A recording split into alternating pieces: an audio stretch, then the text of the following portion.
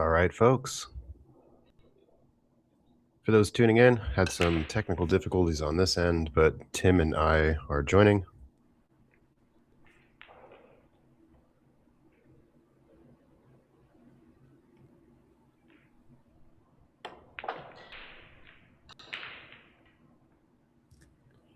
Victor going to work quickly here.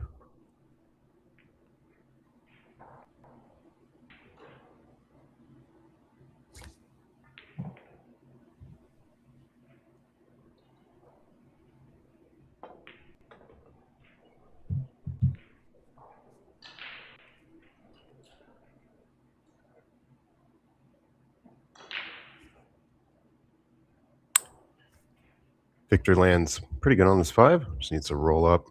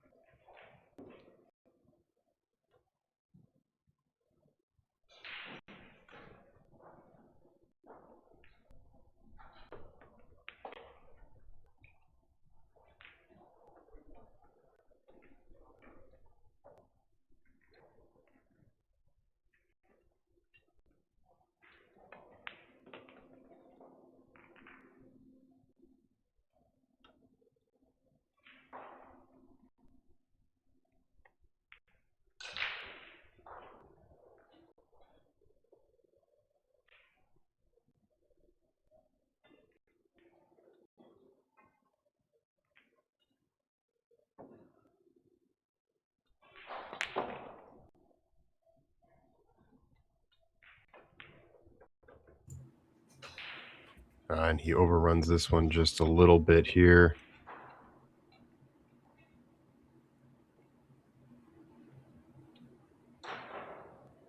Probably going to entertain the bank into the side pocket.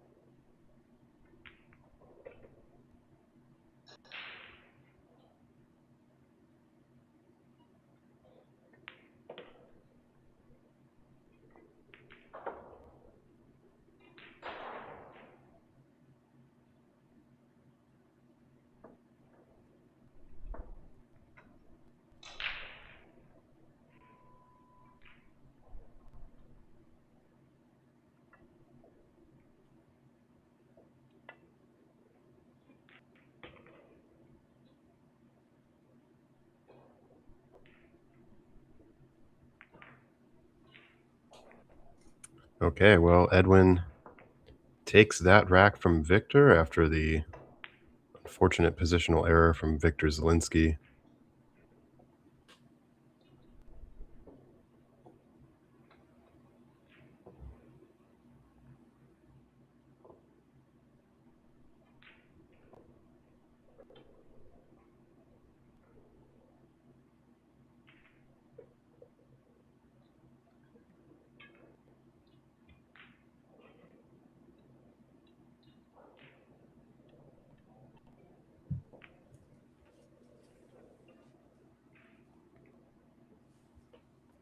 Okay, Edwin breaking off rack number 6.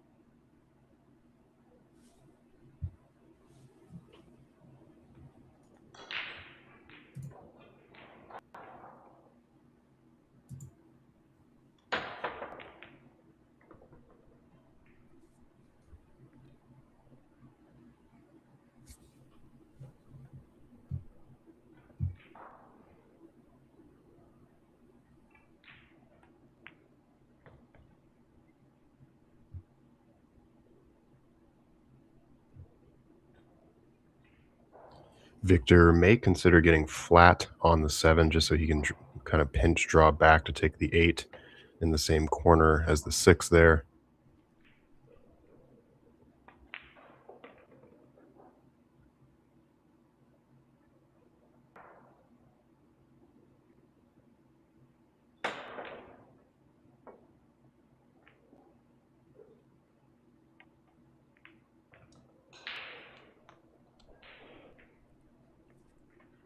And he lands perfect.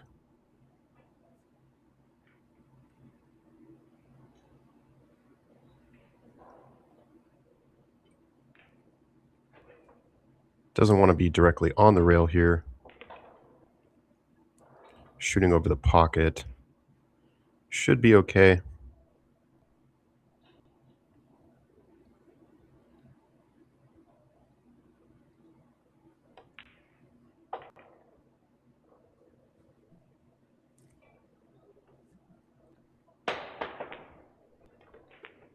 Victor Zielinski equalizes this match. 3-3. Going into rack number 7.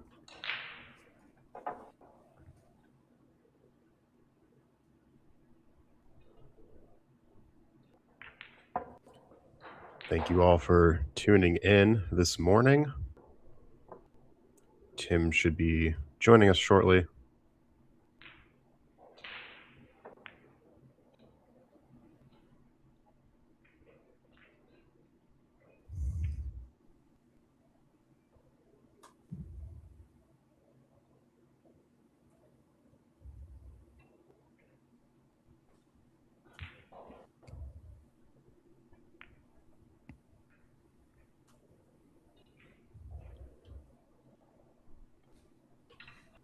Okay, so welcome back, Tim.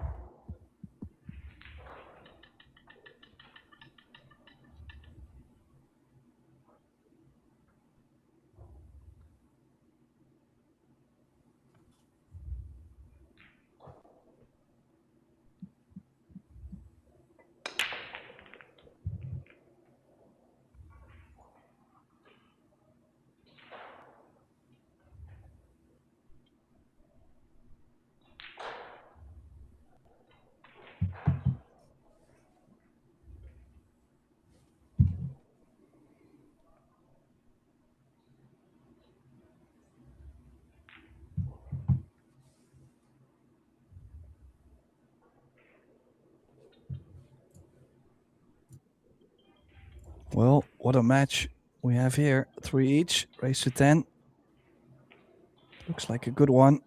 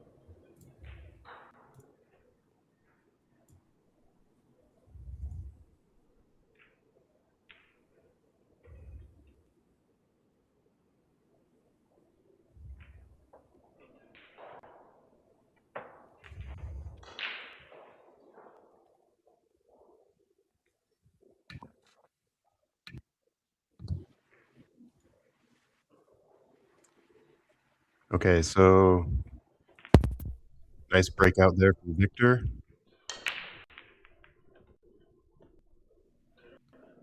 A little bit of a funny angle here on the 5.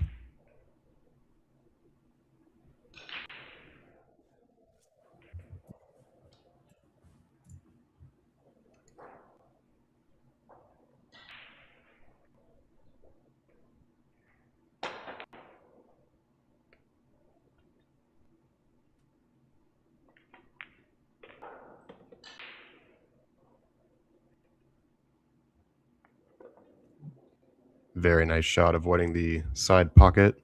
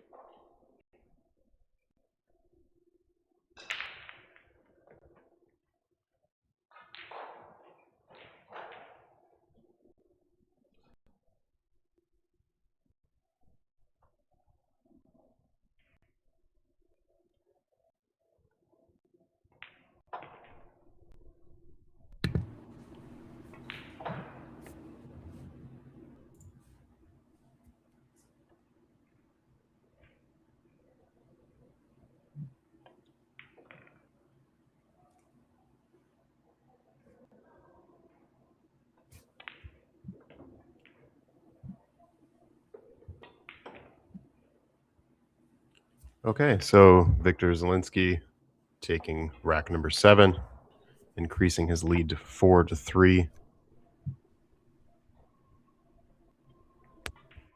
Yeah, hopefully everything is working now.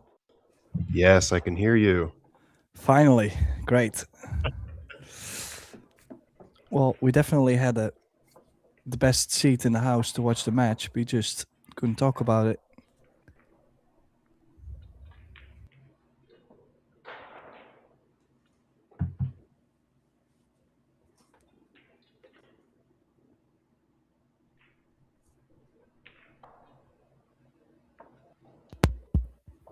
So let's see what this match has in store for us. Sekros and Tim de Ruiter in the booth. It's a race to 10.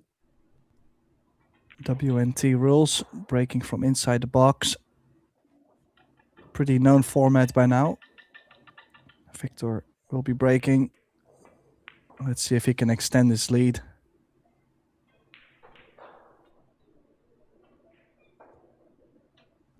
Yeah, Victor has had some pretty good results in 2025. His highest finish has been 3rd, but he's finished 3rd a few times.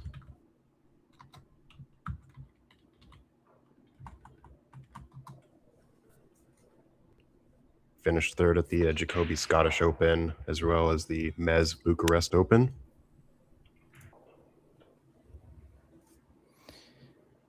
Well, definitely one of the players that a lot of people expect a lot from. Just hasn't had the results he's always wanted. I do believe he's won only a couple titles.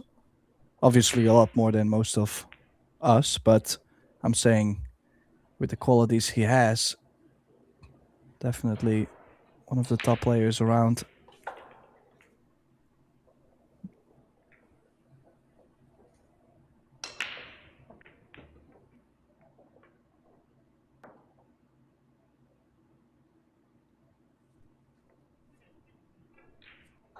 Pretty decent spread here, but unfortunately he is behind the 3. What push position do you like here? Well, he was looking at pushing to the top right of the table, which I don't mind too much. The other option could be pushing the 7 and the 5 together, as you're only going to leave a long 2-6 combination on 4-inch pockets, so not something I expect my opponents to take on.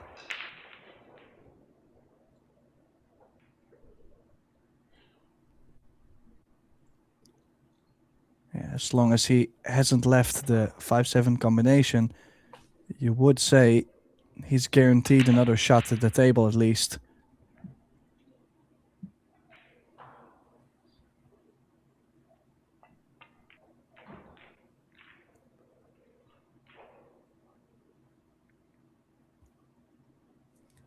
Oh, bit of a roll. Did apologize there. Definitely hit the 2-ball thinner than he wanted to. But he's got the cover. That's the only thing that it's about.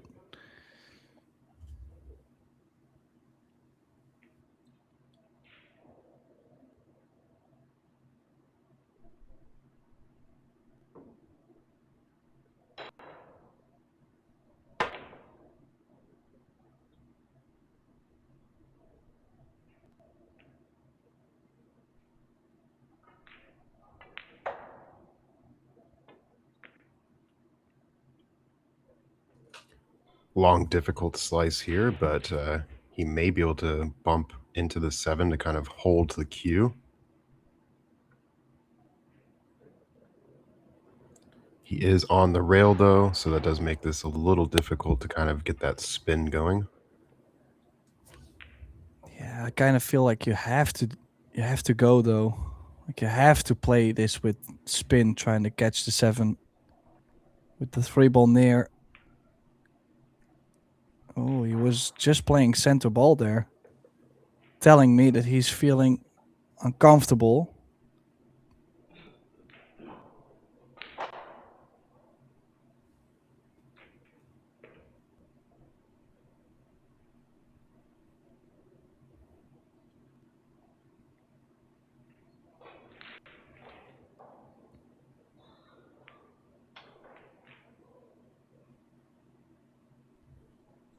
Yeah, this is actually, you would say, easier queuing, with the cue ball being off the rail.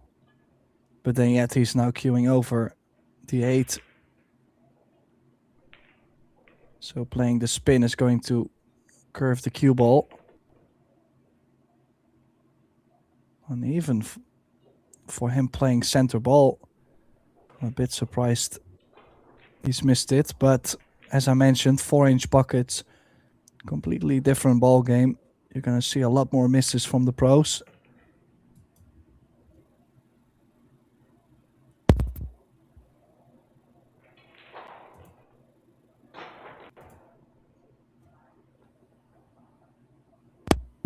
So now this is another interesting shot to come up, because if the 5-7 is not laying there, you would say open it up right now on the 2.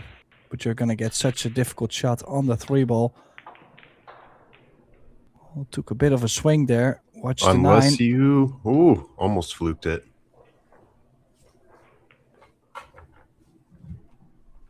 Oh, a bit wild. Don't think he really has the bank. Obviously, if it does go by the 4, then he's gonna love to bank this. He took a little bit of a swing at the 9 once again.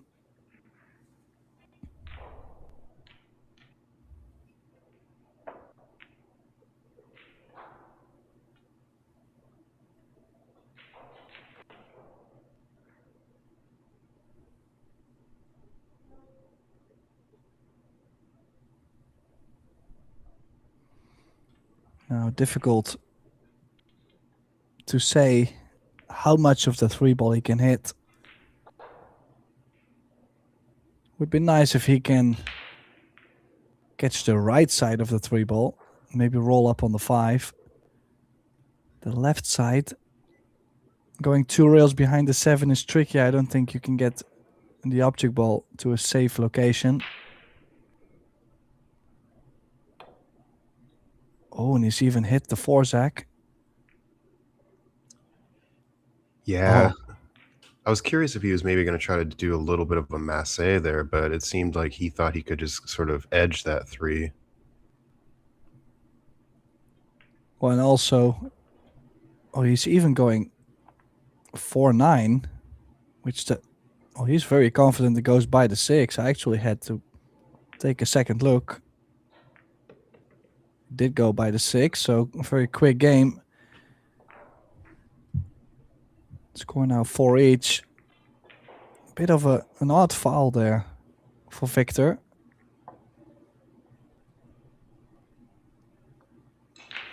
This is a single elimination match in the last 64, so the winner goes through, the loser goes out.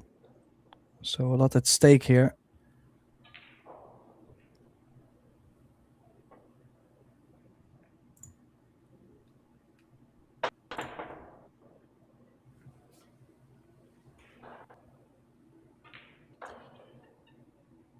Do you have any upcoming tournaments? I saw that you were playing Derby City last year. Will you be returning this year?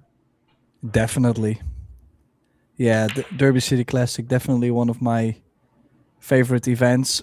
Especially in Europe, we don't really play that much bank pull in one pocket. So, oh, look at this. He's broken the balls really well, but I mean, I might be able to make this 3-9. Yeah, he's hit that really well. The old Baby Bell cheese combo here. Well, don't forget, it's tight pockets, so yeah, anything can happen. Wow. That is sick. Kind of brutal on Victor, making 1 mistake and now lost 2 games in 2 combos within a minute or 2. Yeah, being punished immediately back to back, that's really difficult. Yeah, so definitely going back to the Derby, trying to see if I learned anything last year that I can use in bank pool or one pocket. And then, yeah, we'll see. Who did you end up playing for 8th in Derby? I Too long, actually, too long ago. I actually had a couple times where I finished top 10. So it's Mm. it's digging very deep at the moment. Oh, gotcha. But definitely I play Billy. That's one of them. That was great. Yeah. I seem to catch the guys that are always in that bunch. I lost to Feder once, I believe, top 10. I lost to Billy. I don't like to talk about my losses, but Yeah, that's fair. Oh, yeah, I no, mean, not the 9. Okay. Oof. yeah, that's crazy. Well, actually, if there's a hook behind the 6, then still things are really working out for. What did he? Okay, good morning. He made a ball on the break. I was gonna say, if it was a dry break, this is a very difficult position to play a push out from, with the one ball almost hanging over the corner. He's looking to push to a jump. Leave the cut on the jump to where shape on the 2 ball is risky.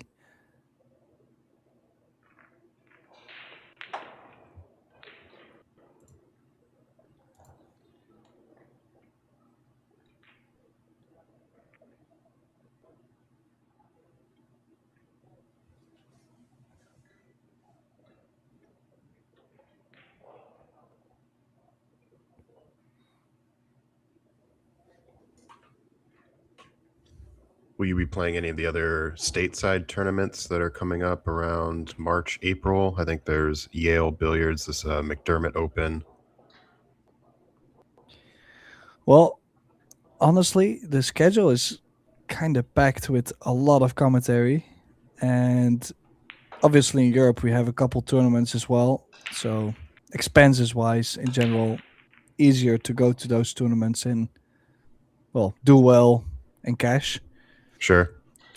So usually when I really go out and play and I go to the US, then usually I like to stay a little longer. But right after Derby, there's like so much commentary to do that, well, I would be stupid to go out and play pool. Oh, look at this. Gotcha. Yeah, that was a nice shot. Well, how well has he hit that? I mean, it was laying well, as he only had to kick towards the corner, but with the soft base, including the shape. Well, I told you my prediction beforehand, before this match, but that could go right into the bin after these 6 balls. Yeah, the first match I commentated a couple days ago, Edwin played Thorsten Homan, and he won 9-4 against Thorsten. So Edwin's been playing pretty good this tournament so far. Yeah, also interesting, Thorsten, to be out in Chinese Taipei with the American flag. Will be interesting to see how close he can get to possibly qualify for Mosconi Cup.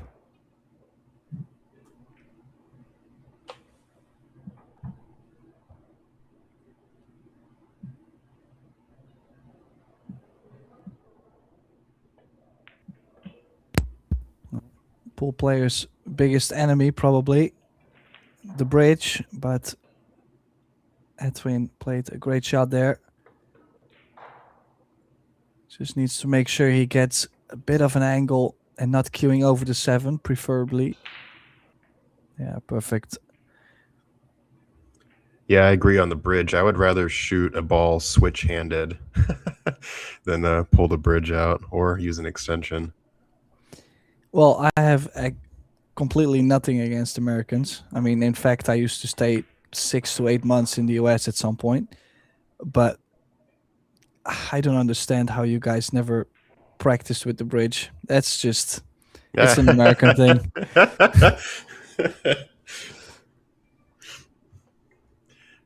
I think for me, I just lose all the hand feel, but I mean, you're absolutely right. It is necessary to use.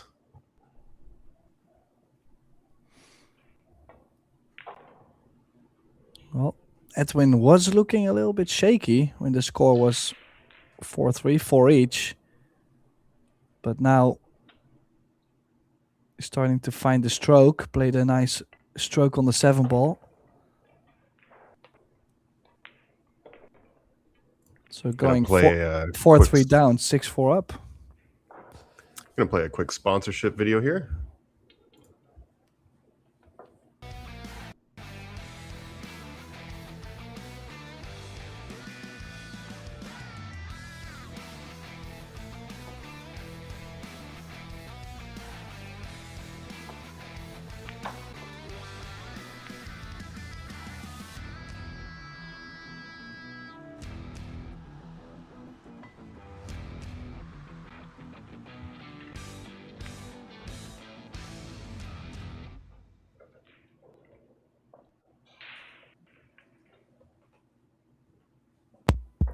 And we are back with the 11th rack between Victor Zielinski and Edwin de la Cruz Gamas.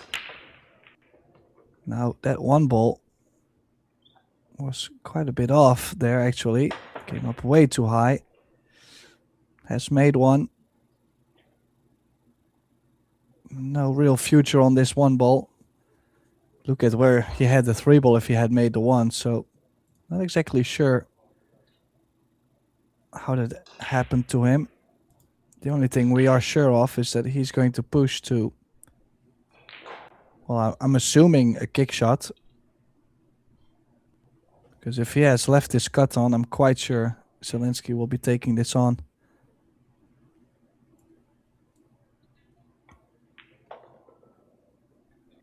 It's close. Yeah, it's kind of hard to tell.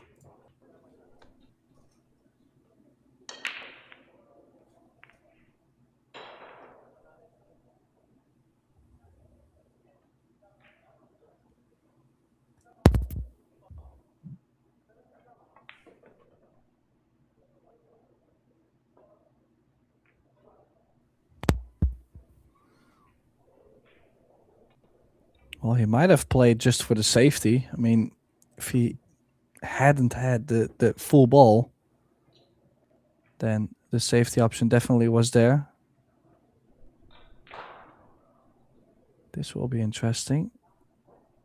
Looking to kick in between the 5-6, and he's missed the 1. So successful shot there for Victor. Great safety, actually. Had to get the pace right on the 1. Now, does that 5 ball go in the center?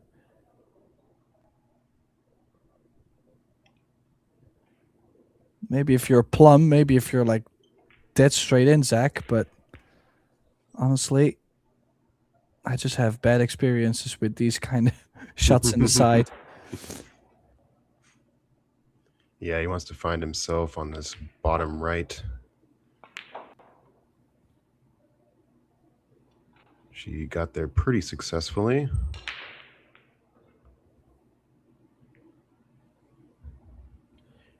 Now, do you stun across to take the 6 in the same pocket, or? Well, I kind of like to play very soft pace, so maybe the 6 in the bottom right. Yeah, just like that. Problem with stunning is the fact that it might push the ball out, actually. If you catch it maybe slightly too thick, or... I mean, the pace is not going to help the ball.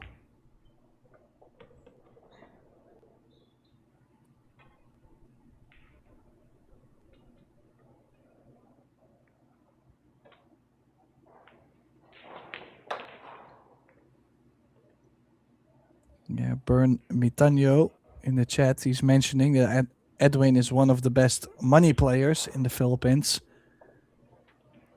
Usually, a good money player is definitely one of the players that gets comfortable quickly in a match.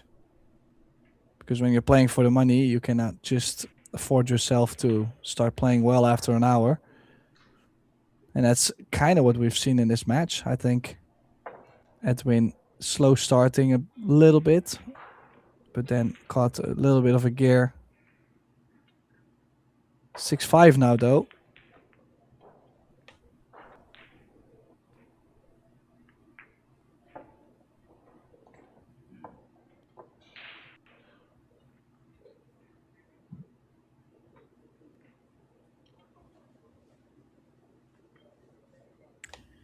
Well, if you happen to be stateside and the schedule works for you, I believe Seattle may be getting World Nine Ball Tour spot again. I've had it for 2 years now. And last year's was a lot of fun. Had a lot of players come out. Sky Woodward was there. Jonas Soto, who ended up winning it. Georgi Georgiev. Lucas Ricasso Werner was there as well.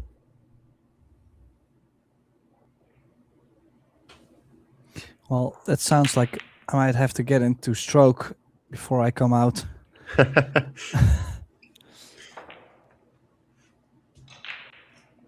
Well, a little bit of a funky cue ball running 3 rails around the table.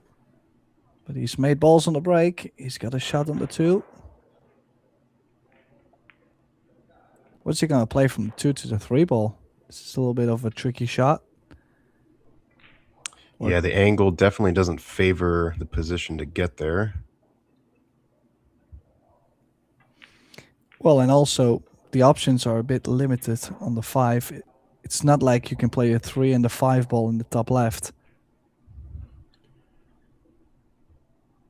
I wonder if he just rolls this forward and tries to get cue ball middle table, and then maybe, do you think he could come like 2 rails out for the 5 after making the 3 in the corner?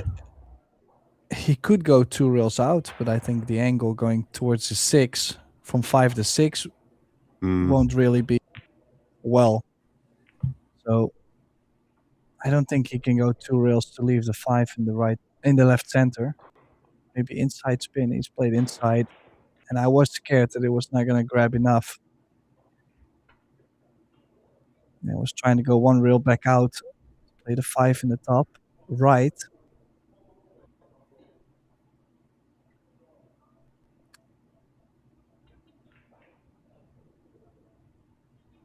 Well, we have to consider the option that the 6 might go in the bottom left. In that case, I like your option more, going 2 rails.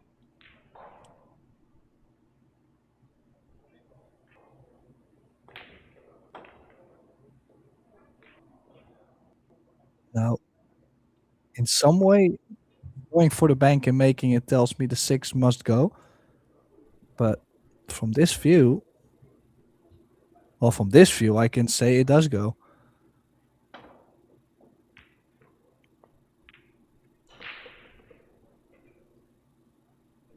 How's the base?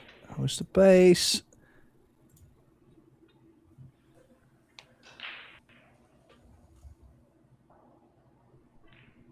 Just a touch too long, but may have to go for another bank here.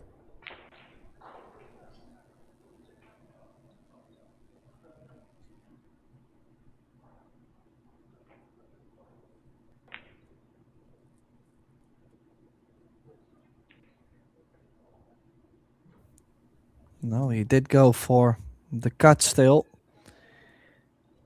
I think the Gamas will be very happy actually to get out of the seat, because when Victor made the 6, I kind of felt like that should have been a break a run.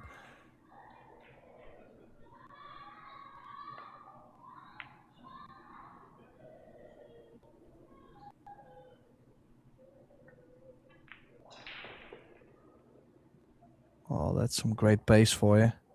7 ball, full length of the table travel. And just barely off the bottom short rail. Quite the trap, actually, for Victor. Could maybe play soft with a lot of right spin to get to the left side of the 8, but most of the time you're going to leave either a jump, you're going to leave the 7 on, or even a bank on the 7.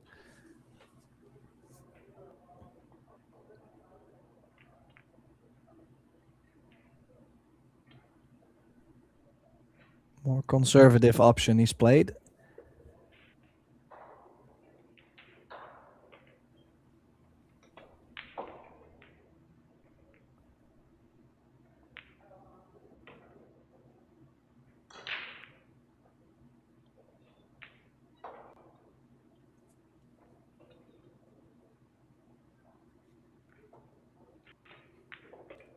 Well, now everybody watching back home, there might be a lot of players actually considering cutting this 7-ball in. But now when you're playing 4.5-inch pockets, I would say, yeah, sure, go ahead. But not on this equipment. Completely different ball game. And he might be able to kick this 7-ball out and stick the cue ball behind the 8. Or he's thinning 7 behind the 8. If it maybe not enough gap between the rail and the 7.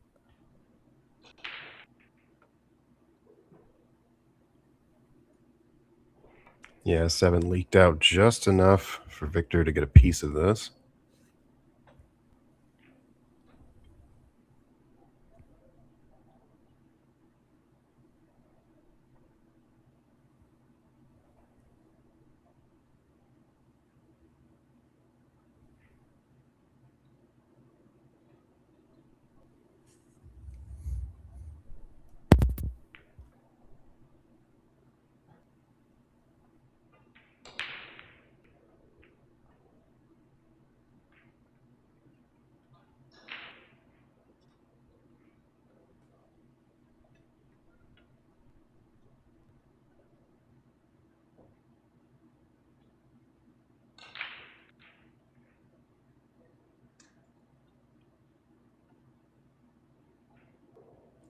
Oh, and he fails to make contact, so ball in hand here for Victor.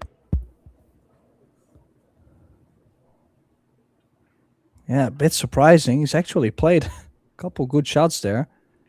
Never expected him to completely miss the ball there.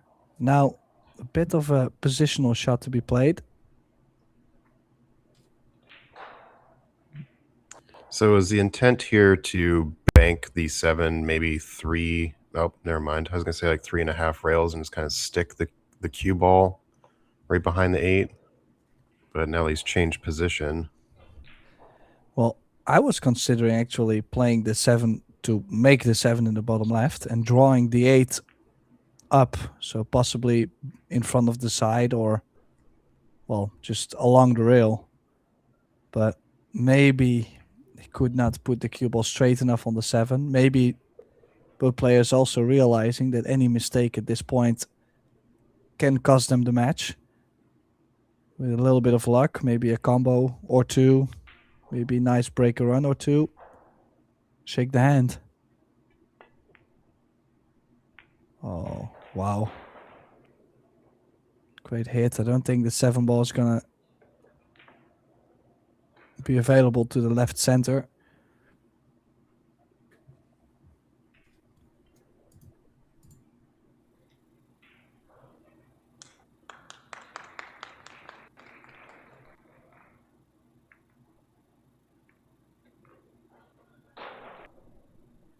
Oh, it actually was. So that means a little longer 8-ball.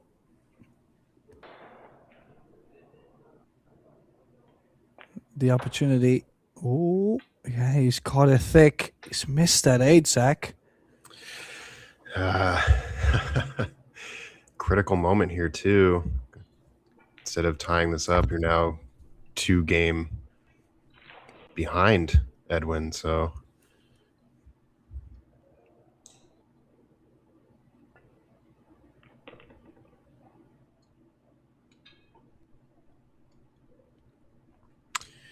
Unfortunate turn of events there for Victor.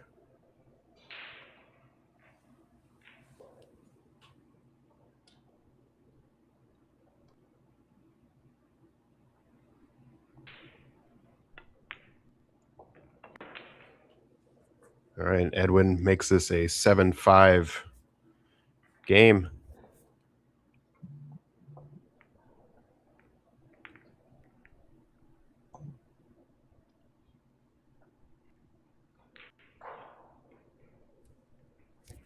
Let's go and play a quick sponsorship ad here.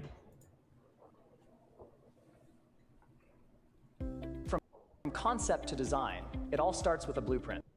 From launch to achieving legend, to every moment that builds a legacy, Universal Cues, backed by a world-class factory. We refine feel with science and define performance with precision.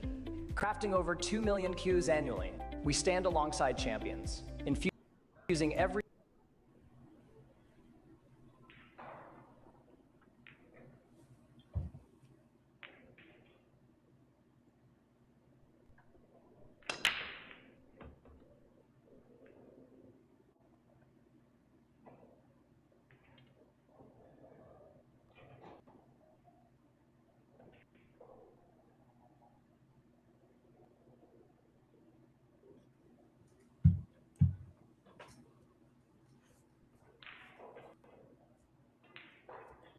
Okay, no clear look on the 2 here, so Edwin will be pushing.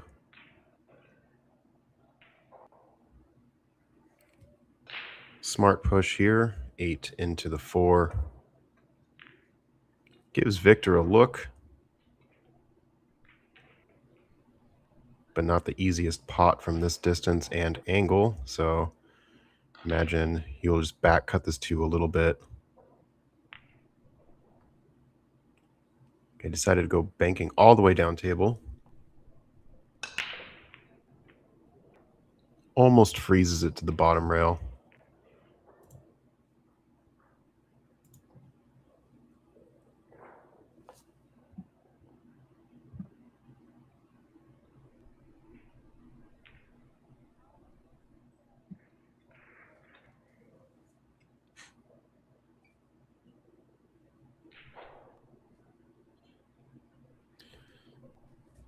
So this ends up being a pretty good save from Victor.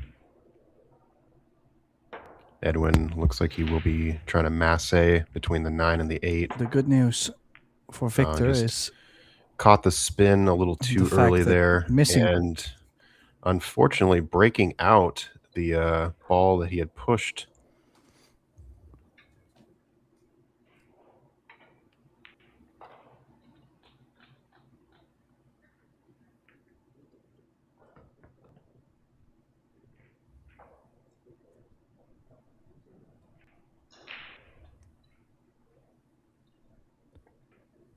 missed 8-ball by Victor did not cost him more than just that rack, which is a little bit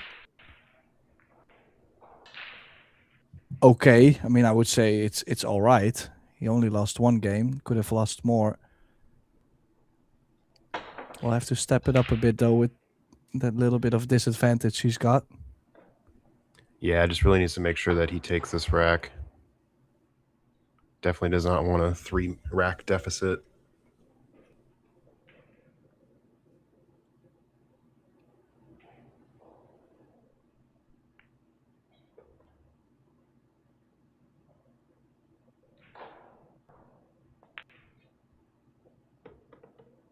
Ooh, a little bit of a rattle there on the 5.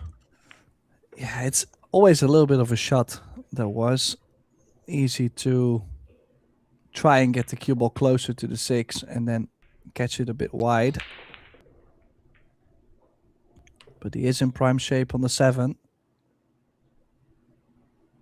So if things go right, this should be 7-6. But he's just... Well, I'm not going to say he's pouting, but he's just not happy with how the cue ball is going. Definitely ran the cue ball a diamond or 2 further than he really needed to. Yeah, he's had a couple draw shots that have run just a tad long.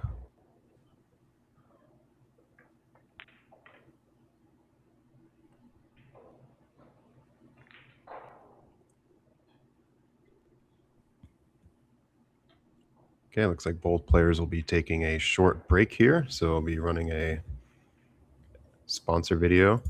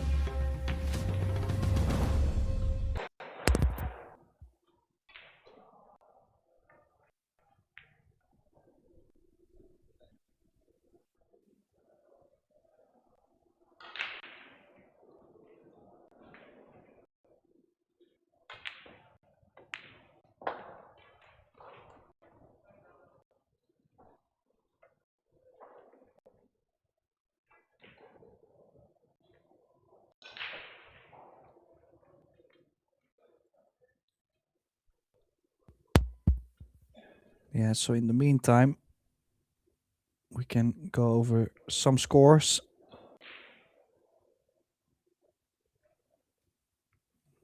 To see how the other matches are doing in the last 64. Carlo Biado, 7-3 up against Lee Harin. Fu Yuan from Hong Kong is up against Su Rian. Another close match from Switzerland. Julian Serradia is trailing 5-6 against Chen Yingqi. Another great match actually to watch. Wu Kunlin and Lu Riteng, two great players that definitely go out and play all the WNT events. Unfortunately, I get to meet Lu Riteng quite a lot in the tournaments. Great player. Now, interesting name also in the field. Mohamed Soufi, the Syrian, went out to go and battle with Kuoki Sugiyama, trailing 5-4.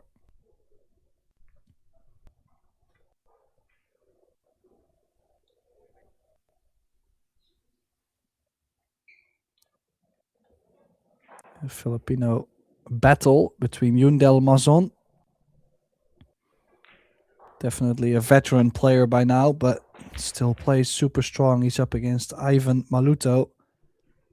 Maluto 7-3 up, but wouldn't be the first time Yundel pulls it off to come back all the way.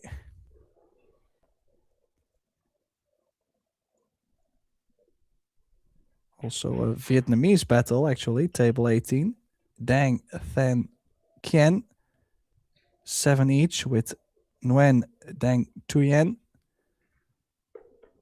Now, my pronunciation might be a bit off there, but I tried.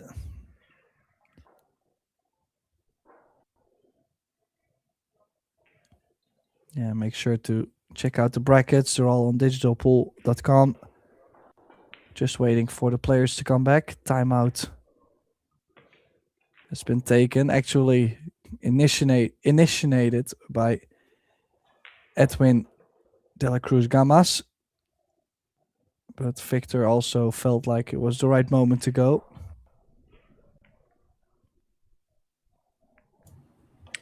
Yeah, that's a pretty good move by Edwin, right? Considering that Victor had just won that rack.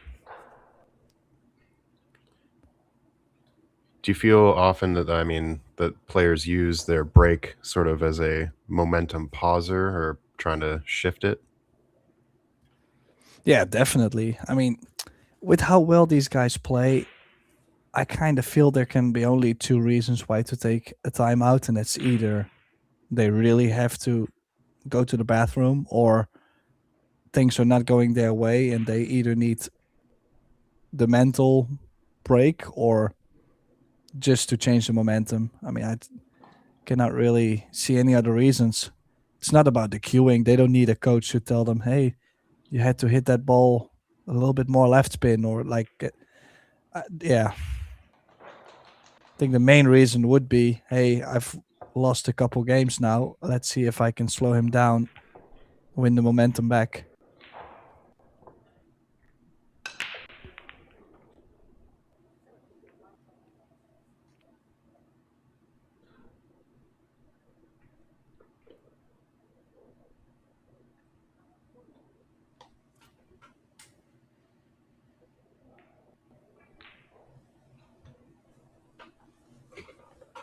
So we're 7-6.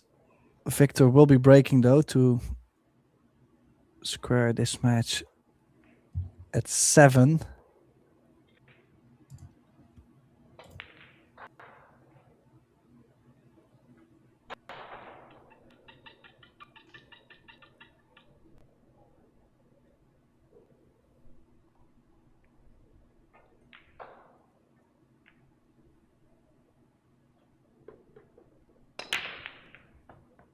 Oh, the one ball catches the side pocket point. The good news is he's made the wing ball. Actually, the one ball has settled up quite nicely. You would say the run out is pretty decent. Just the shape from 4 to the 5, and then obviously the traveling from the 5 to the 6 could go wrong.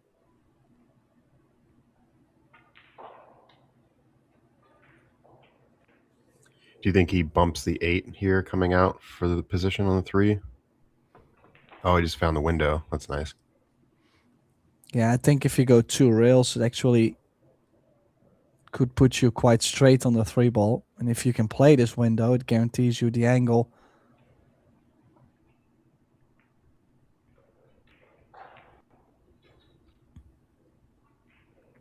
So natural 2 rails out.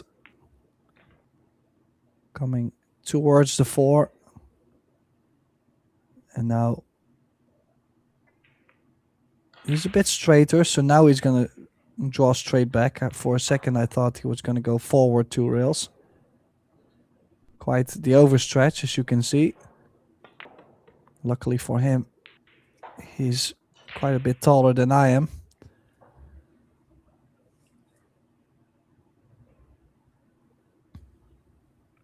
So a bit of a stroke needed here, Zach. Top spin, maybe even top right.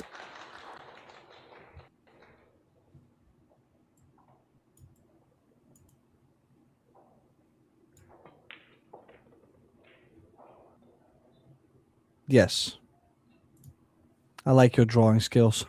It was a bit off. I thought he might throw a little more right onto it, but it makes sense that he didn't really need that much. Well, Victor did play the pace perfect.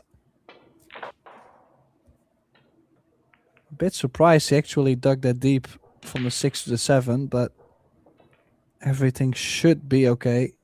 1 rail come back out. Back to the center of the table. It's a big area.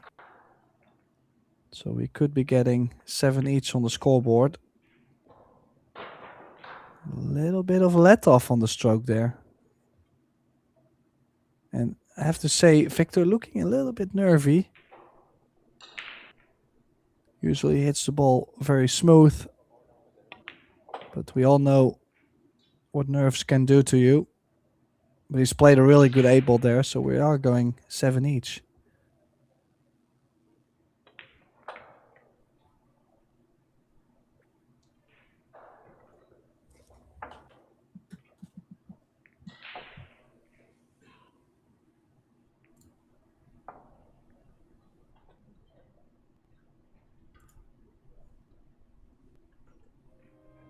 CPBA, the official cloth of international championships, crafted from cutting-edge weaving technology.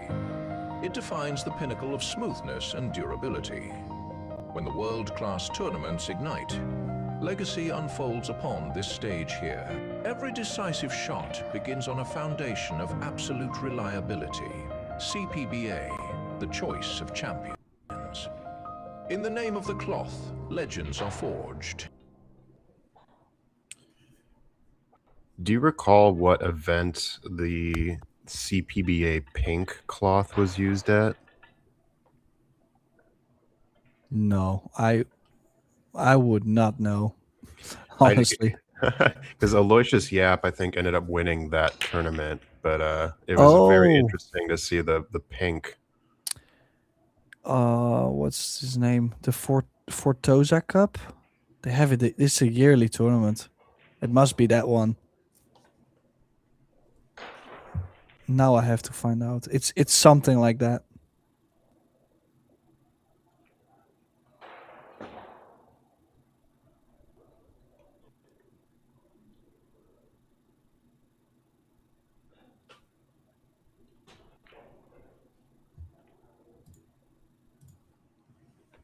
Formosa Cup. If it's not that one, then I would not know. But it's a tournament in Chinese Taipei. It was recently, I believe so.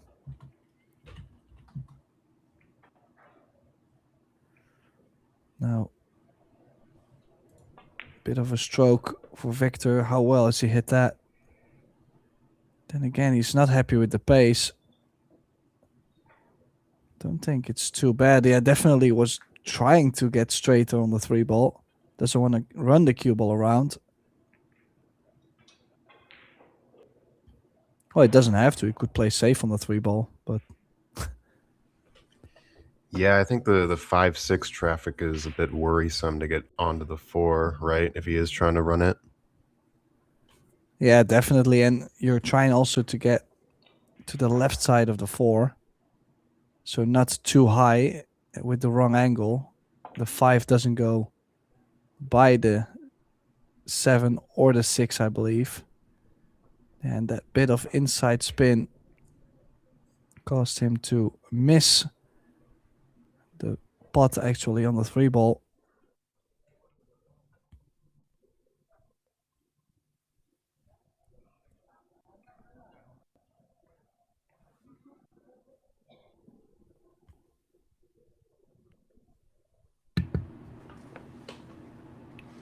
So we're going airborne. Oh. Little shake, rattle, and roll there.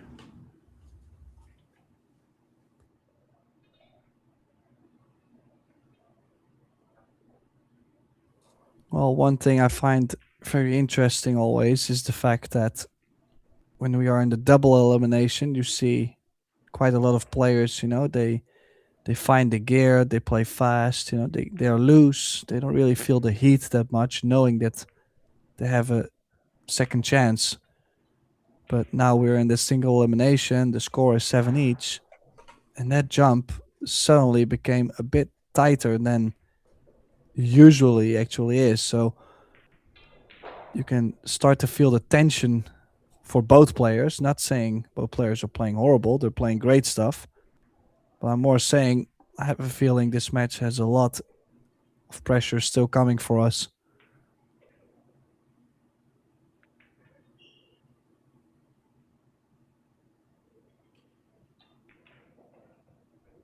Yeah, it seems like he has just enough angle to maybe get to that area between the 7-5, but it's going to be tight. Wow. Gotta say, he's played a brilliant cue ball there. Also easy to get the speed wrong. Now suddenly you're queuing off the bottom short rail, or you might not even land on the 5. So just this possibly low left into the left long rail to come back out. Interesting choice. I mean, some tables the corner pockets play a bit bigger, so he could have played it in the top right to stun the cue ball over to the right side of the 6.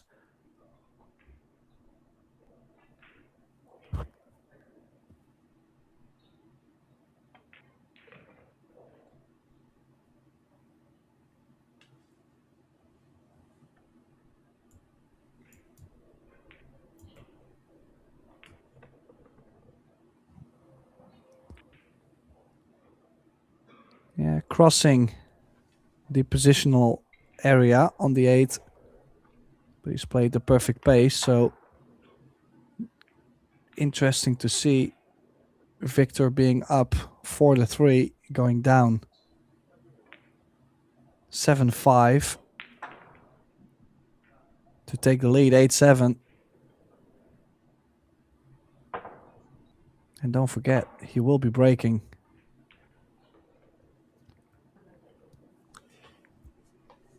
Yeah, even though he fell a little odd on that 3, his pace to that 5 was really nice. So I think if he can kind of find that sweet spot, I definitely see him taking this one.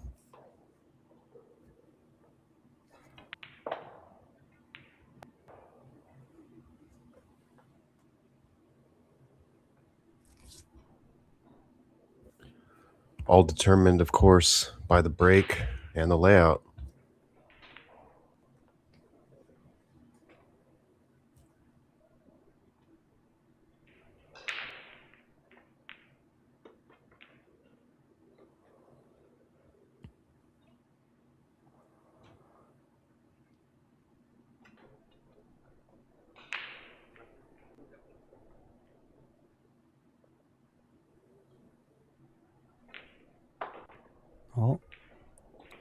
Referee has cleaned the cue ball for him.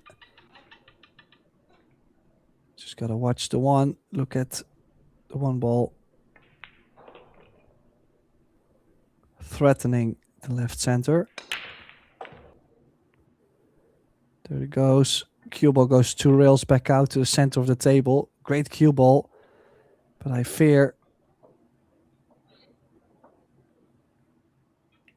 Oh, just like Edwin, we are also curious to see if that 2 ball does go. And honestly, I'm not a big fan. Are you? No, I mean, I think he might try to play the combo, but that is also a little risky because that cue ball path will cross back over to the left, and then he might be exposing an open 2. Oh, but he made it. Wow.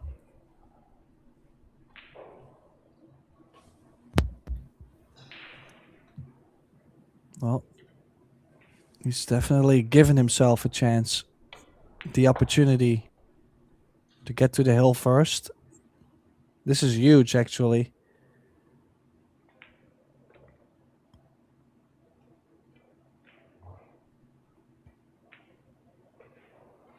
You can see he's not playing that speedy as he was earlier before, so definitely feeling the tension and knowing that this is probably the best opportunity he's going to get to bring this on the hill for him. A little bit of a shot still on the 6, on the 5 to the 6. That's why he's looking to where he's going 2 rails on the 5 and trying to stay on the pretty high side of the 6. So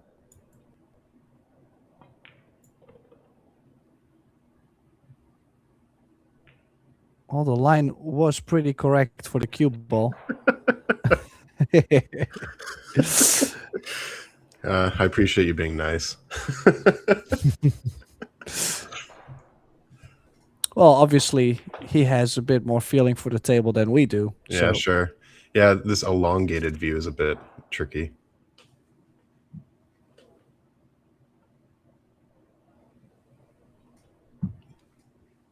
Yeah, played it well. There was a little bit of a detail to the 5 to the 6, and he's played it to perfection.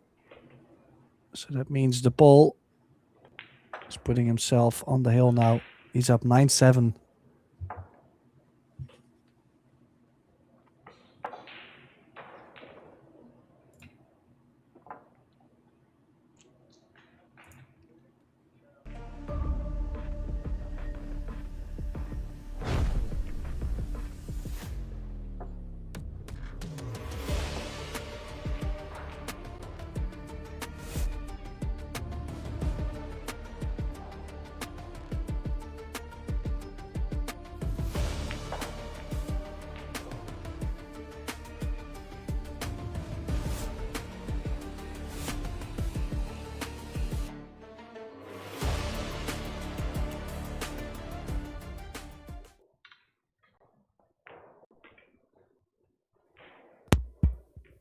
Yeah, great video there. Just look at this venue. Must be a pleasure to play in. Things looking great. And also looking great for Victor Zielinski, who's about to break, possibly, to close out this last 64 match.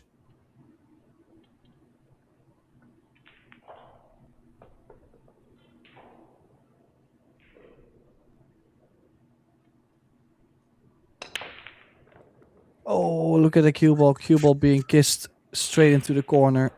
Oh, geez. Well, it might be a little bit of a messy one. But the run out definitely available for the Pinoy. Last call needs to run out here, actually.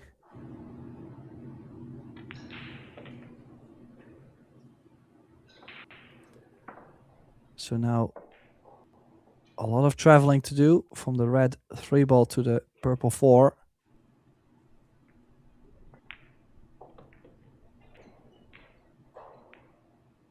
good news for him is he's a lefty, so he can reach this. Probably straight draw all the way up table. And the worst thing that can happen to him is if he lands straight. But he doesn't. He's actually left himself a perfect angle. Could go 2 rails back to the center of the table. Could go with a bit of insight to play the 5 in the left center.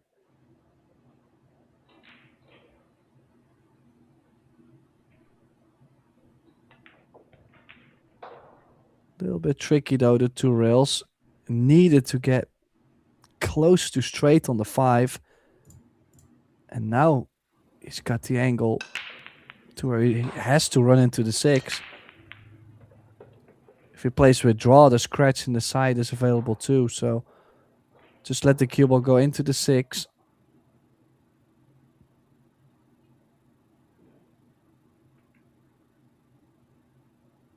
And he's missed the 5. Yeah, that was the biggest risk. Has he gotten any luck? Did he get behind the side pocket point there?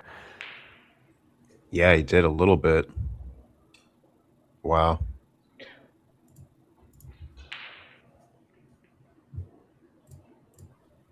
Well, as you can see, it's going to arc the cue ball around the side pocket point. Well, it's either that or you have to kick 1 rail at it, but just curious to see how is he going to get on the 6 ball. Yeah, and he's missed it. Another chance for Gamas.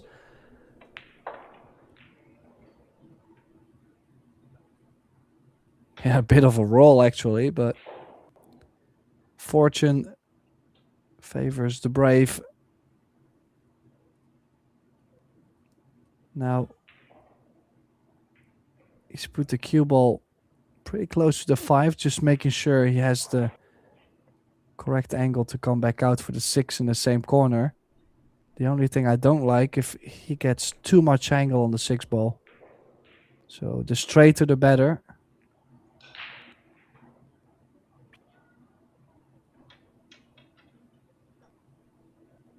I think he's gonna play the 7 in the same corner. Can he still hold the cue ball for the 7 in the top left? No. Same corner it is.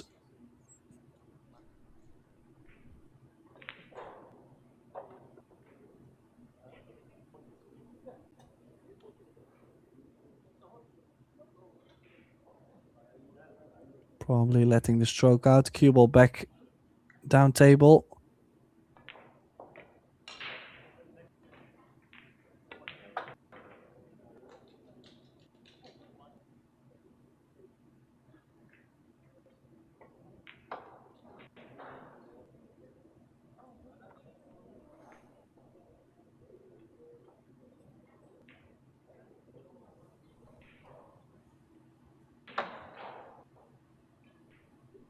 Yeah, a bit more angle to draw the cue ball over the left.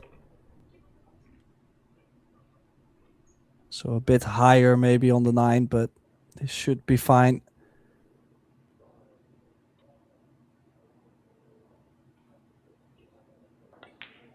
Edwin Gamas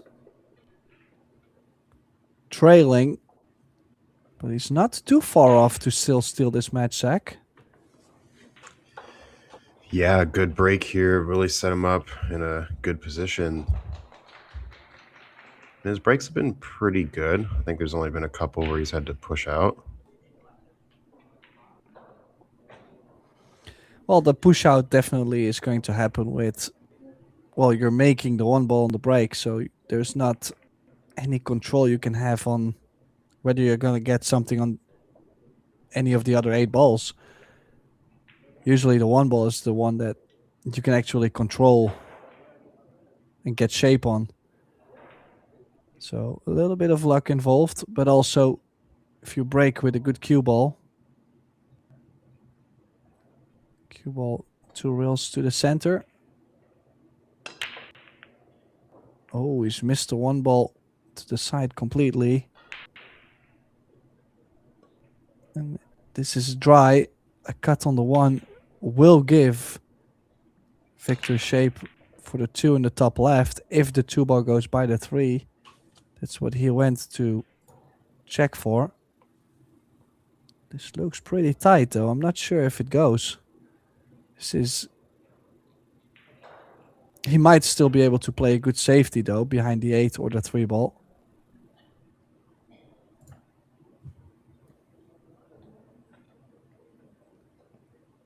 One thing's sure, he's not going to play safe on this 1 ball.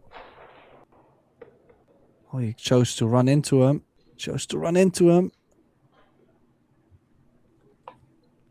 That was pretty nice. Considering the option that he had, yeah, a little soft breakout. Yeah, he's not out of the woods yet. This 2 ball most likely going to give him a bit more angle on the 3 ball. I mean, he does have something natural to come back out for the 4. It's just the fact that sometimes you have to hold the cue ball, so it's a little bit of a timid stroke.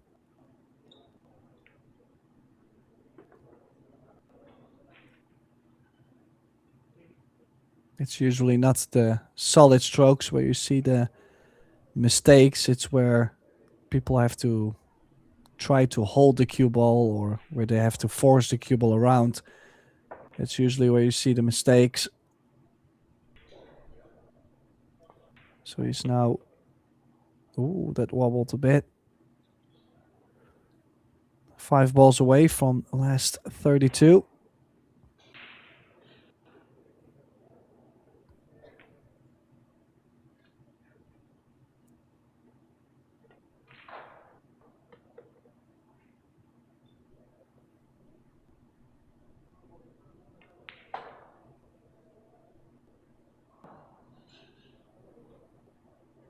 Yeah, looking to play the 7 in the left center.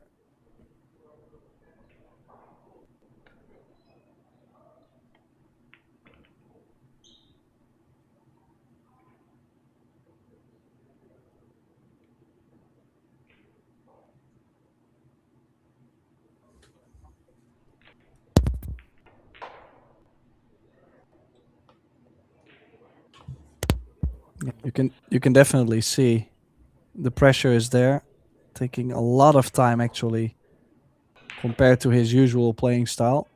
Taking a sip of water. This has been quite a tense match.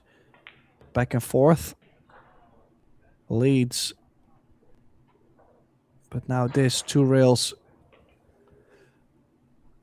shape on the 9 to close it out.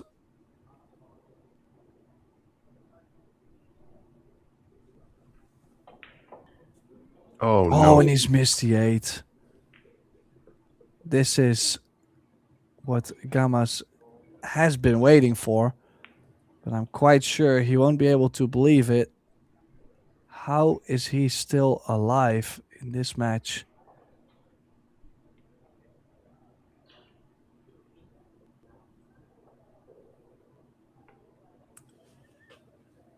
Yeah, I thought that the way he landed on the 8 was he didn't quite have enough angle. I mean, the angle was there, but because he needed to come out so far, kind of had to force it just a bit. And like you were saying, the 4-inch pocket, precarious position to be in. Wow, that brings us to a hill match. 1 rack to get to the last 32. Yeah, So Gamas is laughing because he can't even believe it. Well, neither can I. Yeah. It was very shocking. Ugh.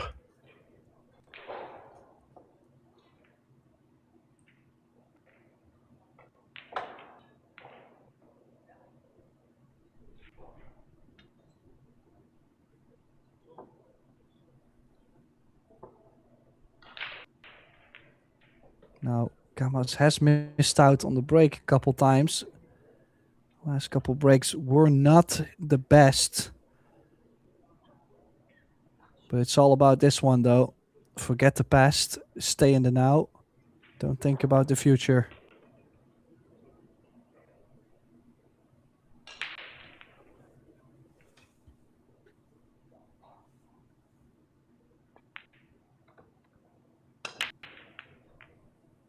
Yeah, then again, the one ball coming up short, and another chance for Victor. They are really trying to get us on the edge of the seat. Yeah, Victor taking no chances removing the rack himself. Doesn't want to inadvertently foul here.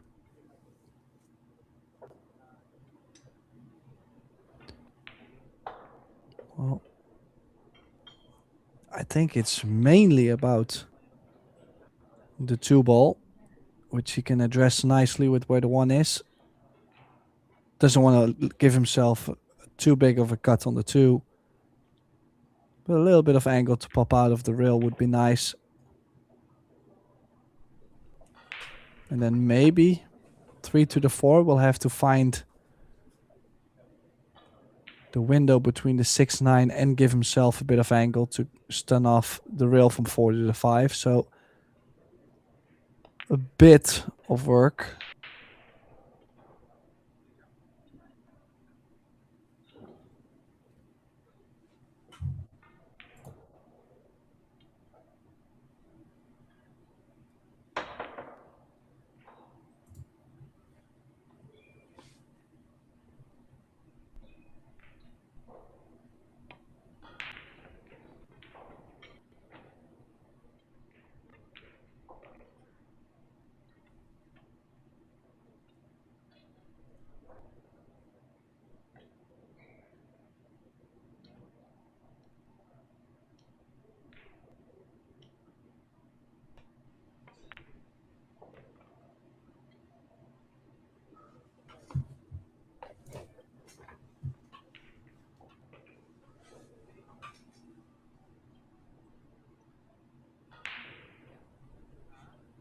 Victor needs to roll up on this one, get a little angle here.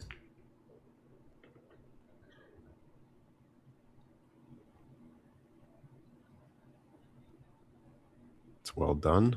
Just comes straight back out. Land pretty much in this zone here.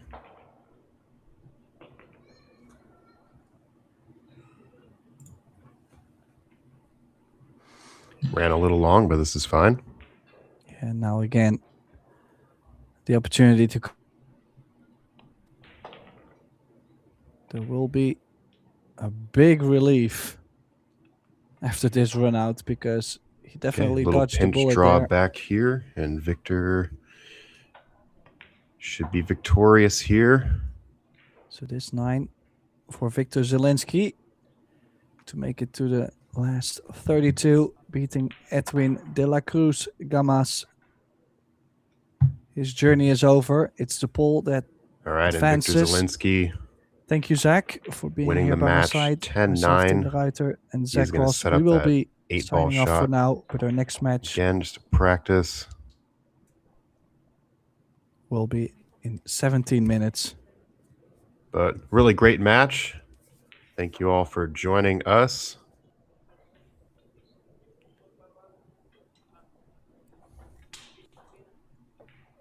Thank you, Tim, as well. It's been a pleasure commentating this one with you.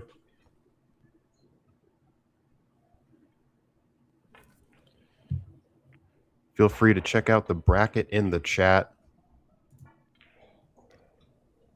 We do have several tables being streamed via EvoSports. So that's it for now. Victor Hit the like, Zielinski, hit the the poll, subscribe, advancing share through with to a the last friend, 32, beating Edwin de la Cruz Gamas. and see you in the next one. Thanks to Zach Ross and myself, Tim de Ruiter. We will be back in approximately 15 minutes with the next round matches. So tuned. EvoSports Studio.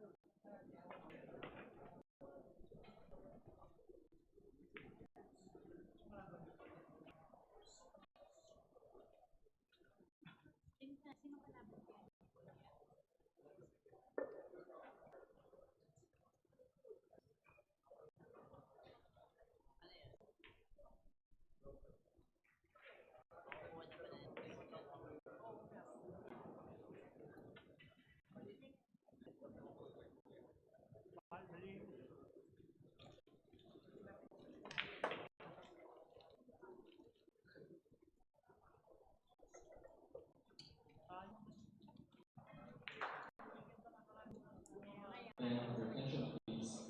This is the table announcement.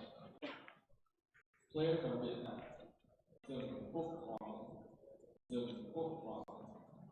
Player from Chinese Taipei, Ke Bingzhong, Ke Bingzhong. Please proceed to TV table.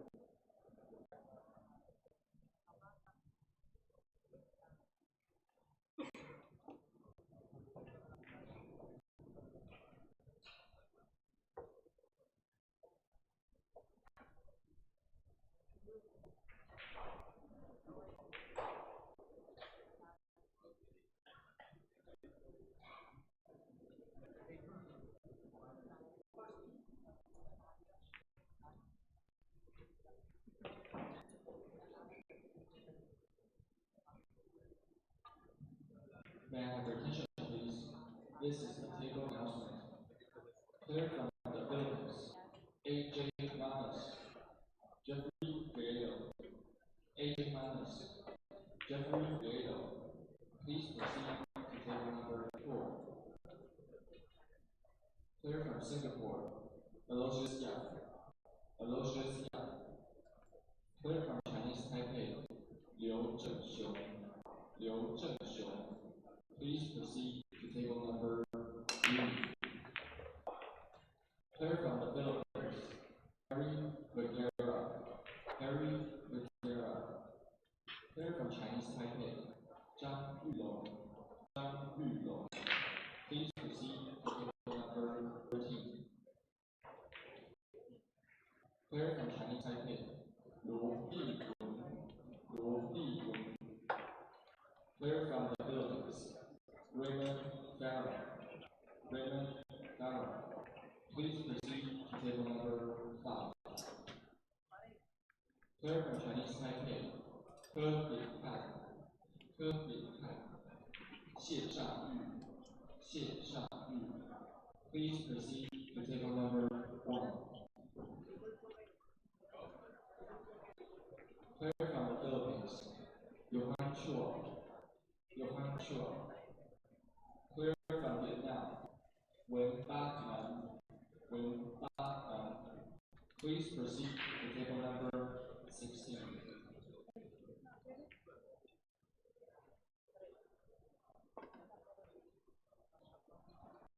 Smoking is not allowed in all Songshan Park. Please be aware. Also, please do not leave your cigarette box in the back door area. Also, there will be many people at the arena. Please keep an eye on your personal belongings. Thank you.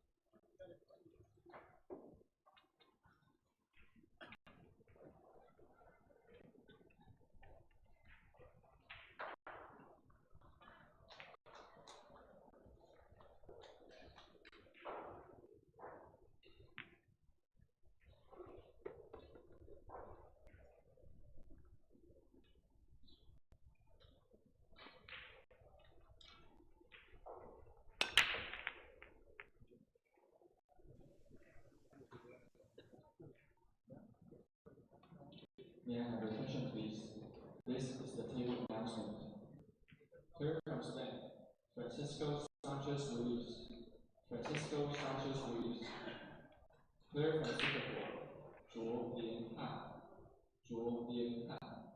Please proceed to table number 8.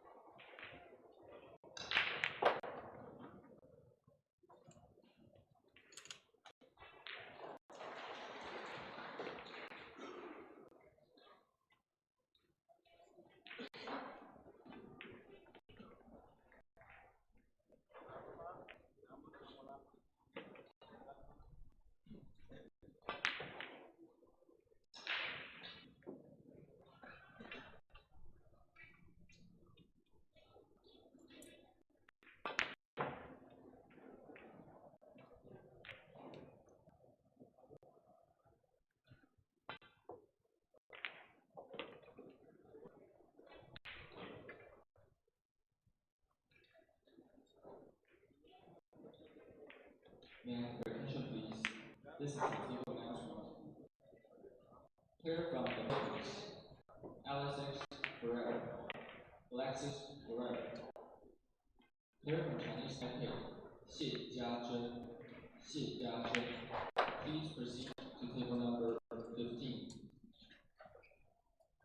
Player from Indonesia, Albert. Okay. Tim, this is Dell. Just doing a quick mic check. You hearing me? And this is Tim. Can you hear? Hey, Tim. How are you, buddy? Perfect. All right, we're all good. Okay, let's do it. Yeah, looks like are they going to have another warm-up rack, do you think? Or Yeah, Jeffrey did not practice, so I think Jeffrey will practice one, and then we're ready to go. perfect. All right, I'll go back on mute. Be back in 2. Attention, please. This is the table announcement. Player from Spain, David Alcaide. Player from Vietnam, Wen Van Wen. Please proceed to table number 18.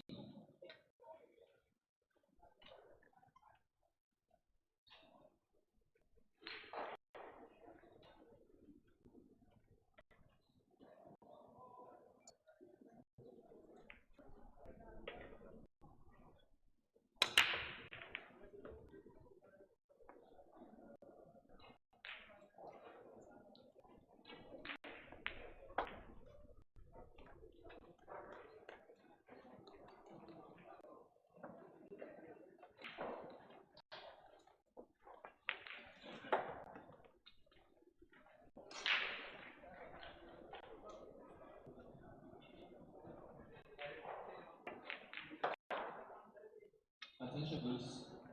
This is the table announcement. Player from Hong Kong, Lo Ho Sang. Player from the Philippines, Jeffrey Ignacio. Please proceed to table number 10. Player from Indonesia, Andrew January.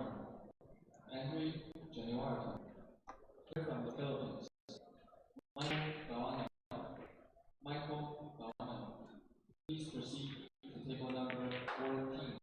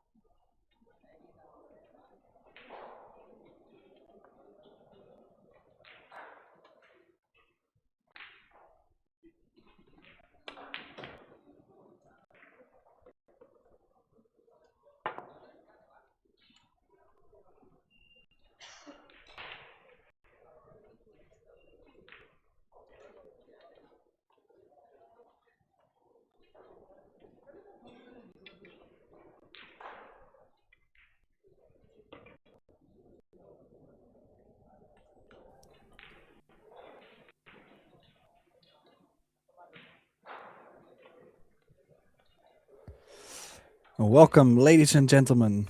We are live all the way from Taiwan. This is the 4th Universal Chinese Taipei Open.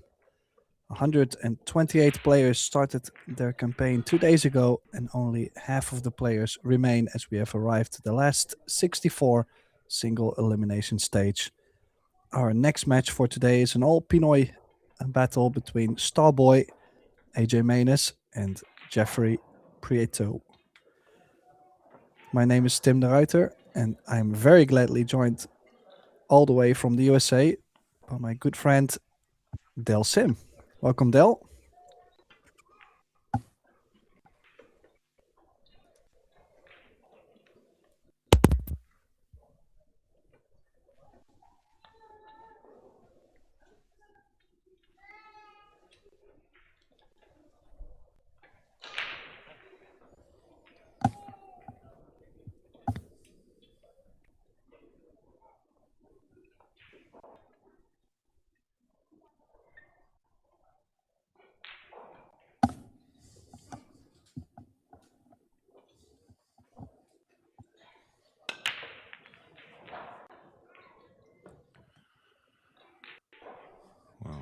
Tell you what, Tim, what start that is.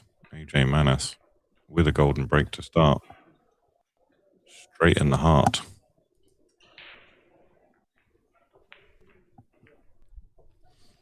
Beautiful kick. Into the 9-ball off the break there.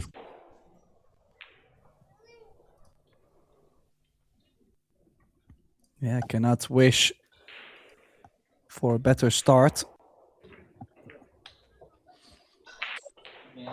Indeed, as Pro Level AVG said, we should change Star Boy to the Golden Boy, making the 9 early.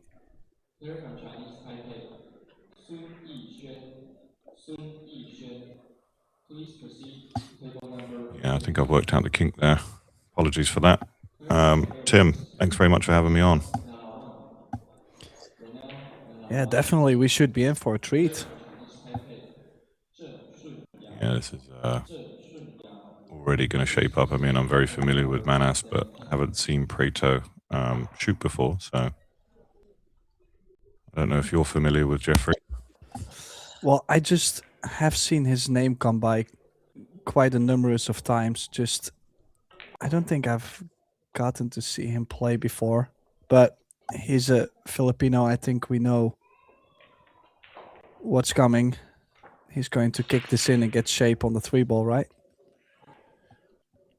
Yeah, this would be nice if it can, if he can use a little bit of outside, then come right back around to the middle of the table. Got a small bump. Oh, might still get there. I think he might be fine. Yeah, you'd accept this from here, wouldn't you, Tim? Well, he wasn't really expecting the bump on the 5, so to still land with somewhat of a cut. Well, he's actually considering a safety under the 4. Wow. Okay. He must be able to see it. He's looking at the pine angle, surely. Well,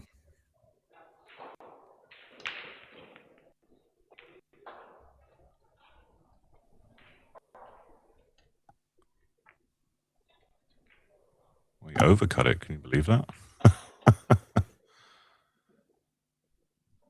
Oh, a little bit of a roll, but surely AJ will be happy to get to the table after the push-out he had to play. This jump should be fine. 4 balls near. A little bit of a stretch for the diminutive, shall we say, AJ. He's going to be up on the table, I think. Yeah, putting a knee up. Oh, he's got plenty of room.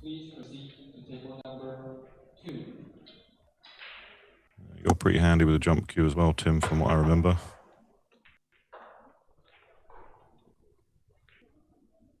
I don't think he'll be too happy with how far the cue ball has ran. The good news for him is drop the 4 ball in, you're guaranteed on the 5.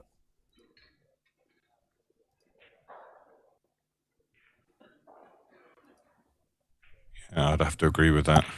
Doesn't really need to do too much with the cue ball, does he? He's underhit it though. Hit it thick. Well, I did mention this in the last match as well. The fact that a lot of players, you know, they play their top gear in the double elimination, but now we have reached the single elimination. The players are starting to feel that, you know, if they struggle, they start to panic a little bit mentally. So both players definitely need some time to get in stroke or even get comfortable in this particular situation. Yeah, Jeffrey definitely having the nervier start, shall we say. AJ just getting straight into his stroke like it was nothing.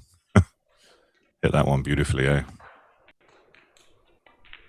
Yeah, he did land quite straight on the 5, but that draw stroke definitely was lovely. Yeah, a little bit of, was he using inside draw? Outside draw. Sorry, outside draw, yeah. Yeah, on that 6 ball. And he just looks so comfortable at the table, Tim, doesn't he? For such a young age. like he's been playing his whole life. Well, the interesting thing I find is the fact that I know a lot of players that play this style on 4 1/4, maybe 4 1/8 pockets, but not that many on 4-inch, and that makes this star boy a little bit more dangerous, I would say. Yeah, I wouldn't disagree with that. He's really come through the ranks in the last year, hasn't he? And shown himself on the international stage. Well, and also the experiences he's gotten by playing the Reyes Cup, winning the Reyes Cup, actually. Did he not? He might have actually won the MVP. He certainly did, yeah. Yeah, so Memory. just to get all these experiences at such a young age. Yeah, and he's fine. Oh, The break is working very nicely for him too, and if Jeffrey's not careful, I feel they may run away with this.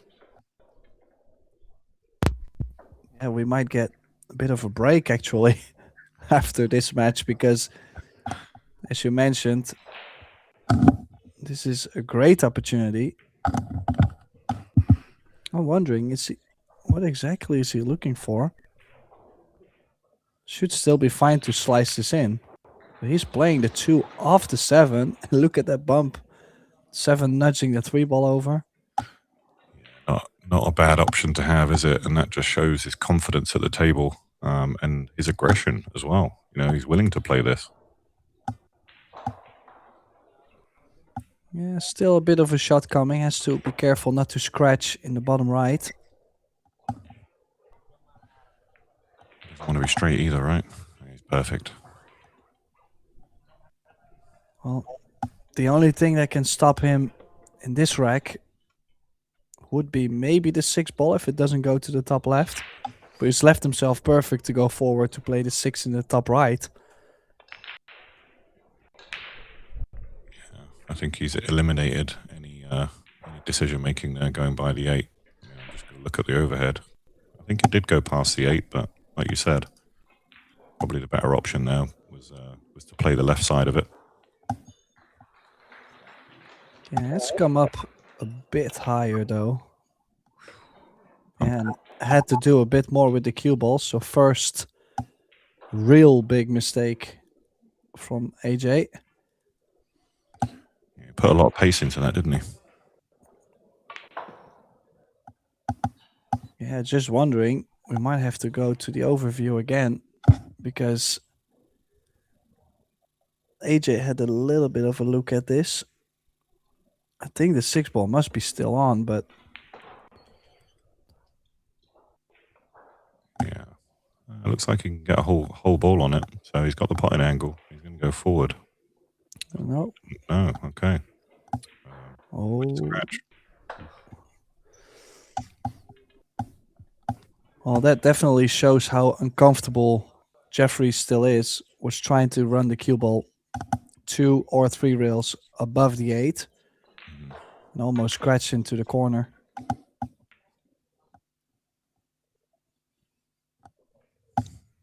Yeah, lovely control there on that kick shot.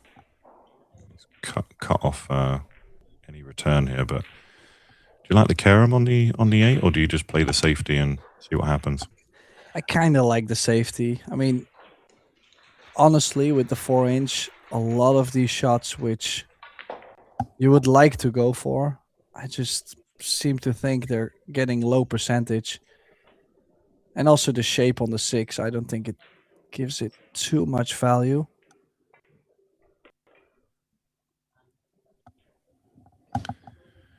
Yeah, maybe just use the 8 to hold the cue ball instead and place the 6 up by the 9 perhaps, right?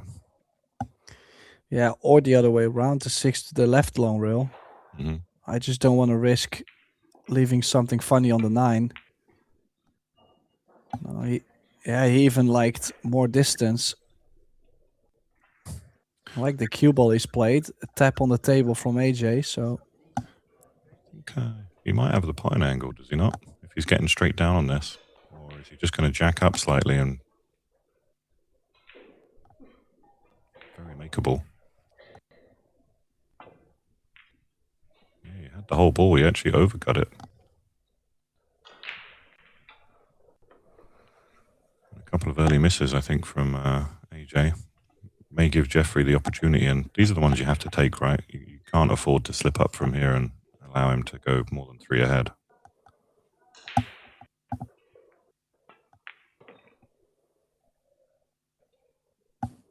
Well, that's definitely going to give Jeffrey a better feeling.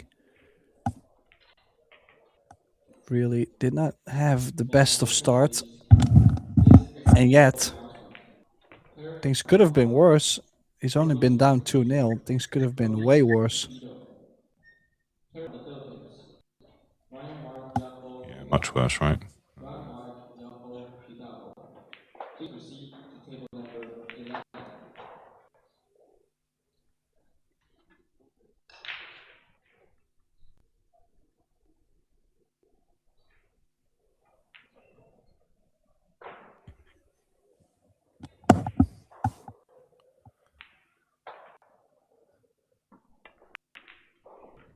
Ooh, I thought that was going to rattle out as well.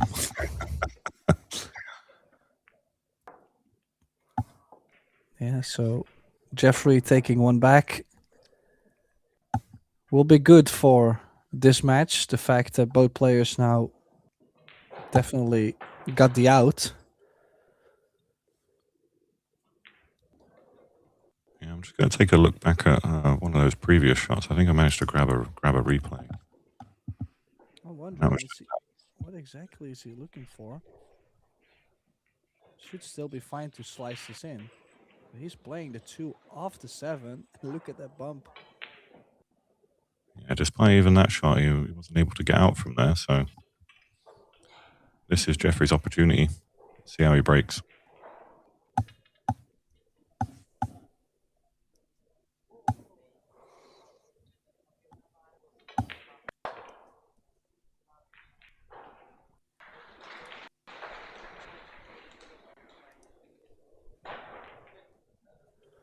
Well, he's called the Triple Blade. So I can see on his shirt the nickname. So Triple Blade. Like a triple threat, maybe. All games.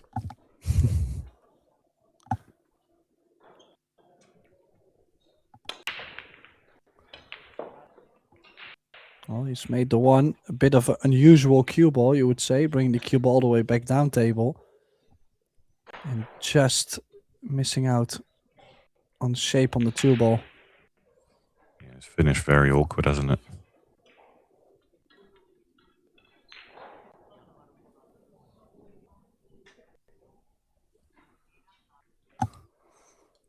Now, he could take more risk trying to stun the cue ball behind the 3 ball. I'm not sure if he can still get it behind the 5. But he could still play also behind the or next to the 5 and get the 2 ball at least behind the 6. Depends what the ball you focus on.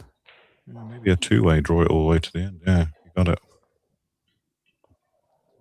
That was a really nice play. Well, I can see another nice play coming up. Definitely riding the 9. Yeah, he just pointed his cue there, didn't he? So Jeffrey being very courteous to remove the rack for him. Eyes on the 9, as Tim said.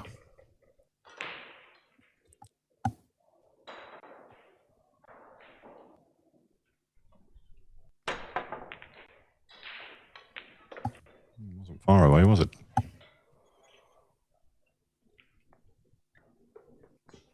Yeah, that's the only down part of the safety Jeffrey played, is the fact that the jump shot always was going to be available.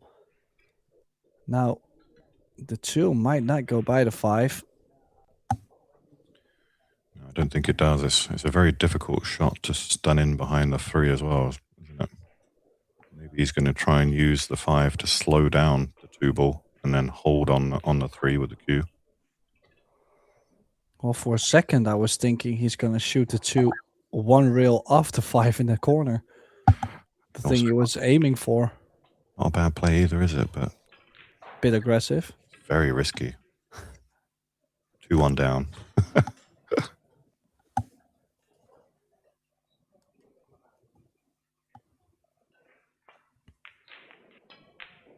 No, just as you mentioned, using the 5 to stop the 2.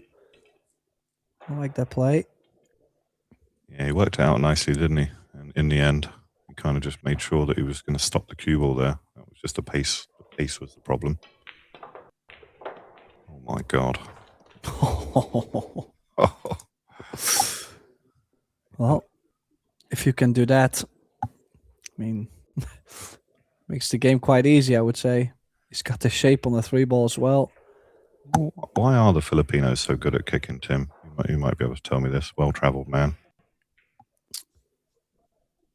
I just think that since they start to play early, they already get told to kick at a certain piece of the ball. Right. So it's not just like when we started to play pool, nobody told us, hey, you know, when you make a choice, choose left or right. Right. People were just telling you like, hey, make sure you hit it.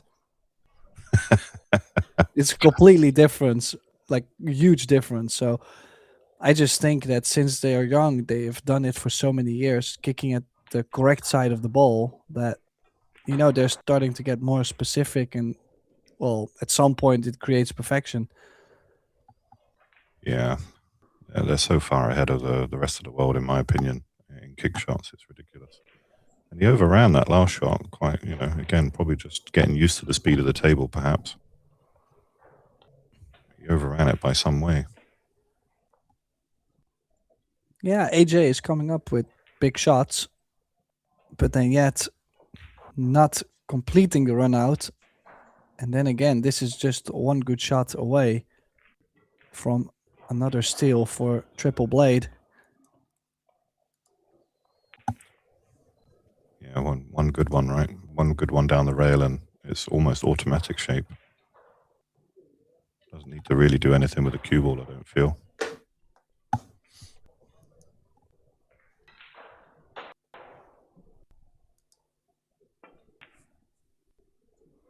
Oh. Went quite some way away, wasn't he? Yeah, and especially if you look at the cue ball pace, bit of an odd stroke, and surely something AJ will be capitalizing on.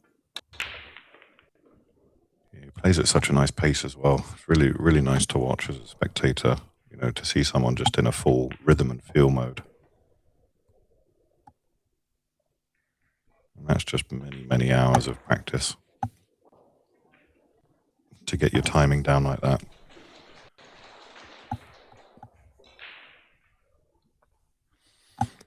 All right, let's show you one of our sponsors.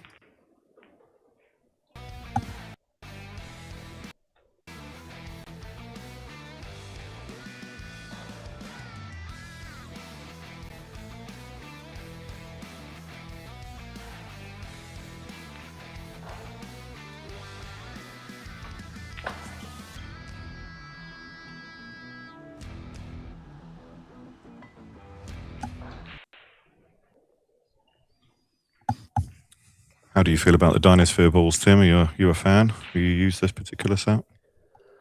I don't have them. I don't mind them either. I mean, in the past, the Dynasphere cue ball used to be a little bit odd. It would react a lot different. But the last time I tried them playing hay ball, I thought the cue ball played just as good as all the others. So, I mean, I think it's fine. I mean, the colors and the logos, everything is a bit different. But as a usual player, if you play quite often, I don't think any of these players care about the balls, at least. Yeah, I feel that it's fractionally slightly heavier. Right, the cue ball's just that little bit heavier, but I don't mind that so much.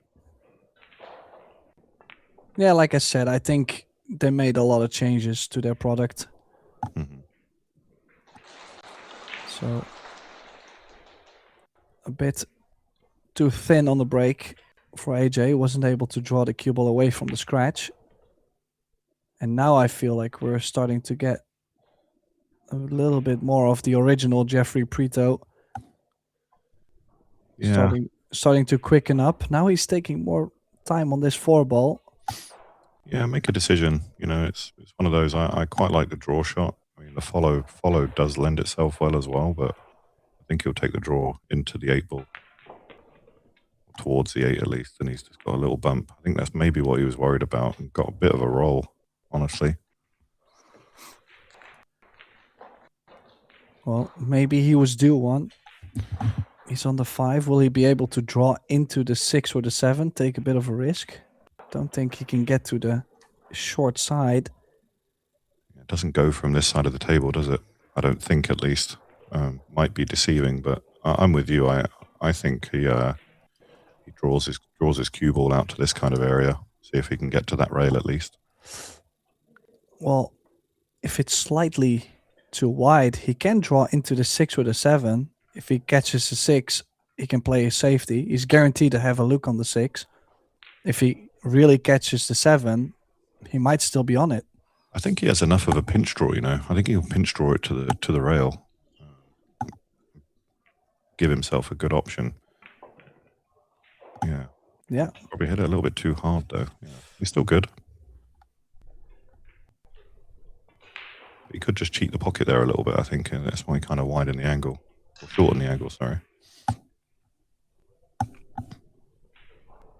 Oh, this is awful close to the scratch. He might be playing this with left, cutting the ball a bit thinner and throwing the ball a bit more to the right. Yeah, it's very risky, isn't it? That scratch is big, and that's why he missed it. Rightly, as you said, Tim, too much left. He got a roll.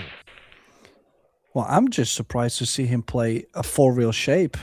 I was thinking to play the 7 in the same corner as the 6-ball. Right. So, a bit all over the place this match. Yeah, maybe he was worried if he played it slow that it would widen the angle, perhaps, and the side wouldn't take. As it is, he's left it safe, so it will be a kick, I think. Just checking that one's not touching, right? Yeah, pretty much a nasty shot to play. That's why he's played a very conservative shot. Not too sure what I feel about this. Either the safety or actually just to go to the bottom right. I don't mind it at all. A bit of a two-way. Yeah, so drift the cue ball towards the 8, you're saying, right? Yeah, if you bump the 8, you're on the 7. Yeah, I think I like that play too. You know, the more aggressive is to go forward and towards the center of the table, the cue ball, right? Yeah, also possible. I think it's all about the confidence. If he has been struggling, send the 6-ball up table, freeze the cue ball on the 8. It just really depends on what you feel at that point. Safety it is. Yeah, the only thing I don't like is the fact that even this nowadays is jumpable. Cue ball really had to be closer to the 8. Easier said than done, of course. Yeah, I don't think he likes it though, does he? I mean, it might be just a fraction too close. There are some players, like you say, Tim, that will take that on and make the ball too. It's crazy. Yeah, the jump cues definitely have become too well. I mean, they're just too much of a weapon for me nowadays, but... Yeah, technology, like everything, is evolving, right? Yeah. What a shot this is. Oh my God. 4-rail kick. Beautiful. Sorry, 3-rail kick. And he's got safe. Let's just take a look at the overhead, see what kind of piece he has at it. I wonder if he might have been able to cut this one in, but it doesn't look like that to me, right? No, I don't think the cuts there definitely could bring the cue ball in between the 8 and the top short rail. The only problem is you're going to send the 6-ball in the open. You think he can get in behind the 8 here? Think he can get into that gap? I think so. Right? Would you go 2 rails at this or 1? Well, the bottom long rail in this view and then the left short rail. Okay. Yeah, he could get right in there. Oh, it's a bit pacey though. You could get second prize behind the 7, but A jump cue without a doubt now.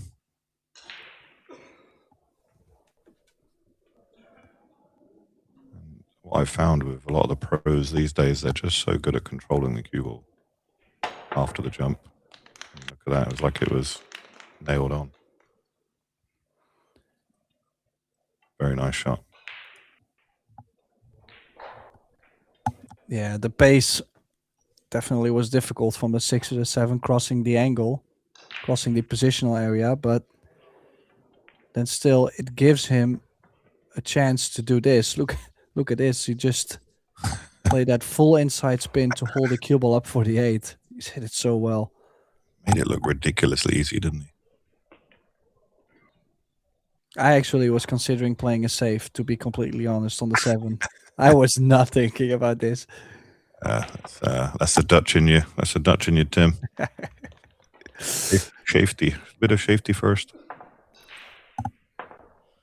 Well, definitely making things easy. Just a couple mistakes here and there. It's like they're on slippery ice. Yeah, I wonder if I was able just to see a couple of his last shots there. So as we get to see the kick on this 2 ball, he kind of just made sure that he was going to stop the cue ball there. Just the pace was the problem. Yeah, absolutely nailed that one. Yeah, that was fabulous, especially the shape on the 3 ball after. Yeah, he deserves his lead. I think he's played a good mixture of safety and aggression, in my opinion. Well, and I think Jeffrey has missed a couple opportunities safeties wise. If you look at, he could have played the cue ball just a bit better on a couple shots, to where AJ should have never gotten the jump, for example. Yeah, of course. So a couple details. It's a long set though, race to 10. So who knows? We might see a crazy gear. He's going to cut this. Man, he likes to go. Yeah, I mean, he doesn't take his foot off the gas at all. I mean, he's 4-1 up, and he's looking to stretch that lead even further. But like you, I don't know if I could have found the courage to take that one on. Well, there was not that much safety in mind either, and I kind of like to bank it 2 rails to the bottom of the 6-8-9 and leave the cue ball down table. You can either win a lot playing that shot or lose a lot playing that shot. Yeah, definitely a 50-50, isn't it? But then again, I mean, if you feel great at the table, why would you not shoot? Oh, no. Oh. Away with it. Yeah, exactly right. I mean, if you're feeling it and you're in gear and you've got the benefit of 18-year-old eyes, then why not? Well, I'm happy my eyes still work. But I know my time is due. I mean, it's going to happen at some point. Yeah, I've been very fortunate myself not to wear glasses or contacts into my 40s, which has been great for Paul, obviously. But it is going to happen. It's natural. It's going to deteriorate.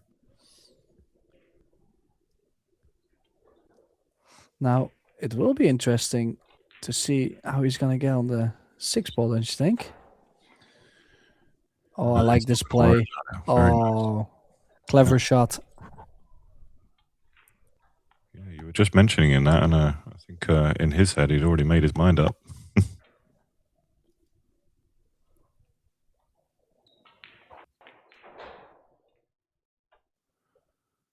Because you're right, it would have been a very tricky positional shot, wouldn't it, to try and get around the back of that.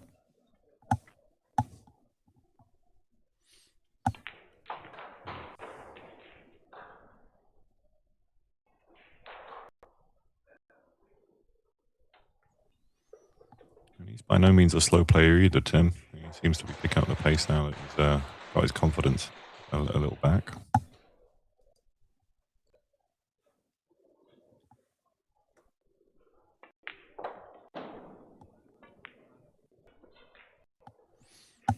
Perfect position here, just to bump on and off the rail for a nice straight in 9.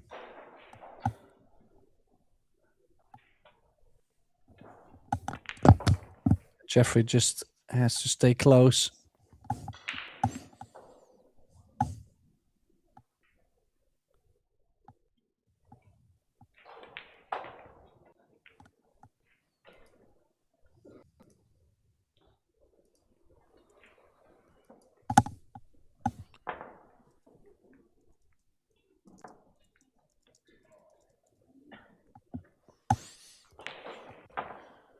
Okay, so there we are. AJ it's been reducing the lead now to 2. I think he's going to have to stay on his coattails, honestly. If he allows him to get 3 and 4 in front, I don't see him finding a way back, honestly.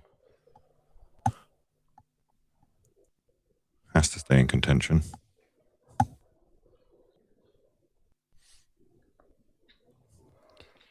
Yeah, and yet, every time I feel like he's gonna catch that gear, he kind of makes a mistake left or right. So the dangerous thing is with how aggressive AJ is playing is what if Jeffrey hits a gear? I mean, obviously he's capable. Last 64 in this Chinese Taipei Open. What if he actually puts a package on there? Now suddenly AJ was hoping not to go aggressive on the 2.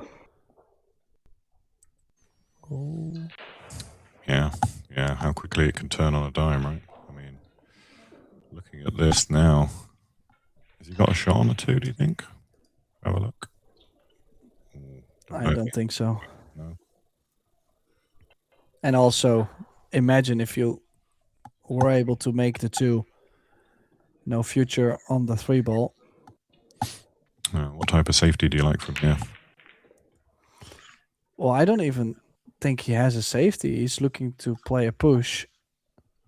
Yeah, just leave that cue ball tight on the rail, like you said. Positional value not really there from the 2 to the 3, right? Yeah, the only thing is, I think AJ went back to his seat real quick there. Could have definitely taken a bit of time to look for a safety at least. Yeah, slow it down a touch, right? But again, I think his tempo just lends itself to that. Whatever he sees very quickly is kind of a gut instinct. It's like he knows the shot, knows to refuse it. No gamesmanship just yet. Maybe that'll come in the late years, perhaps. Well, what about you jack up, spear this in? You need the angle to get to the 3 ball from the 3 to the 4 anyways. So if you can spear this in, cue ball center of the table is okay. Yeah, I don't mind that shot, you know. It's I mean, left-handed kind of probably lends itself to him better beyond that side rail from this position.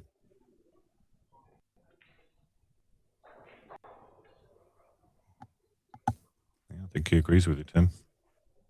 He's definitely raising the butt of the cue.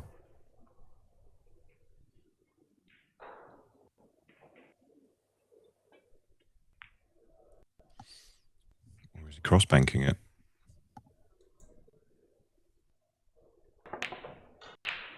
Oh, wow. Very lucky indeed. Well, the second prize. Yeah.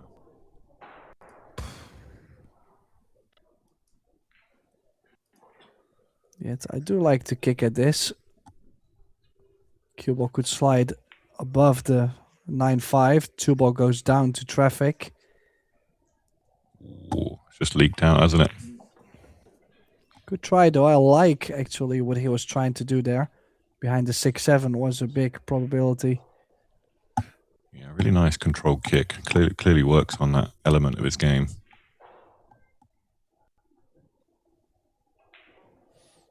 Again, this one looks dead straight in, doesn't it? But he doesn't have to do much with the cue ball. I mean, he could even stop it dead if he wanted to. Yeah, just like that. Didn't need to do too much and just accept distance on the 3. Yeah, I like that. Especially you need the angle.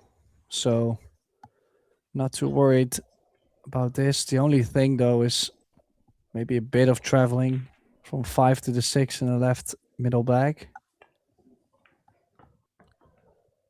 controlled the pace nicely there. Just needs to slow up just a touch. Yeah, although the combo dresses up nicely, there's no way to get on it, so I think he's just going to have to accept the run out at this point. Well, I think I would like the run out a bit better than the combo, just because of the distance between the 5-9. But look at how firm he's hit that. Definitely has a firm stroke. You can see that the way he punches the ball. Yeah, definitely not delicate at all, is it? But again, maybe just a little bit of tension. You know, if you know you have a firm stroke, you would come up and down. Surely the pace of the table there, you know, lends itself to it, and overplay it rather than underplay it.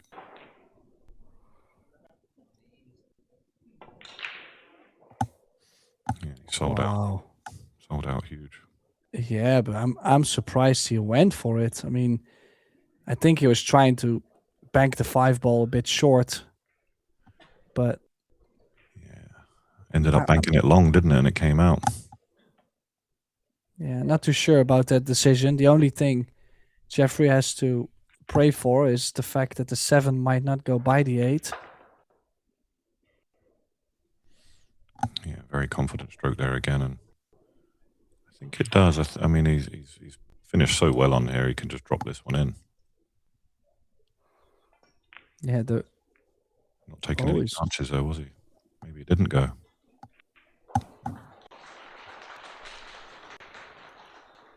Well, he did have some angle to play the 7 in the bottom right. Now, definitely after the nudge, he will play this in the bottom right. So these are opportunities, though, where this match could go way closer than it. Ooh. Wiped its feet, didn't it? All, and he's landed probably the most awkward shot on the 9 you can get. Yeah, I almost prefer the bank to the cut on this, honestly, but the cut will be the order of the day. Played it like it had eyes. Yeah, never a doubt for this young man. Never is there? No, not at all.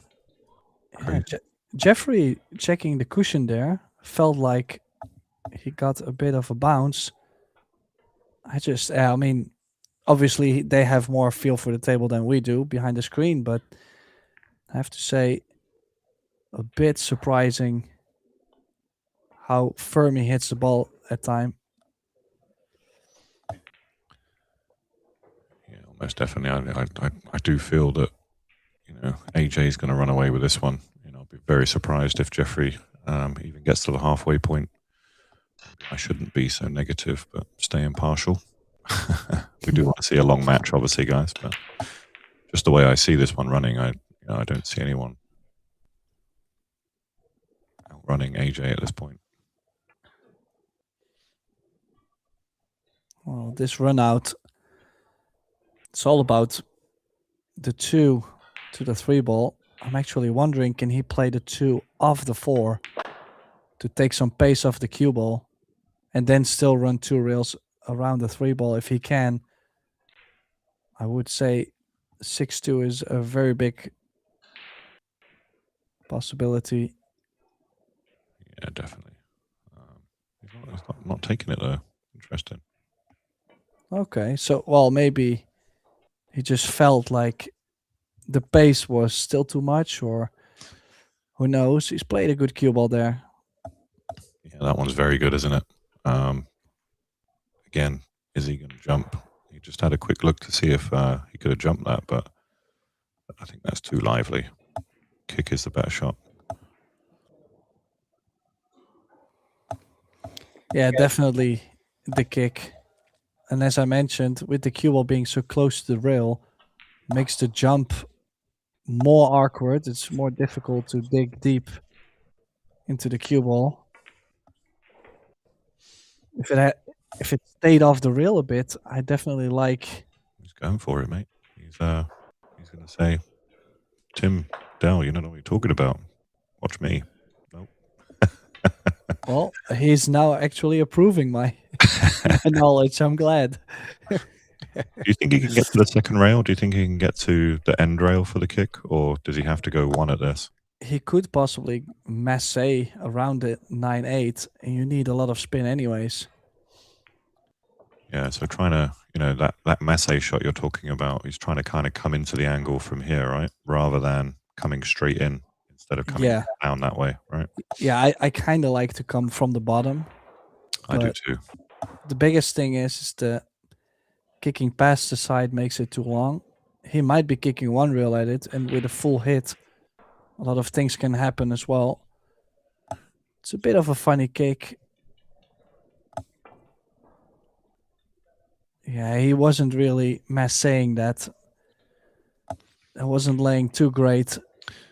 Needed way more right spin, didn't it? I kind of feel like he maybe hit it about here and kind of needed to be around here.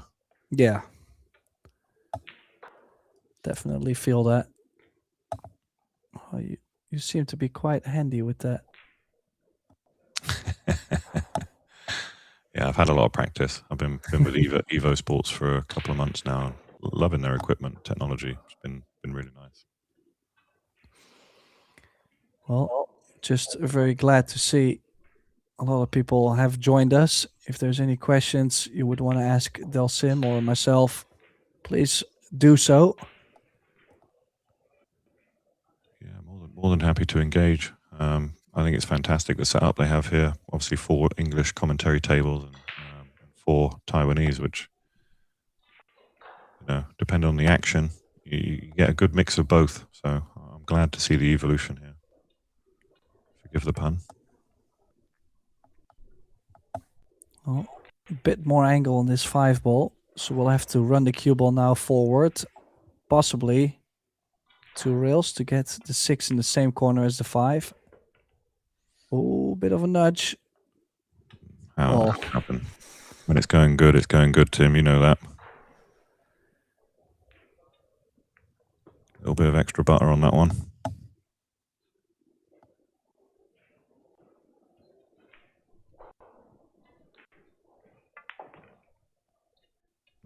That needs to go quicker, doesn't it?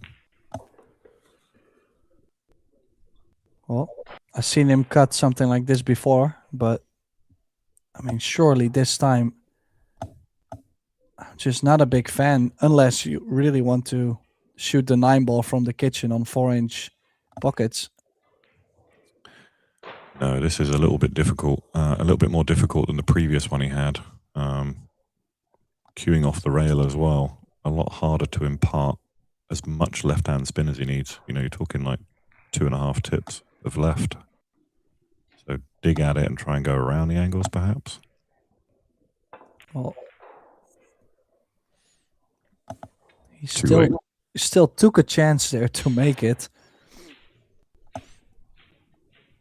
Yeah, and again, if you're Jeffrey here, do you play safe, or I think the crossbank coming down to this lower right pocket as we look might be the option.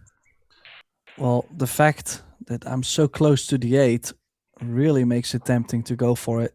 I don't think you're going to get such a good position if you play safe. Yeah, you're just going to leave the bank back, aren't you? I mean, you just left him a straight bank. Gotta catch the pace right. He hasn't. This looks pretty straight too. Yeah, I'm just going to go to the overhead very quickly if I can. See this, if this is straight back or not. Well, it wasn't straight. But look at how he's gotten on the 9. That's quite a mistake from Jeffrey. I just don't think the safety was going to give him a better opportunity than the bank shot he actually had on. But he's down 5-2. So probably based on the scoreline chose the save. And it's now Starboy 6-2 up. Yeah, I have to agree with you there, Tim. Let's see if we can squeeze in a little sponsor ad.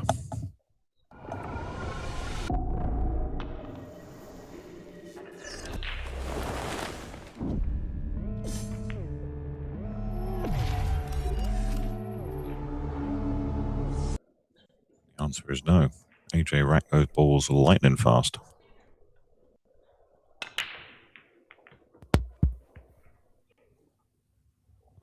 Is he going to like it? Is he going to like it? I think I like it. Call the ref. Is it touching, or does he want the referee to watch this one? Yeah, he's called the ref straight away. Jeffrey jumped out of his chair. Now, if you masse and you aim to cut the one ball thin, but you play a lot of left spin, you actually can hold the cue ball and still cut it in. I'm definitely swinging. You got to swing this, right? Well, I'm not swinging this with a wild cue ball. I'm surprised he's actually going to run the cue ball a couple rails. He may run into the 4 or the 2 if it comes off of 2 rails, like you mentioned. You know, if he squeezes it, he could even run into one of those 3 balls over here. And he's just gonna, if he does play it that way, I think he could disturb one of these 3 in that cluster if he comes around the angle. Let's see. Well, I like what he's playing now. He's jacked up. Yeah. Oh yeah. That was the shot. Actually, he held it too much because now he's got the distance on the 2. But what a beautiful shot. I like what he's played there.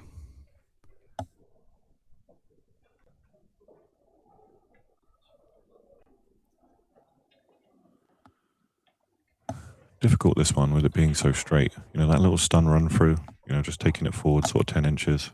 It's tough. Yeah. It's a Easily difficult missed. skill. Yeah, difficult skill, that one, Tim. You see it more in snooker than you do in pool. They play that shot very well. Yeah, the only thing you could say is AJ played a very soft stroke on there, which makes it a bit more difficult. Other players would say, well, if I play the stun follow, I'm going to hit it hard, more risky. So it's a little bit of preference, but... Is that one you practiced, Tim? You practiced that shot? Yeah, I probably would let the stroke out, but I used to play a little bit of snooker back in the day, so that probably helps me a bit on that.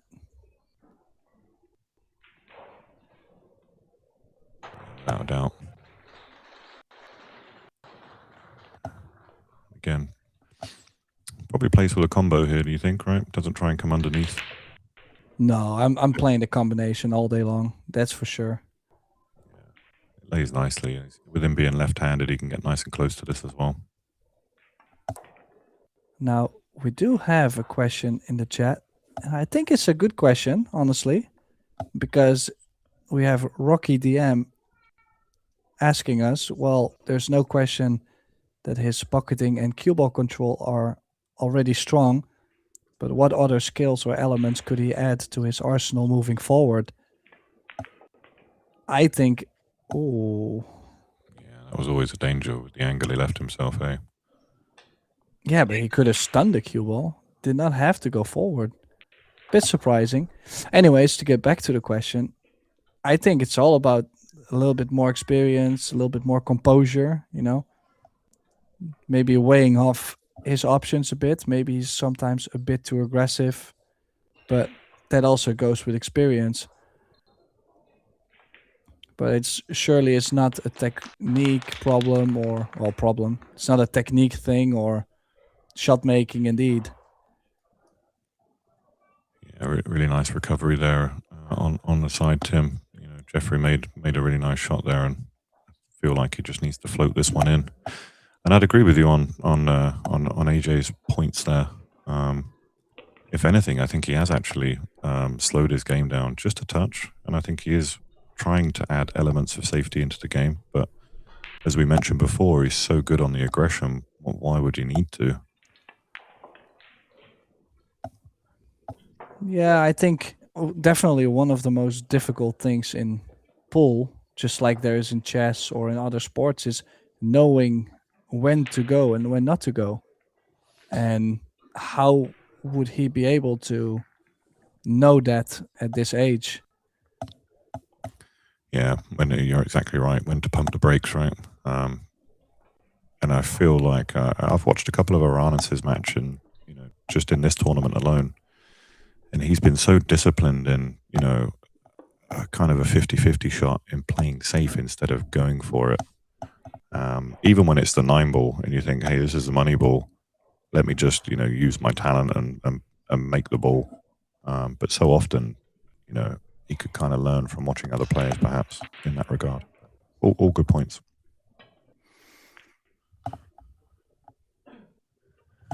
Jeffrey working his way back into the game, Tim. Yeah, and that's one thing we've seen in this match, the fact that AJ is coming up with great shots, but then also leaving the door open for Jeffrey to come back into it. But Jeffrey scratching straight into the side, returning that favor. Look at this layout too. He's looking at the combo, you know. No. Surely can't be playing it. Oh my God, he just got straight down. I thought he was going to hit it first time.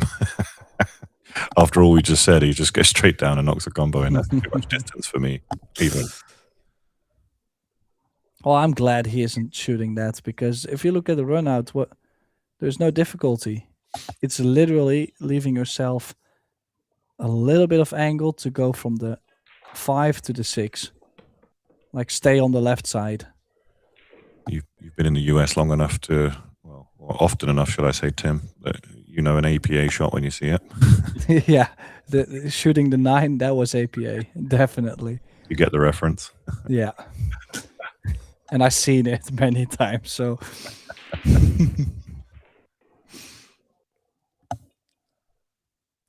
I agree with you. It's also nice just to keep your arm moving, I think, personally. You know, and you get to know the little elements of the table changing pace, perhaps, and I just find staying at the table is much better than trying to finish it early.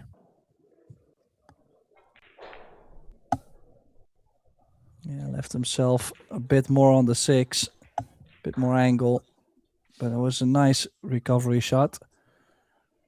I mean, I understand why Matchroom, you know, keeps this rule in of, you know, the golden break and the early 9, but at this level, I would love to see, you know, the 9 ball last, for instance. You know, let's say you carom the 9 in early. I'd like it to respot and you continue with the run personally, but it might be selfish on my part.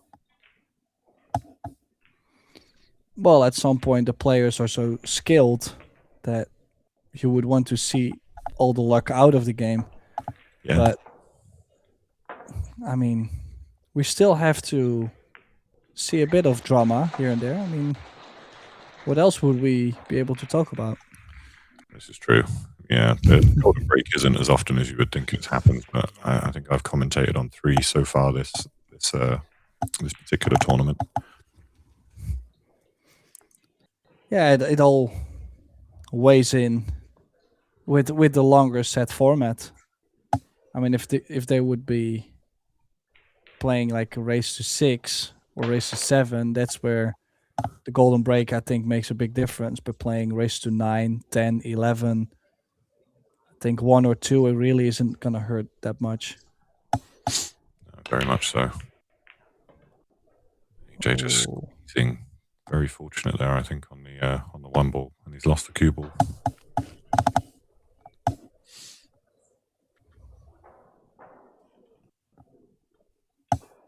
Actually, I think he's played a good cue ball there. Just, well, this is also the most random thing in the break, is the fact that you're making the 1, and that's usually the ball you're playing shape on the break. So this will be a kick and stick behind the 5. The only question is, it has quite a lot of distance off the rail. Yeah.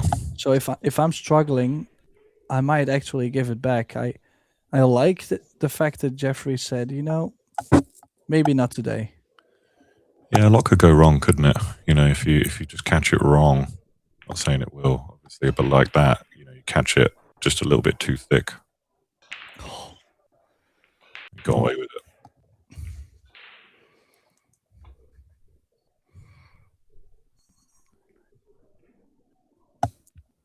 It's just so difficult with the object ball, a diamond out, to hit it full and to still stick it. Yeah, so going to be, I think he's going to have to go low on the cue ball here. So try and squeeze it off the rail.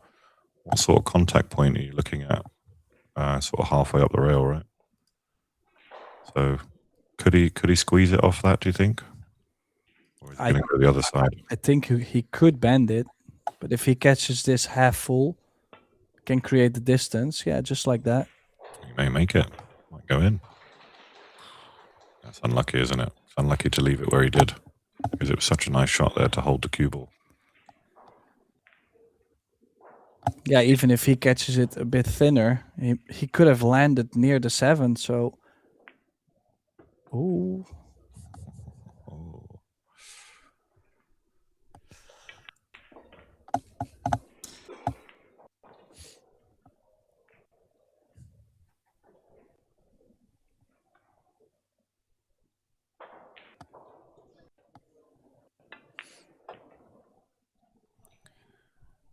He's in full swing now. Just now, this is the key shot, I think, isn't it? Coming down.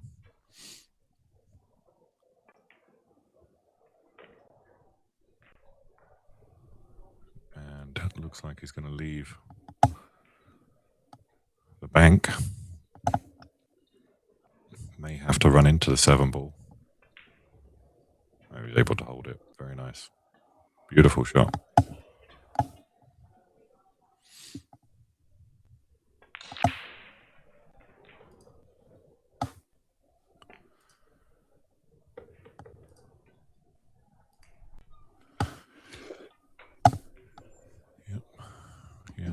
Good shape here. Just drag it straight back.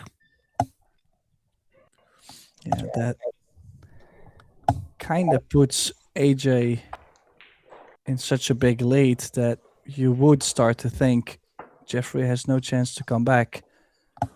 Now, you just never know. I mean, I'm definitely looking forward to a close match, but with how things are going, I think AJ is catching a couple of rolls here and there as well. It's just so difficult. Definitely. Jeffrey not really being too clinical, is he? You can kind of see his body language in the chair is a little bit negative. Well, imagine also, like, your opponent is pushing out, the guy kicks at it, kind of mishits it, and then still gets the full hook. Yeah. You make a decent hit, and the guy runs out. I mean, just how things have been going.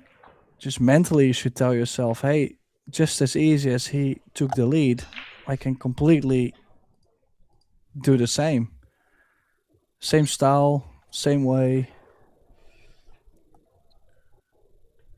Yeah, and you have to say he's 9 out of 10 to make this 2 ball as well.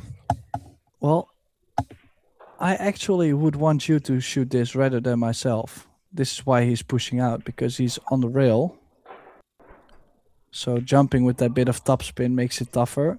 Landing the cue ball was trickier. But now this I feel like you have to take. Like this is a must. More elevation, but well, you can land on the 2. Yeah, he's probably more likely to control the cue ball for the 3 on the opposite side, right? Yeah. I don't mind drifting, a little further towards the 9 ball, and maybe leave myself an angle, to come down for the 4 off the 3. Well, I would be focusing on going 1 rail and bump the 9. Okay. Yeah. To where I can just let the cue ball go and focus on making the ball. Ooh. God, he ripped it, didn't he? Absolutely ripped it in. Just the pace kept that one out, I think. Yeah, it did put quite some draw on there actually still. So a lot of airtime and still a lot of spin on the ball. Yeah, a little unfortunate. I think he plays this, Does he play it? Is he going thin? No, why don't you bank it? Yeah. I mean, this is, for example, just one of those shots. Listen, I'm not down talking on any players. I mean, he can probably give me the 7 ball and still torture me. But I'm saying that bank, like, it's so low percentage on 4-inch. And then still, he still had to play a really good shot on the 3 ball to the 4. So I don't think I would ever have considered the bank, honestly. Yeah, me neither. I don't mind from distance just playing that slow kind of drag shot into the cut even. just letting the cue ball come back up table. I think you had a blocker there with the 9 ball on the scratch as well. If that makes sense.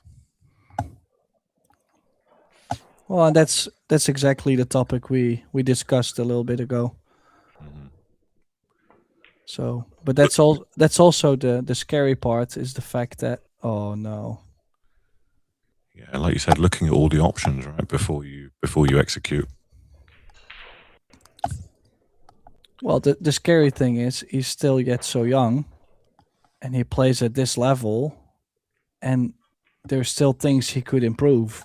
Like I mean, I don't even want to know. Yeah, it looks like he's taking the second rail here. So just see the arrow. He's looking to hit the top side of this. Didn't quite get there. Yeah, not a bad leave. Not a bad leave on this one.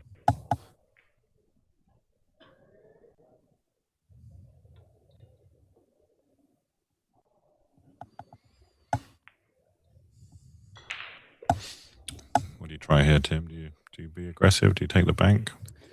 Well, I'm just getting scared to call the shot because I'm quite sure he might go for it, but I'm playing the cue ball under the 7 and banking the 4-2 rails above the 6-8. Yeah. I say he goes for it.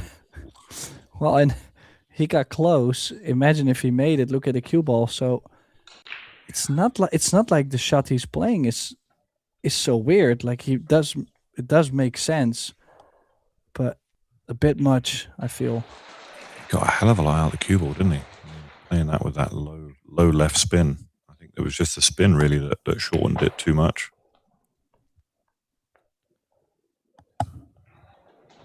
Nice shot to get across the table there. Doesn't want to leave himself on the rail, so a little decision to make here. Make sure Well, power it, right? The one thing that is going to play in the minds is the fact that if you have to stun that off the rail, you're gonna feel like, this pocket is a little bit tighter. That's why he's played forward, for example. But like on any other table, you would probably say, oh, just stun it off the rail, just slam it in. Exactly. But yeah, well, that's why the 4-inch, it does make sense, but it's a bit scary. I mean, it's not good for the heart. No, not at all. I have to agree. I like forward though. I like to utilize that more than draw a lot of the time, or center ball. Again, his cue ball's just a little bit loose, isn't it? But he's going to get out here. Take a look at some of the other scores in between here, and you can see there that Troyer is now 9-2 up, FSR 7-0, incredibly. Yap and Lu Cheng is 3-3, and then Koping Chung and Dokwa Wang is locked at 6-6. So there's some great matches on the other tables, guys. Not that we want you to leave us, obviously. This is still got some legs in it, still got some life.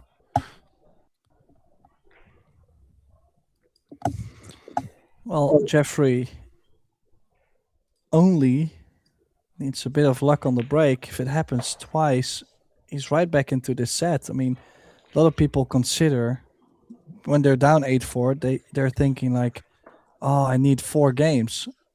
But if you can make it 8-6, 8-7, that's enough for your opponent to feel the heat again. Yeah, I mean 8-5. Just keep chipping away at it. 8-4, 8-5. You just need to put a little bit of heat on.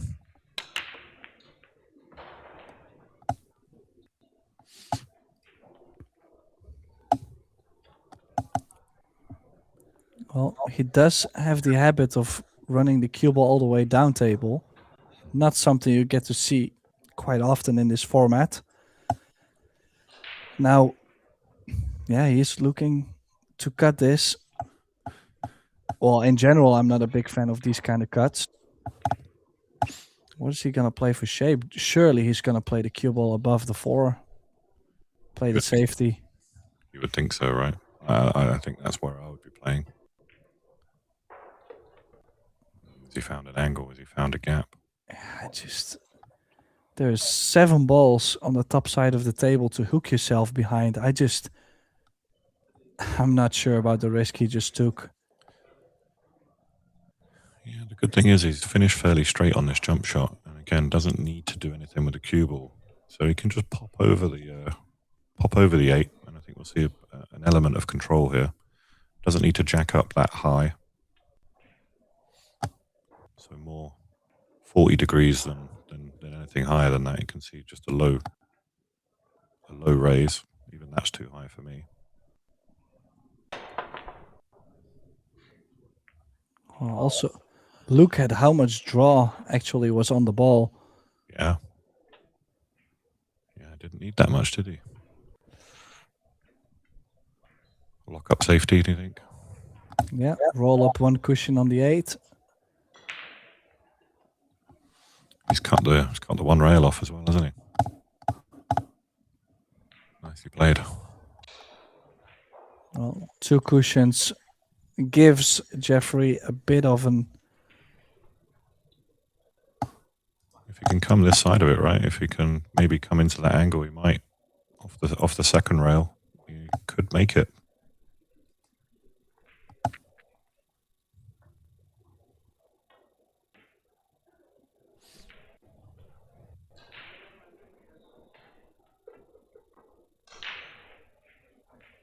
Well, he's come out. It's fortunate, but nice shot. Deserved the roll.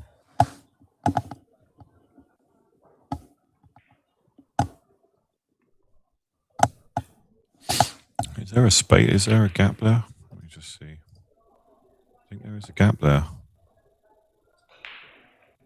You might be able to hold this behind the 8.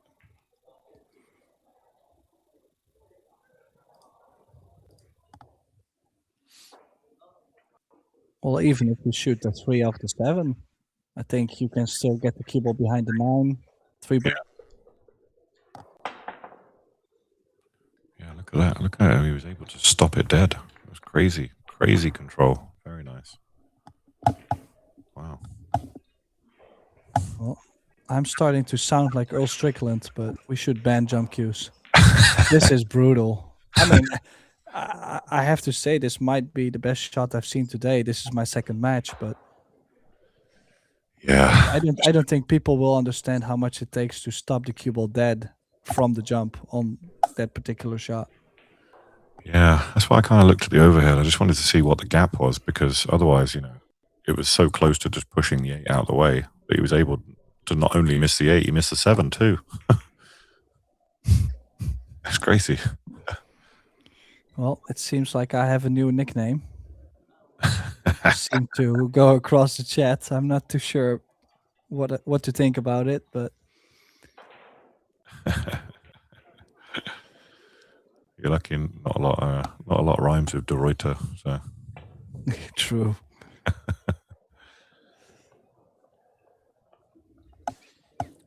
Yeah, made a good effort at this, and once he clears the 6, that 7's going to go too. So I don't see any problems here. Do you?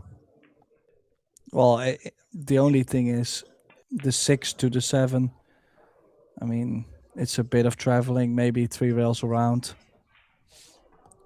Yeah, unless he can get, you know, unless he can get straight on it, and he could just then he could play the 6 and the 7 in opposite pockets.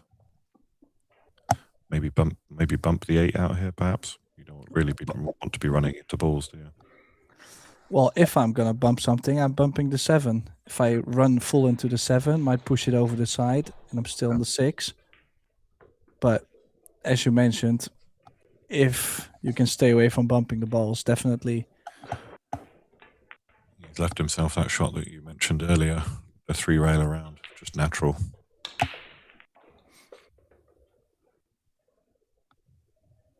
And this is to get him on the hill. I don't feel like he's been tested at all, really, has he? Never once looked under pressure for me. Yeah, well, he hasn't played a perfect set. No. But indeed, no shaky feelings on the queuing so far in this match. Definitely hoping for Jeffrey to do something more, but I fear the worst. Yeah, definitely so. Thanks to all those guys that are tuning in with us here at EvoSports.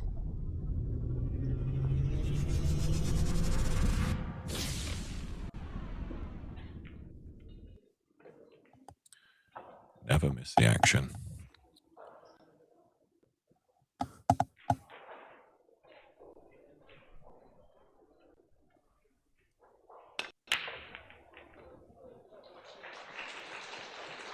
Oh, 9-ball on the move. Yeah, he likes to get movement on that 9-ball. I've noticed he makes contact with it about as consistently as Catchy for me. Catchy's another great proponent of this particular break with the 9 on the spot. He just never fails not to hit that 9-ball. It's always moving. Oh, a window.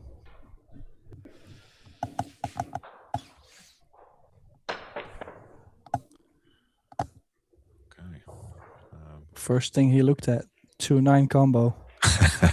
When you're 9-4 down, you look at everything, don't you? even the cheese chasing a bit early on. Well, what would be the proper shot to play? Probably banking the 2 balls straight back up table to the 5. Cue ball under the 7. Yeah, he's got loser's arm right now. That's he's going. He's starting to look at the crazy. Because if he attempts this, it is a crazy shot. And somebody that's 5 racks behind.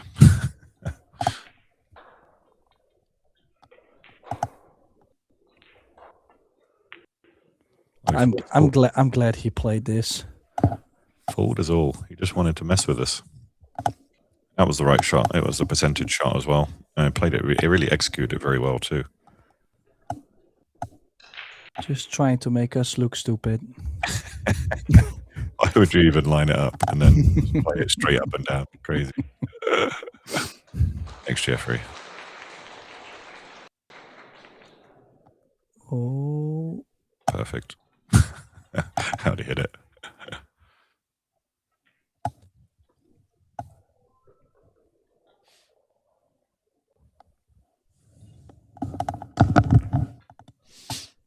Okay. Do you like one rail at this, or? I like going over the top short rail. I think if you can kick the 2 towards the bottom right, might get it off the 8 as well, right? That's a big pocket. well, I'm thinking about sliding the cue ball behind the 3 or the 8 in case if I don't make the 2. Okay. I get the hook. I think you can play a bit of a 2-way. We hit it real firm. Oh, There we go. something! Give him something.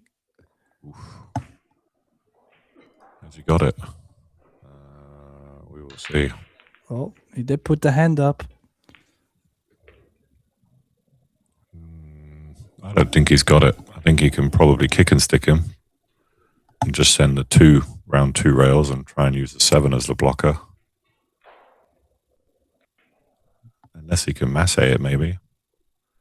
Can he masse? Or has the angle deceived us completely?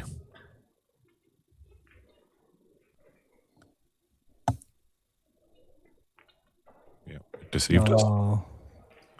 Well, we did see Jeffrey put up his hand, so Jeffrey just trying to make us look stupid again. He was using a lot of left though as well, so he may have had to just kind of manipulate the angle slightly. Well, this is now a chance to close out the match. Bit more cut on the 3 ball. Not sure if he can still draw the cue ball away from the 5. That's why he's going forward. Just wriggled in, didn't it? Wriggled home.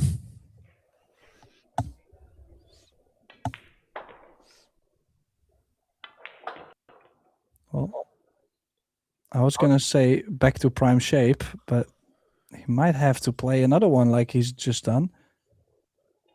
He has missed one of those earlier on in the match to the top right. Yeah, he does have this kind of effortless cue power, doesn't he? And I think my prior commentator Andy was telling carbon cues are really much harder to judge, I think, than wood when it comes to speed control. Yeah, it's more powerful. Yeah, definitely. So that means we'll see AJ Main as last 32. Yeah, fantastic, and thanks so much for joining me on this one, Tim. This is my last match of this particular tournament, so I'll be tuning in for the final, potentially with yourself, I believe, and Scott Frost. So. Yeah, still a lot of action to come. Our next match will start in 40 minutes, so hopefully we can welcome you back at EvoSports very soon.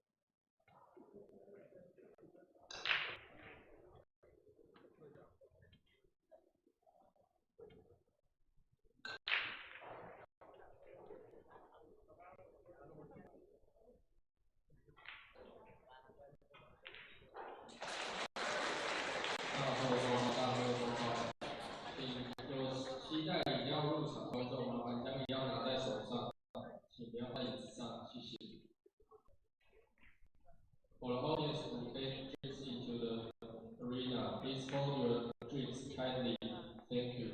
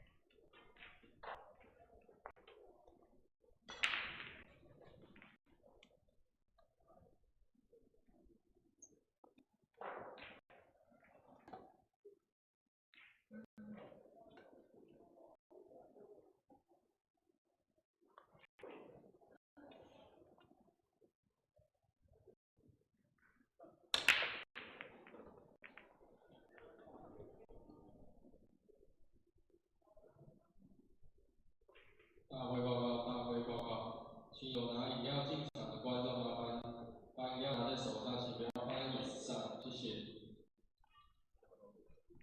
For the audience who take drinks into the arena, please hold your drink tightly on your hand and not put it on the chair. Thank you.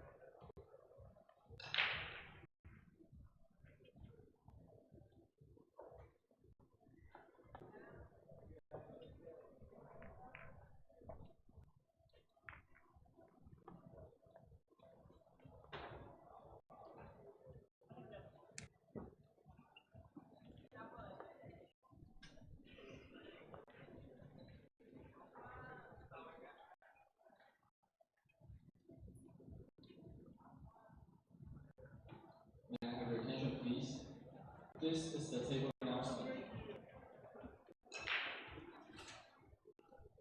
Player from Spain, Francisco Sanchez Ruiz. Francisco Sanchez Ruiz. Player from Chinese Taipei, Ke Binghan. Ke Binghan. Please proceed to team table.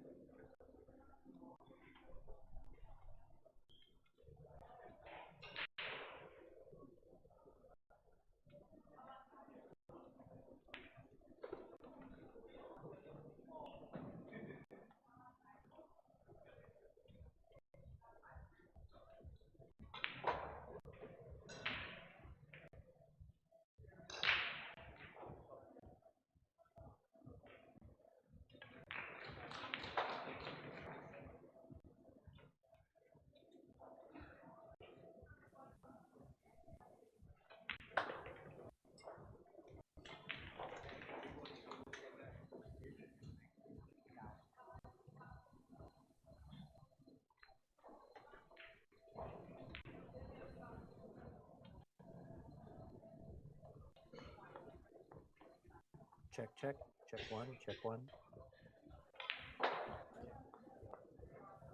Yeah, as you can see, the players are showing up to the table, so our next match will start very shortly.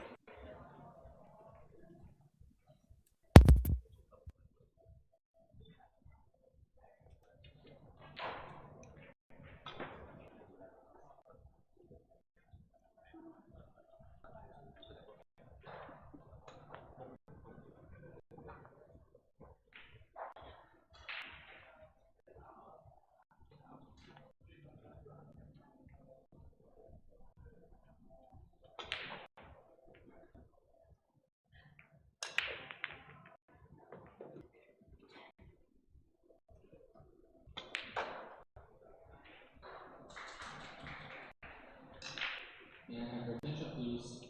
This is the table announcement. Player from Vietnam, LIN Ta Li. Player from the Philippines, JC Garcia. Please proceed to table number 1. Player from the Philippines, Maluto. Player from Chinese Taipei, Chen Zhengwei. Please proceed to table number 12. Player from Chinese Taipei, Ke Bingyi, Guo Guocheng. Please proceed to table number 16. Player from the Philippines, Carlo Biado. Player from Chinese Taipei, Xu Ruian. Please proceed to table number 8. Player from Chinese Taipei, Lin Ta Li. Player from the Philippines, JOHN Vicedo. Please proceed to table number 4.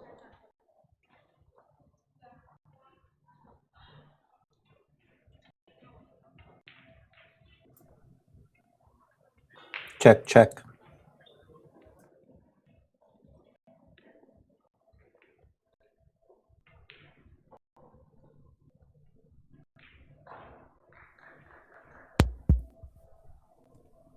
Check, check.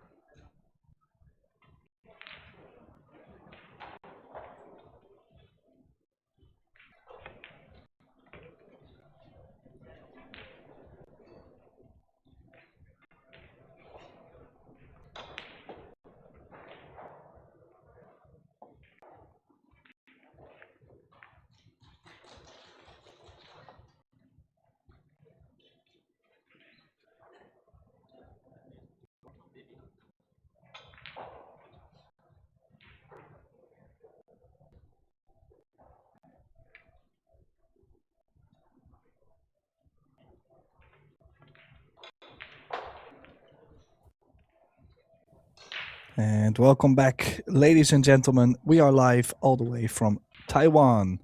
This is the 4th Universal Chinese Taipei Open. 128 players started their campaign 2 days ago, and only a little less than half of the players remain as we have arrived at the last 32 single elimination stage. Our next match is another cracker in the last 32 between LIN Ta Li from Chinese Taipei and JOHN VICEDO from the Philippines. My name is Tim de Ruiter, and I'm very gladly joined by my good friend Andrew Jaworski. Welcome, Andy. Hey, Tim, welcome. Yeah, looking forward to another great match.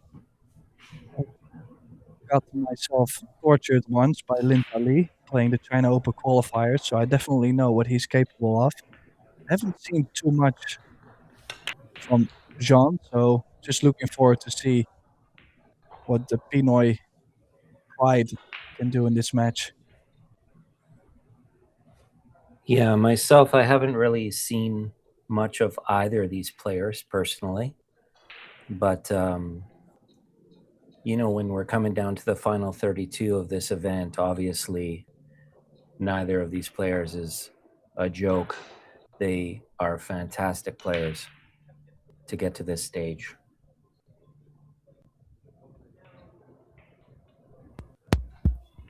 Yeah, great opening break from John there. He's got a shot on the 2, a bit of work with the cue ball to find the gap and to not run onto the 6. He might have hooked himself. It's only a little bit though. Should be a quite alright jump. But you never know on the 4-inch, and especially if he wants to move the cue ball up a little bit to get on the 4. That's where you see players miss the ball. Yeah, thankfully that 4 ball is just nicely placed over the middle pocket, so just focusing on the make.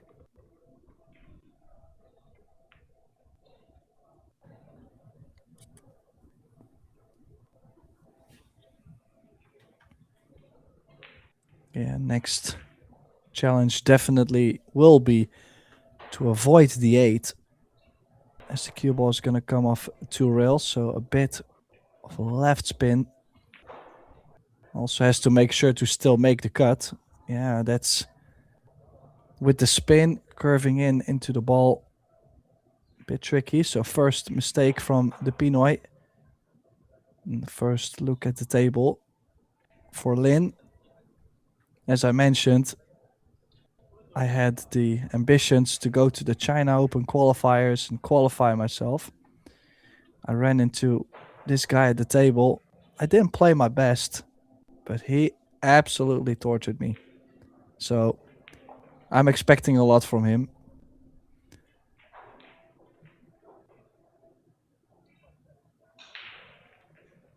You're going to get into this ball a little bit and draw it back. Nice stroke. Nice cue action.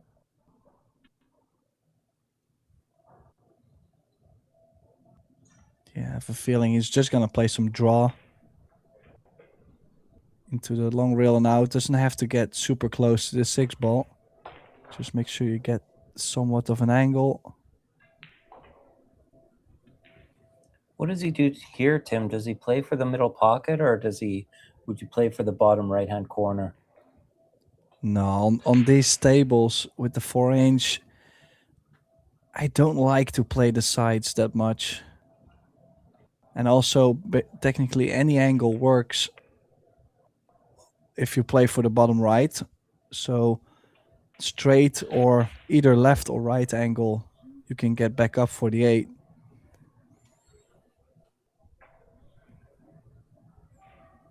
Yeah, that was a better shot for sure. Now, same thing. He's just taking a little bit of a medicine there just to make sure he has angle to work with. Could have tried to draw all the way up and then you land straight or on the rail. Just take the angle as it comes. Looking comfortable from the beginning, this Taiwanese player. Yeah, nice stroke. Nice finish. Looking really confident out there. I can tell you, being on table 8 for the last couple of racks, it does, or last couple of matches, sorry, it does seem like table 4 is playing a little bit faster.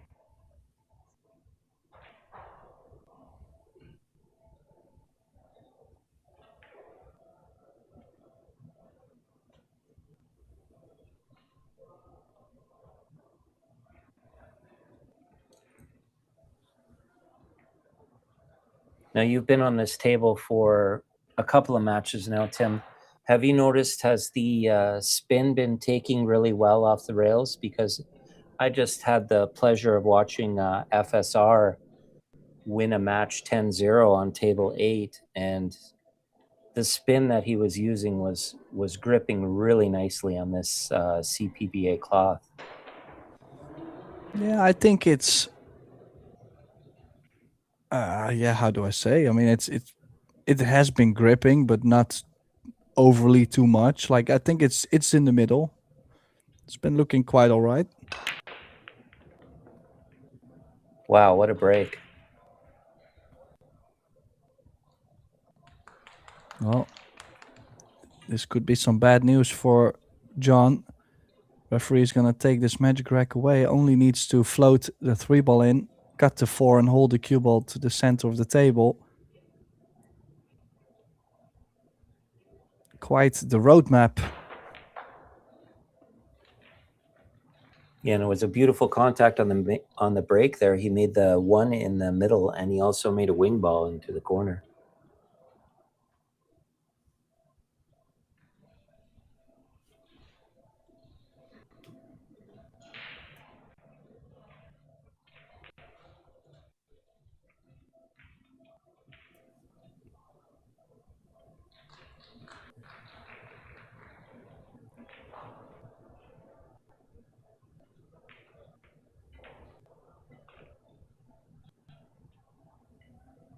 Nicely done. I like how he took his time there, and he was very composed. He realized the importance of that first shot.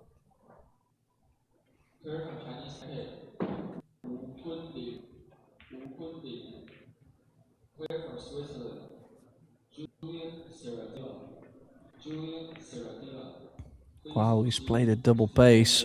Quite sure he wasn't trying to get to the top side of the 5, and actually, from the angle he just played, I don't think there was any position that could have went wrong. But I don't think this was necessarily the plan.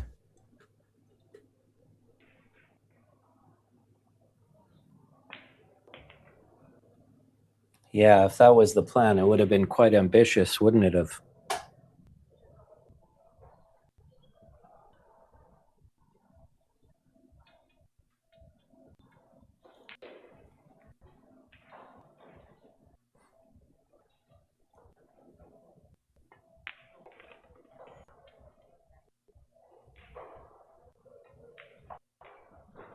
A little straight on this ball, but I think he can just follow. Yeah, best option definitely is the follow. If he feels the cue ball tracks a bit wide, could play with just a hint of left spin. The other option is to play with low right to draw into the left cushion and out. But playing with the draw runs the cue ball a bit across the positional area. It's looking good from the bat.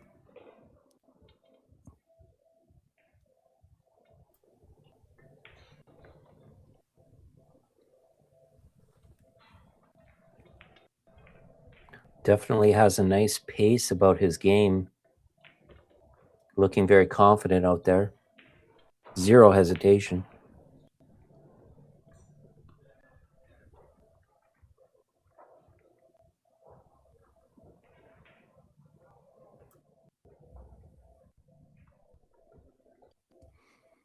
Well, a mini glimpse of Koping Chang there.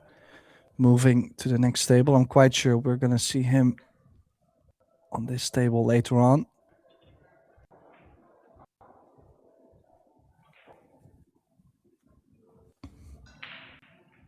I have to say, LIN Ta Li looking quite promising from the beginning. Actually gives me nightmares. This is exactly what he's done to me.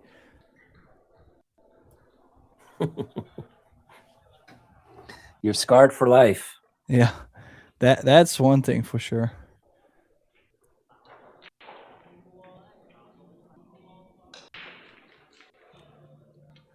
Let's see if he can nail this break again.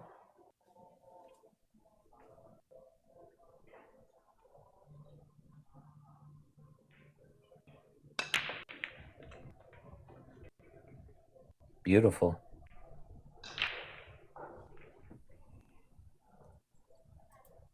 Now the 3 and the 4, a bit challenging. Do you fancy cutting the 3 ball in and bumping the 4? Interesting. He has a bit of an angle he could draw across into the 3-4 right now. It's a little ambitious though. Well, you could play double speed into the right long rail and back out in case you catch the 4. That's fine. Wow, look at that draw. Oh. Yeah, and he had a slight whip in action on that. Yeah, excellent arc on the cue ball. Now, I don't mind going one rail. Just bump the 4 off the rail. I don't think there is a lot of bad things that could happen.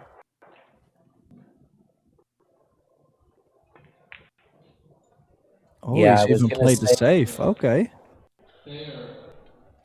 Yeah, sorry, Tim. I was going to say, if he doesn't like the make, he has the easy safety. Well, I'm a bit surprised if you imagine how aggressive he was playing. I mean, he definitely was shooting straight and hitting him well. And a small window to hit for Vicedo. 2 rail kick with left.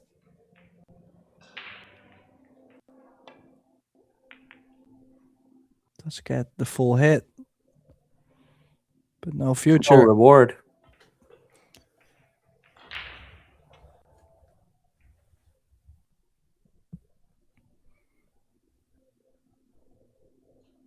Yeah, just a bit challenging to get from the 6 to the 7. But the 3, 4, and the 5 definitely gives him a bit of table time and some rhythm after playing the save.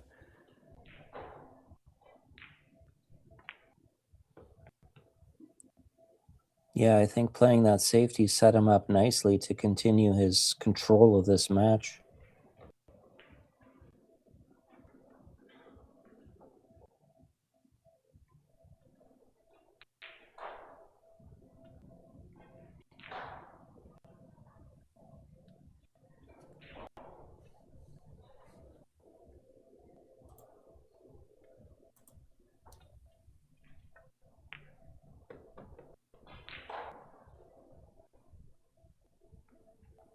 Nice angle.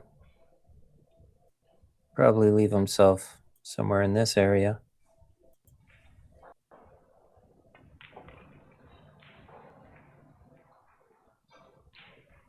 Yeah, just wondering, is he going one rail straight over to the right side of the 7 ball? Cannot imagine him going around the 9. I feel like the cue ball would end up a bit too high.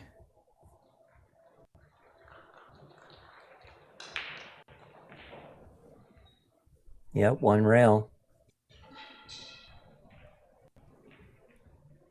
Fortunate to land on the bottom side of this. It lends well to go up for the 8 ball next.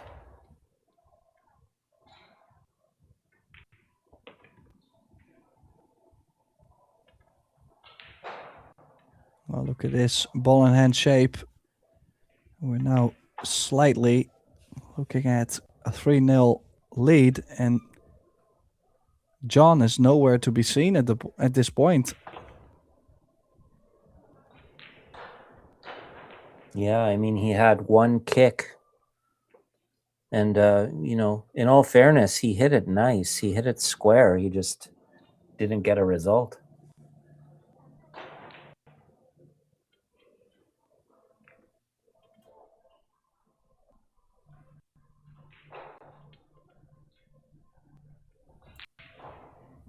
So what is the next event for you, Tim?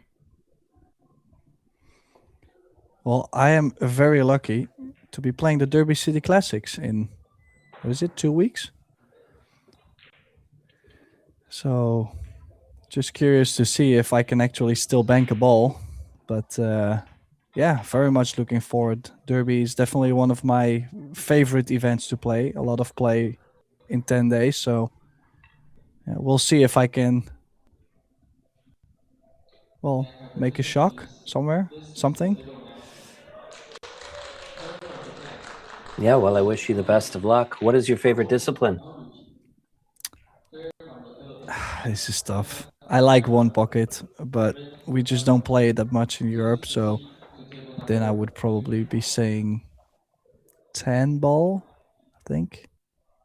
But I kind of play all the games. You know, I play carom, I play snooker, I play all types of pool. I like Taiwanese carom, actually, as we're looking at the Chinese Taipei Open. Well, that's a game I've never played. I do like straight pool myself. I practice a lot of straight pool, but then again, just not that many tournaments to play in it, to play straight pool. So yeah, like I mentioned, I don't really have a favorite, but I'm a strategy guy. I like it. Speaking of strategy, he tried to go for the safety here, but it looks like he's messed it up. Well, Didn't get the result. He might have been playing for just long distance. If he glues the cue ball to the top short rail, that definitely sends Lin the message, hey, you know, good luck. Well, that's true, actually. I never thought of that. I mean, imagine if the cue ball was a bit closer to the short rail. It's really awkward. Even now, it's not even a hanger. I mean, we're talking hit the cushion and no way the one ball will be dropping. Is there a way, do you think, can you bank this back towards where the cue ball is right now and try to get the cue ball behind the 5 ball? I don't know. The 7 might be in the way. Yeah, oh, he went for it. Yeah, that's what I mentioned. Like, he likes to go. I was thinking about overcutting the one ball to the bottom short rail and the cue ball back 2 rails back down table. But even then, you had to spin the ball quite a bit, and it was a bit funny. So, I mean, it was a good effort. He got close, just nudged the ball a bit too full.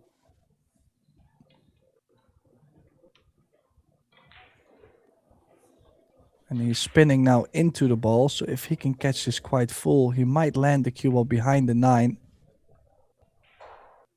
He hasn't, but the 4 almost saved him. Well, and he's got the distance.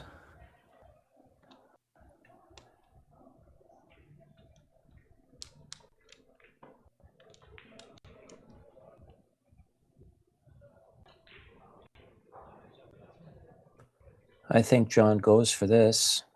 Tries to get around the 5. Tricky. 5 ball is huge from this angle.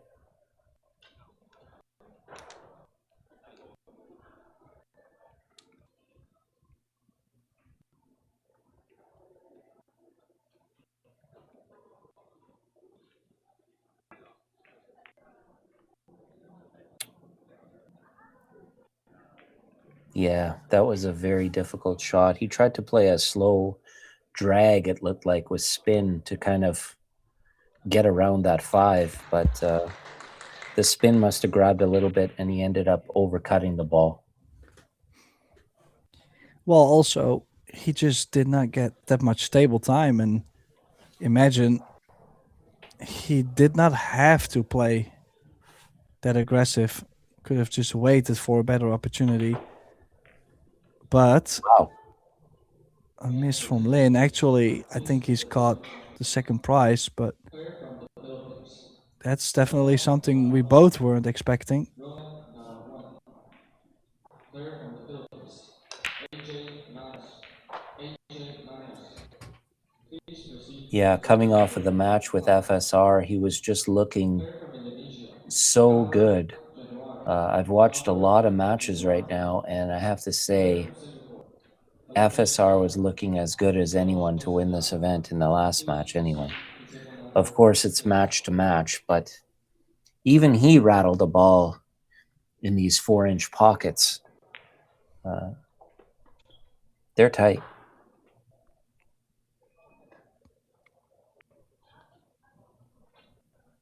Well, nice 2-rail kick. Pushes Lin into the jump queue. Long jump queue, though. This will have a lot of pace. Oh, he's fluked the 6. Puts up his hand, but, you know, that's some 9-ball for you. Straight in on the 2. Yeah, Tim, it may be controversial, but I've quit apologizing for flukes. I just don't do it anymore. I'm not sorry.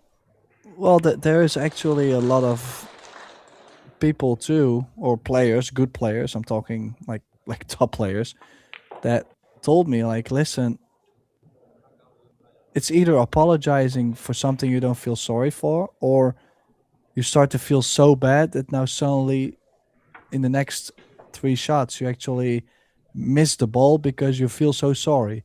It makes no sense. So I know top players that, you know, they know that now you are lucky, and the next couple of games your opponent is lucky. So just ride the wave. Yeah, absolutely. And that's exactly how I feel. Like it's part of the sport. It's part of the game.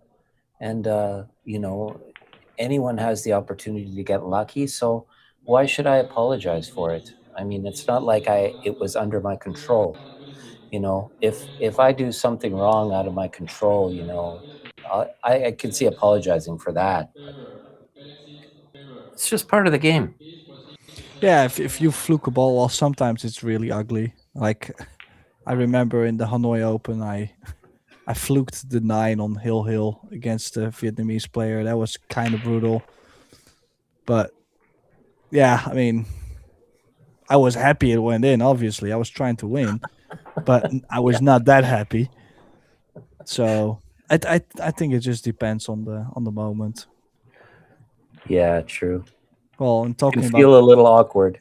Talking about moment, Lin here is definitely seizing the moment. Oh, 100%. Bit of a stretch here, but I don't think he'll have an issue.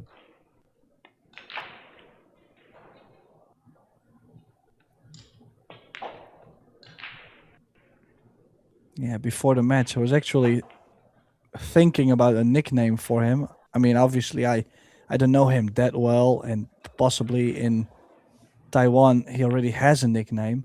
I was thinking about the Flame, because when he's on, I mean, I just feel like it's not fair. He just keeps going. Yeah, absolutely. Let's just give a nod to one of our sponsors here.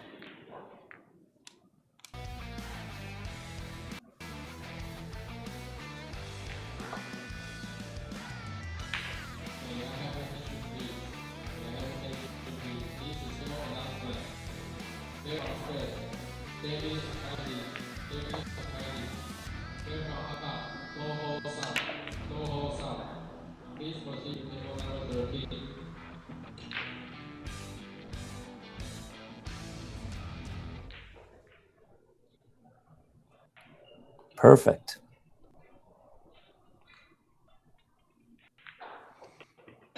just in time for the break. Catching Again, the one in the middle. Yeah, he did catch the bottom of the 9 ball though, so that's most of the time going to put some distance.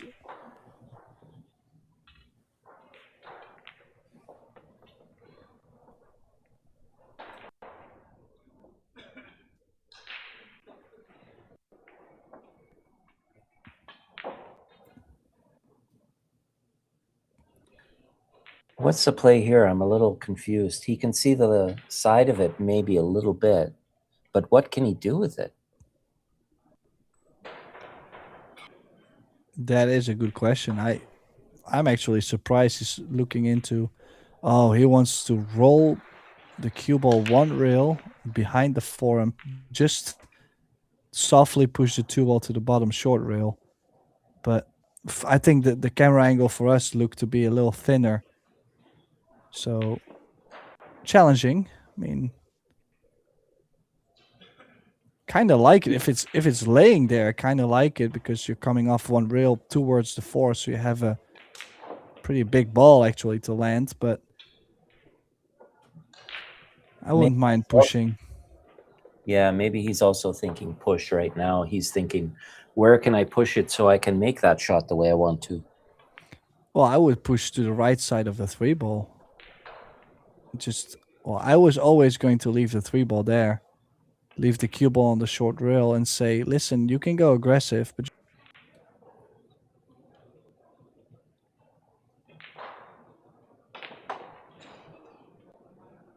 Oh, it looks like we've lost Tim. He'll be back shortly, no doubt. It's too bad. I really wanted to hear what he had to say about that shot. I'm sure he'll be joining us as soon as he can. Anyway, LIN Ta Li here. He got the push back, and now he has to decide what he's going to do with it.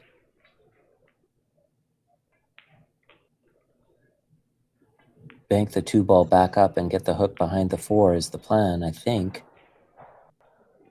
Or the 9. It's a good shot. John's looking to see if he could see the edge of the 2. It's close. yeah, but is there any advantage to having the edge? I mean, besides cutting the ball in and getting the shape, but Yeah, there is that.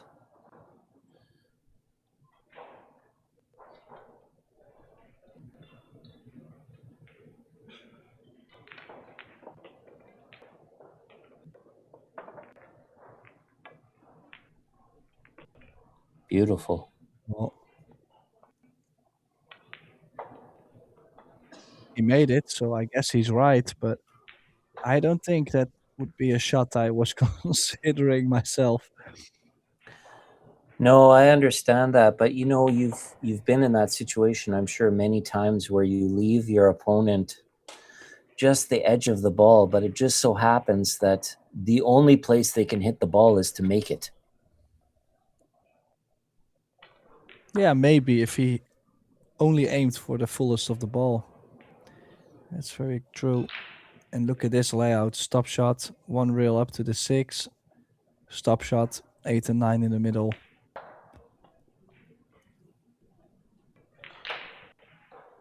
It's a classic road map.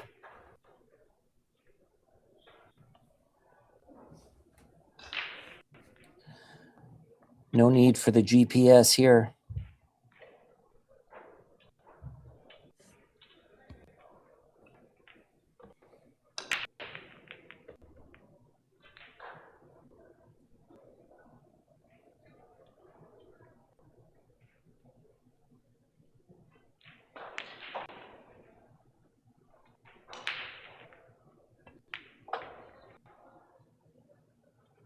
Nice little stun run through there.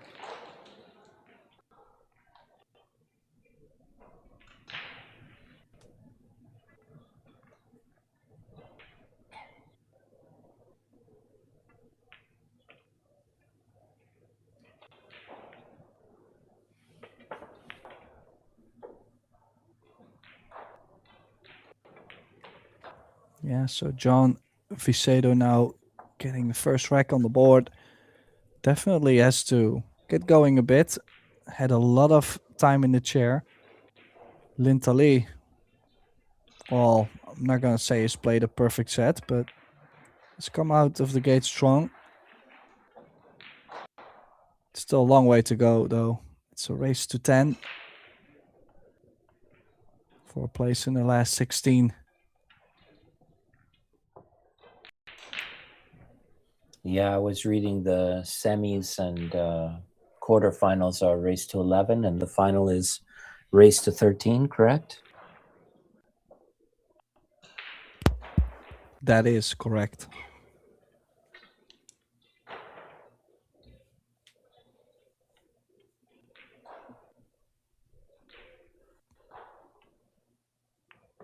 Well, let's see what he can do with the break. He's breaking from almost the same spot as LIN Ta Li.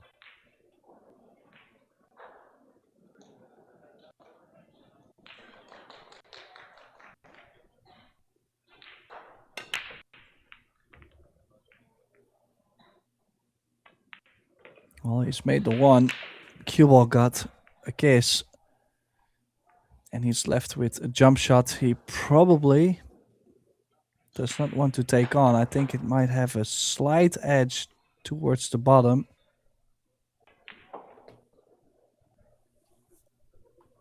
Yeah. If it's straight, it's okay. You can stop the cue ball and take the cut on the 3 ball. You can stop on the 2 and cut the 3 ball. But yeah, I'm not a big fan. Oh, he's kicking at this. Why is he not just pushing to the bottom short rail? This is interesting. It's looking to go for a very aggressive distance and save.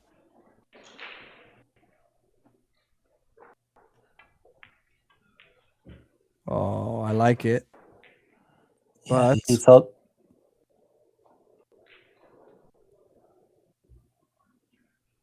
it's something to shoot for LIN.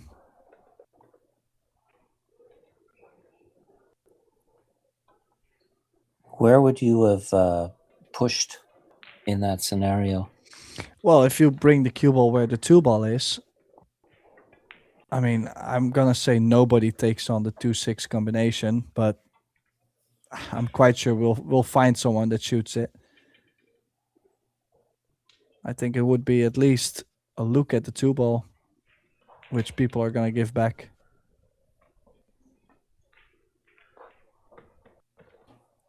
And a little bit of a nudge needed. Oh, and he's found a nudge. He's definitely very opportunistic.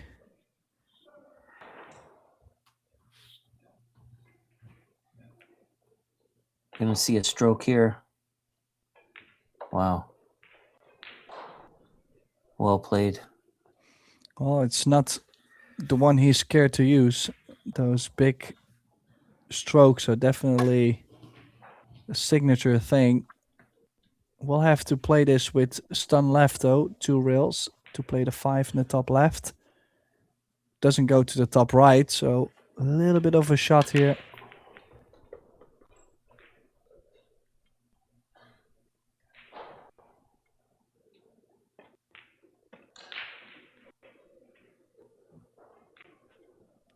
Nicely played.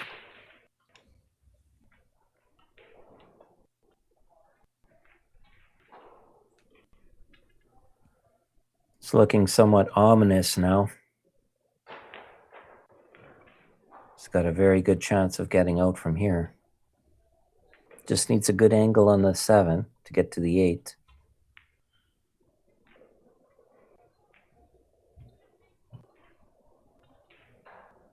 How do you like to play the 8 to the 9 here? Curious.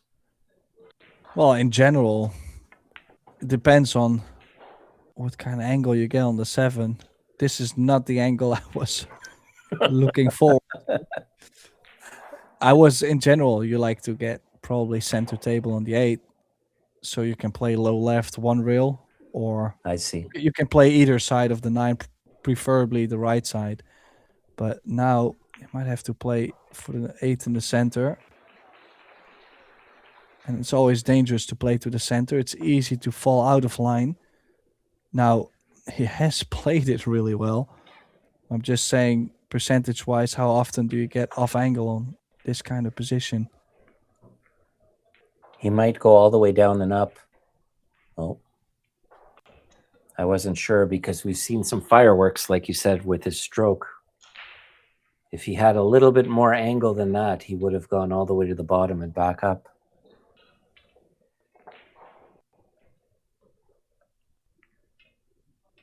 So 5-1.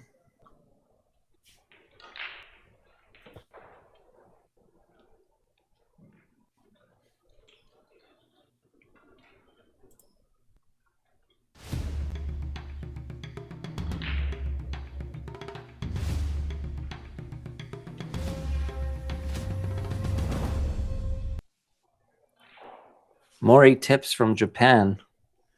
One of the early tip manufacturers, probably one of the earliest ones with the layered leather tip.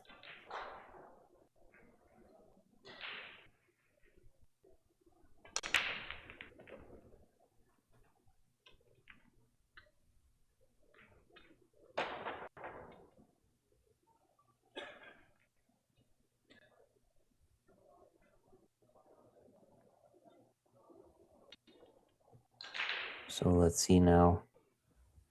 One ball in the left middle.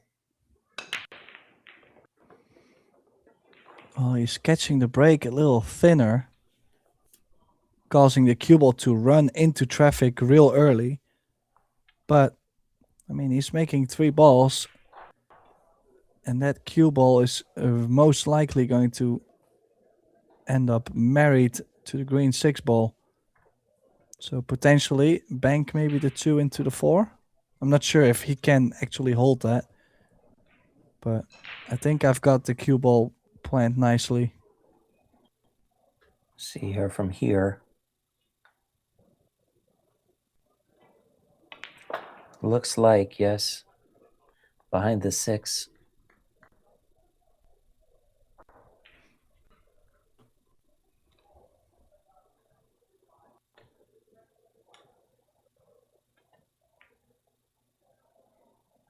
Interesting. He went for the bank. Honestly, I have no idea what he's trying to play. Maybe he was trying to bank the 2 ball above the 6 and hit it thick, but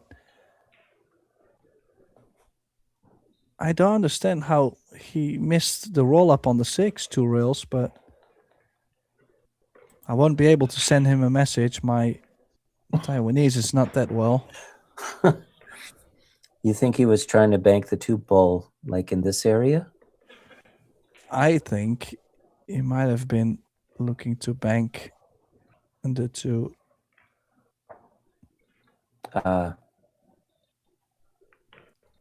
Just because you have this and you have, well, you have a big area with the 6 4 9s, but I just really felt like one good cue ball frozen to the 6. I was gonna say it could be a rack winner, but something might have turned it down for him.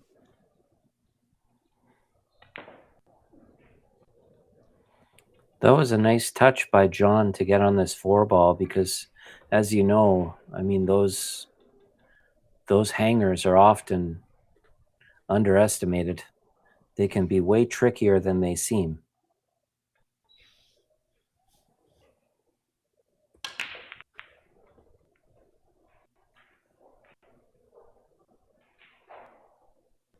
This is interesting now. This 9 ball is kind of in a weird place. Might affect his position here.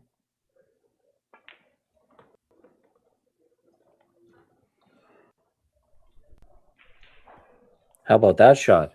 Wow.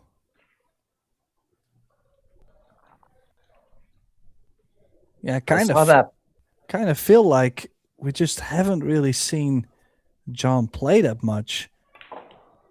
Like, it's difficult to say that to say that he's played a bad match, even though he just didn't really get the table time.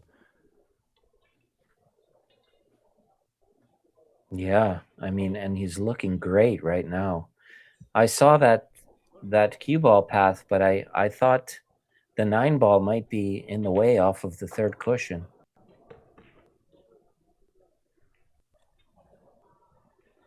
Well, that's why they still have the advantage over us. We get probably the better angles, but we don't have the table feel.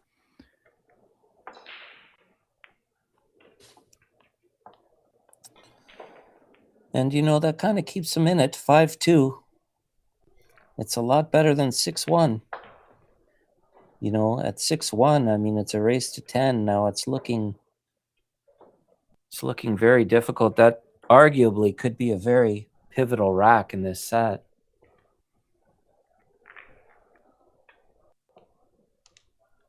What was your biggest ever comeback? Oof.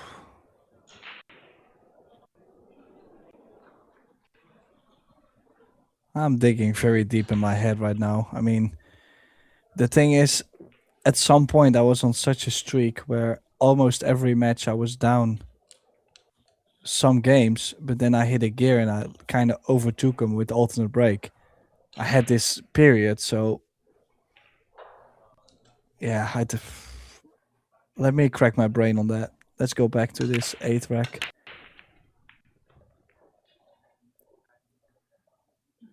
Well, it looks like they're breaking from the same spot, and they're both making the 1 ball consistently. However, it looks like John, like you said, he seems to be hitting the ball a little thicker, and that's helping him get the cue ball, keeping it more in the center or up table rather than kind of getting trapped at the bottom of the rack like LIN Ta Li has been doing. Yeah, there's always 2 sides of the coin. If you leave it near the rack, you're most likely to be closer to the opening shot.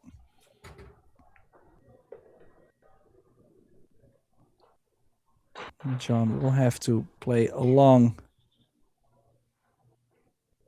2 ball.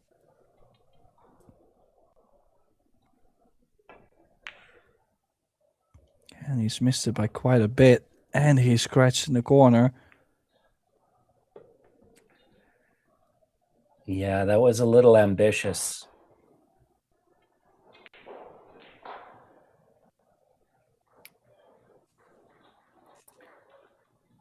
He definitely chicken winged that one. Yeah, but it wasn't a really easy shot either. He had to play with inside spin. Actually, he might have had to play to run into the 3 ball. Like, I could have understood if he played maybe a safety on there. Like, it was a difficult shot. Definitely can understand him missing that. The only problem is Lin only needs to play, well, I would say 1 good positional shot, and that's crossing over from this 2 to the 3 ball. He's going to leave himself just by the side pocket on the left. Then what else is really a challenge? It kind of opens up the whole rack, like you said.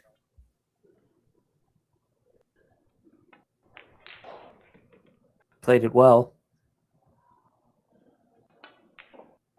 Now a touch of inside on this 3 ball. Maybe even not. Maybe he just comes straight up between the 5 and 9. But myself, I like to just, depending how flat I am, play a little inside and come around the 5. Well, with this 4-inch, I just see players change the whole way they are addressing the shot. Like when I used to play on the bigger pockets back in the day, I would love to spin the ball around and go extra cushion and run a little bit more into the angle and stuff. But on the 4-inch, you just see the straight shooters play the game very easy. So that got maybe a minimum bit of left or right, but you don't really get to see them running the extra rail like you just mentioned. Ooh. A little bit shaky there. But yeah, no, I totally understand that, Tim. Being in Canada, actually snooker is quite a popular game here, or was for many years. So when I learned how to play, I learned on a 5x10 snooker. So not a 12-foot snooker, but a 10-foot snooker table, small balls, small pockets. And you learn that right away with those types of scenarios where you don't want to stray your Q-tip too far from center. And so, yeah, I can see how the 4-inch pocket, like you say, is forcing the players to tighten up.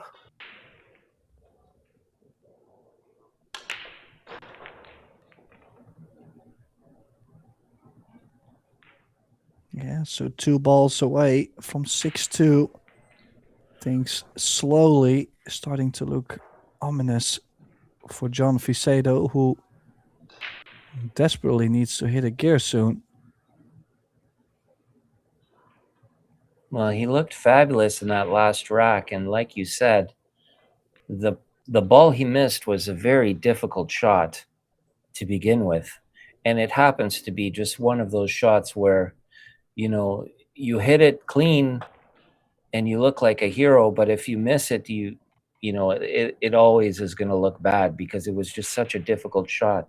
It required a lot of spin, a lot of speed, and a perfect stroke, really. So that's why I said it was a bit of an ambitious shot, but he was feeling it. So how can we blame him?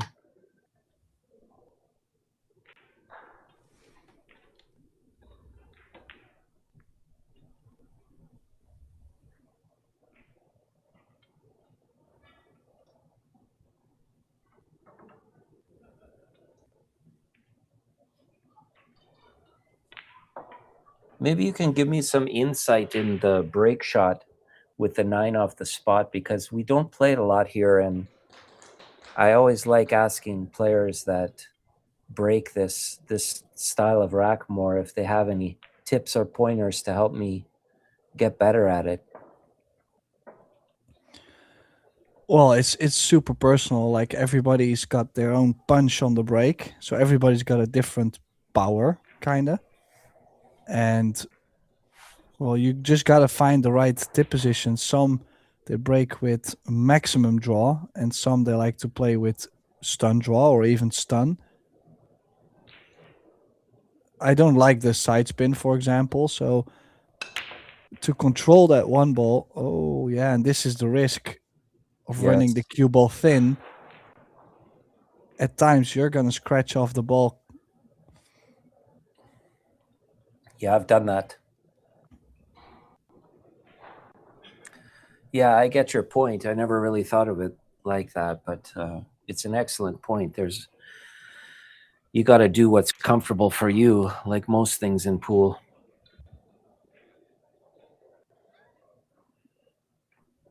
May I have your attention, please?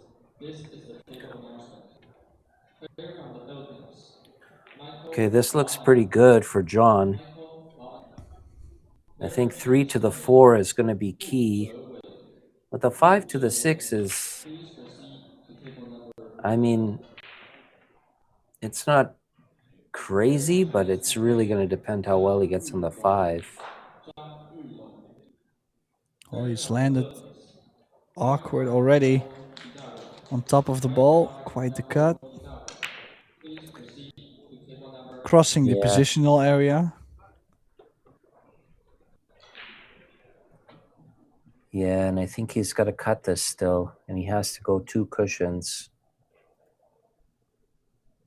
You know, like this, and maybe out here.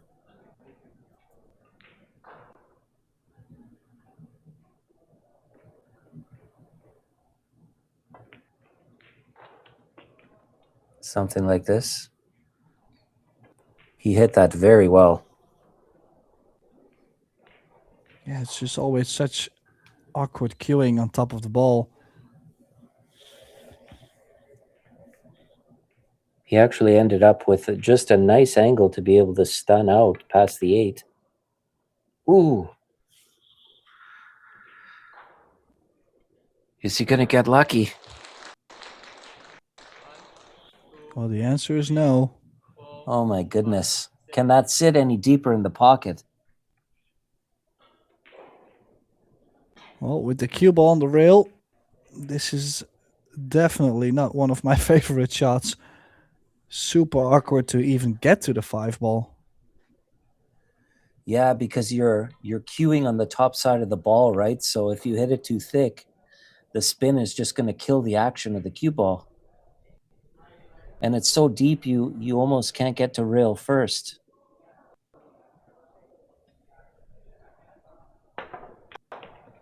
Well, he's done well there, but ooh.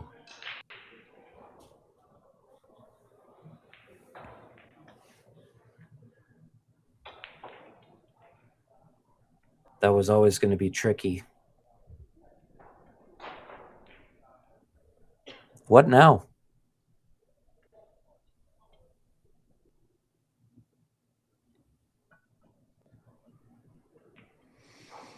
Yeah, what now?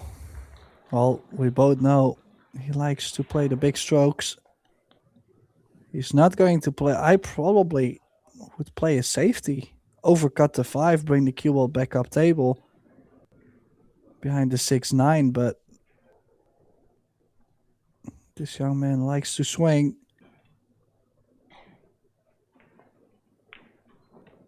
Wow, he made that stroke look easy. Oh, and he's absolutely perfect on the 6.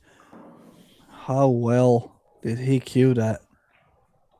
He hit it so calmly too, Tim.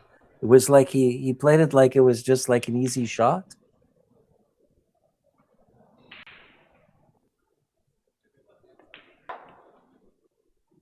No, he is feeling it now.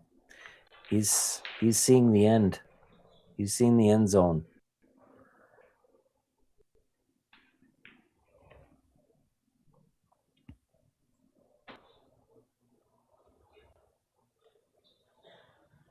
Just a little adrenaline there.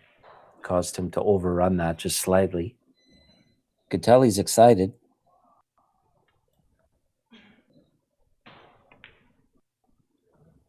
Ooh. Oh. Yeah, I was sensing his excitement. He was moving faster and faster around the table.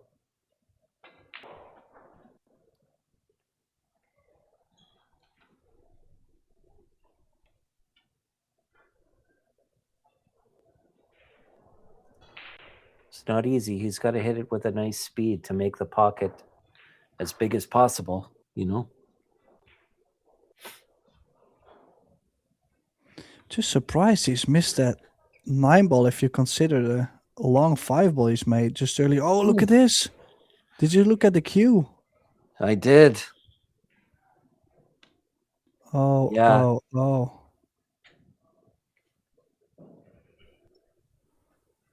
These gentlemen are both feeling the pressure of the moment. You can sense the pivotal rack, you know, 7-2 or 6-3. John is going to be really kicking himself.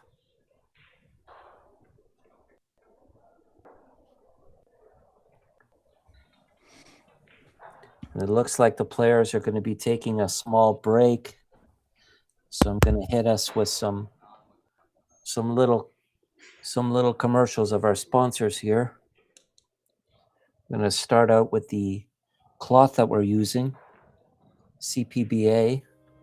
CPBA, the official cloth of international championships, crafted from cutting-edge weaving technology.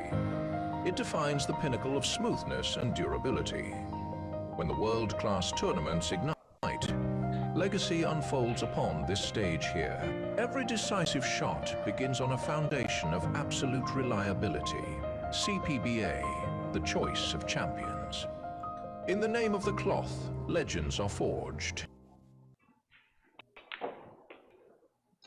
Yeah, this is the cloth I'm going to be trying on my table next. I really want to go with the gray. I've been using the tournament blue almost my whole life. And I really like the way the gray looks.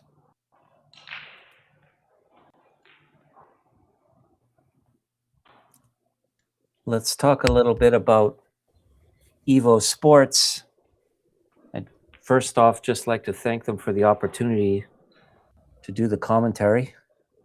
I'm really enjoying it, and I think the technology is just unbelievable.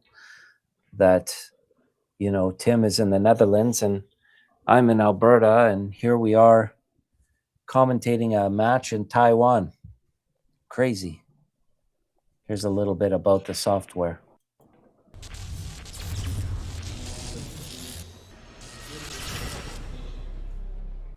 Introducing EvoSports, the future of live streaming. It's now easier than ever to stream and share your action. We use the best equipment for high-quality HD image. Invite a commentator from anywhere in the world. EvoSports is the evolution in billiards entertainment. Live streaming has never been easier. Simply enter your name, add your race link, and start your stream. Join us on YouTube at EvoSports Streaming or at EvoSports.live.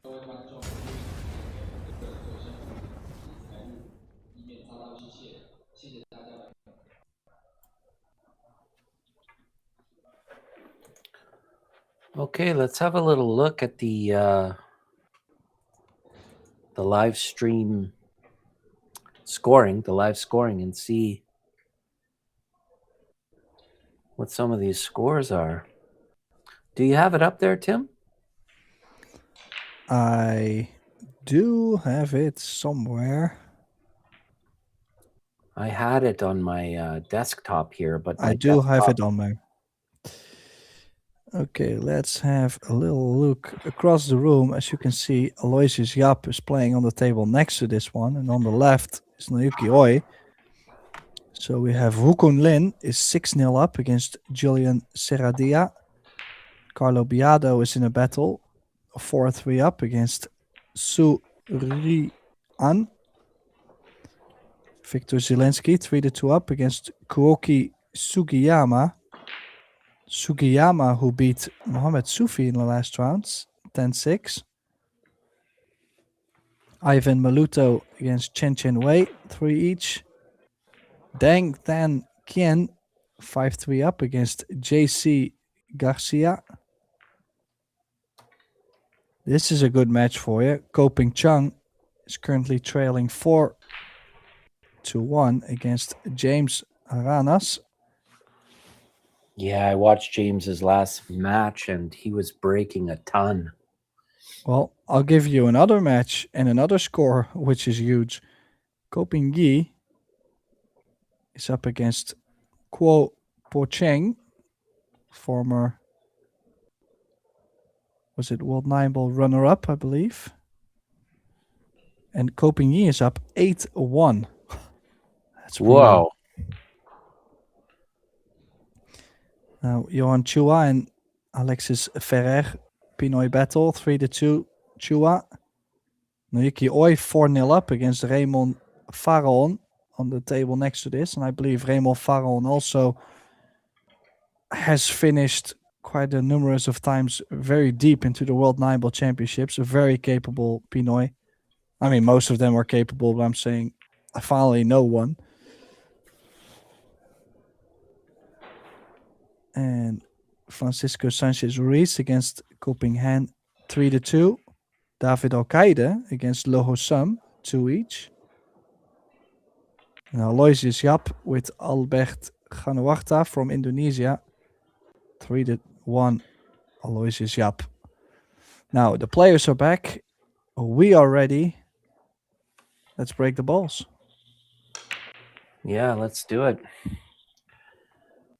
Lin Ta Li is looking to close out this set. He's got 3 to go. And John's looking to just get another opportunity. Was a crazy last rack, hey? The way it finished. I didn't expect Lin Ta Li to miss that 9. And after he did, I certainly didn't expect John to give it right back. Well, in some way, there must have been some doubt in in Lin's mental side. I mean, he definitely got maybe a slight bit too high and then started to doubt himself. But we're nowhere near the finish line, nowhere near where the pressure usually comes up. So it's just the player struggling with the 4-inch. And the 4-inch definitely plays with the confidence.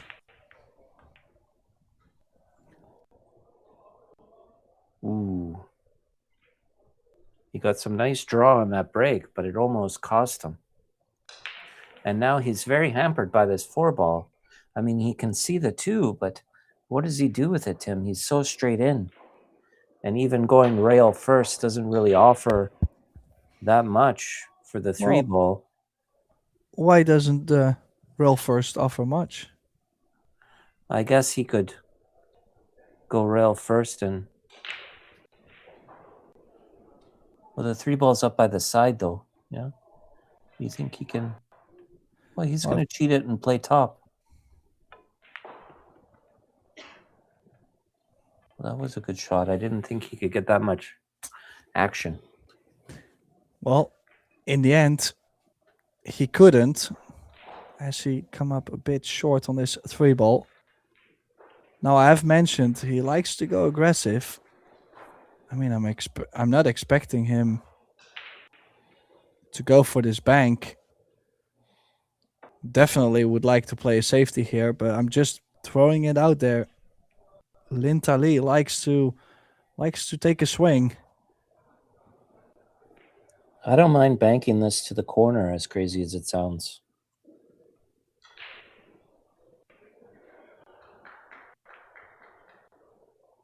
But he's going to bank it to the middle with a safety in mind. Not sure if he got there. I think But he it was looks just like- playing the safety, but if he was playing for the safety, why did he not send the 3-ball up table and the cue ball back down table on the D8? Interesting Yeah. choice. Now the shape on the 4-ball, quite impossible for Vicedo unless you catch the corner pocket knuckle and then the side pocket knuckle to be on the 4. This is unbelievable. So you're saying it's possible?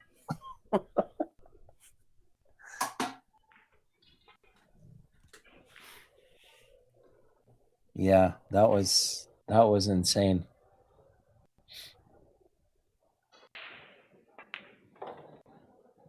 Oh, that was nice. He got into that ball nicely because he had to avoid hitting the horn. How many times have you tried to draw that and you fall a little dead and hit the horn and now you're in trouble?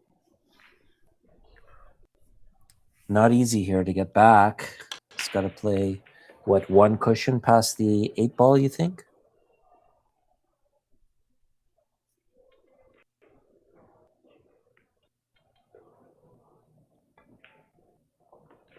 Oh, he went inside. Oh, I don't think that was the right play there. I think 1 cushion maybe with the outside was a bit more of a reliable way, but like you said, the 4-inch is maybe playing with the mind here.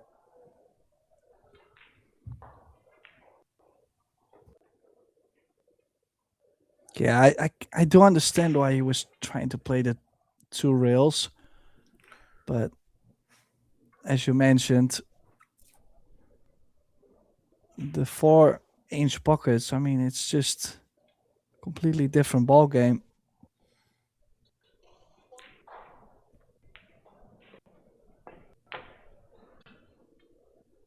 Oh, this is some interesting choice there to take. Definitely had the straight back to the top left, which was easier to make. He went to the top right. Now, I'm wondering, maybe one of our viewers knows the answer. How old is John Vicedo? Because he looks quite young. I might be completely wrong, but at least he looks young.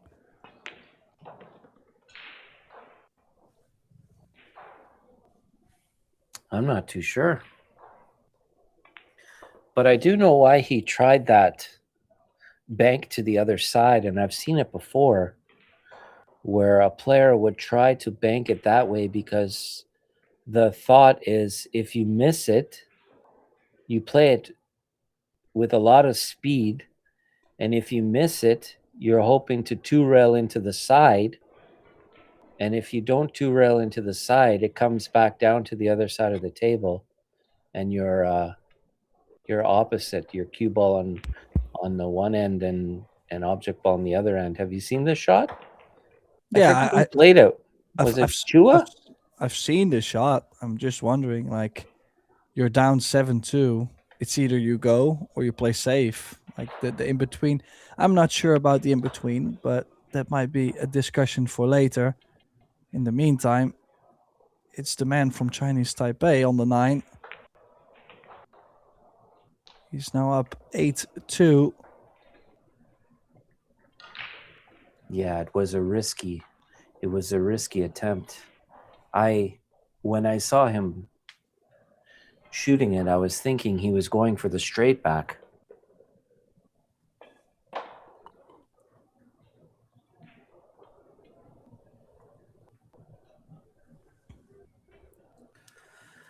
So 8-2, and it's John is definitely up against it now. And maybe that's what we saw, a little bit of desperation, you know? Trying to just take any opportunity. But still. You gotta say, I mean, imagine you're John, you're in your chair, your opponent actually comes into this match, guns blazing. I mean, just barely any mistakes. You're already down 4-0, barely had any table time. Then now your opponent misses the 9. You feel still cold, uncomfortable, not feeling it. You miss that same 9. Before you know it, it's 6-2. Like, it just, every time something happens, Lin is playing well, and then John just can catch a break.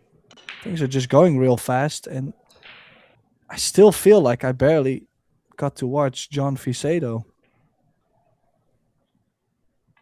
Yeah, it's an excellent point. I couldn't agree more.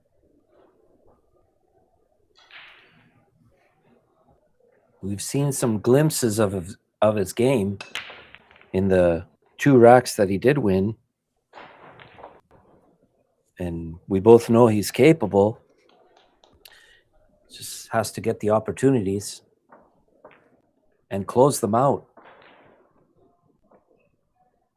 And LIN Ta Li just hasn't allowed him to get going.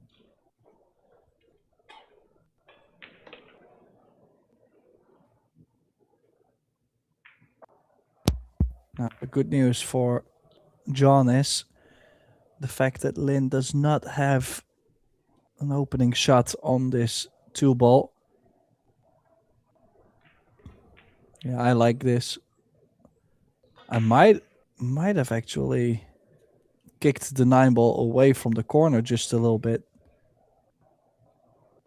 But then still, I mean, this position, it's almost the same shot. And what to play? I mean, you're never going to take this on thin. So that means you'll have to kick. If you kick, you're most likely going to leave the 2 ball on the top short rail. But then you could leave something aggressive on the 9. So I would not take this on.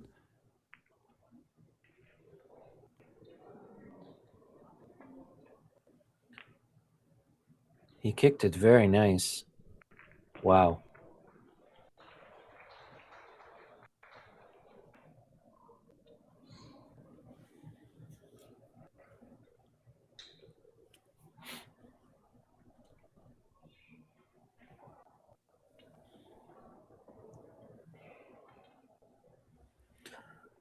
The time you want to kick and get safe, and it actually goes in.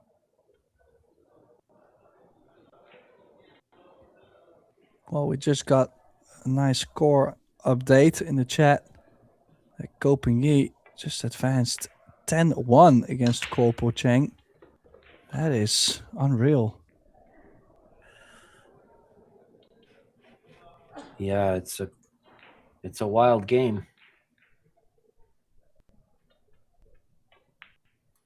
A loss of 10-0 or a loss of 10-9, still a loss, but it's hard to believe a player of that caliber can be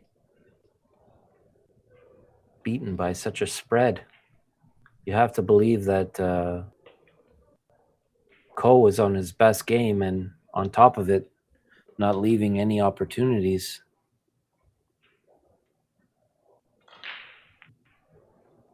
But back to this game, and we got a bit of a safety battle happening.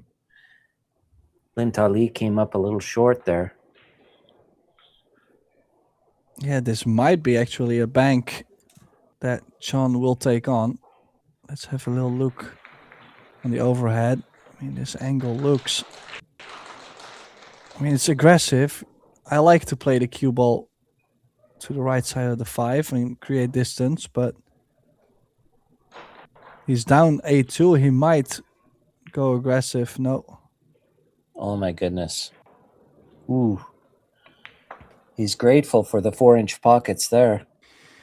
Well, and also, if he had not hit the corner pocket jaw, he probably was going to give up a shot on the 3 ball.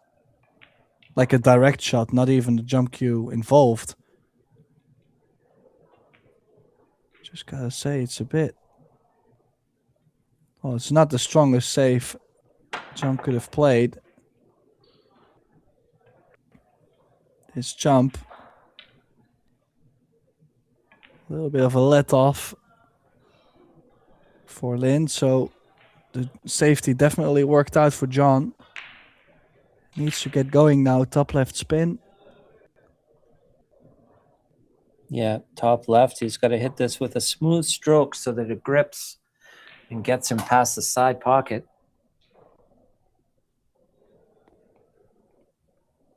It's very close to the rail, so it's got to be the right speed, or it won't have enough time to get the spin. Well, he hit it nice, but unfortunately, and fortunately, he's missed, but kind of got away with it a bit here. Well, until your opponent kicks a 9 in. Definitely a possibility.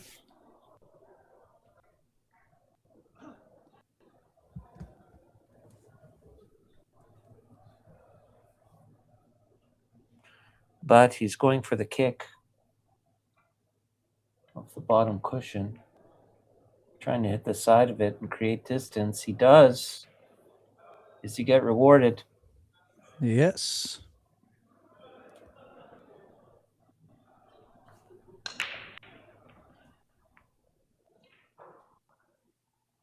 Wow, this has been a great rack for someone like you who loves the strategy. It's a good bit of cat and mouse, eh? Yeah, well, the next question is what to play in this. He's looking to go 2 rails. Just needs to find a window with the 4 and the 8 to get the 3 ball out. Definitely wants to hit this full as possible. Nice hit. But unfortunately, the cue ball leaked out. And I think because we know LIN Ta Li likes to shoot, I think he's going to shoot at this with a high ball and try to come under around the 7.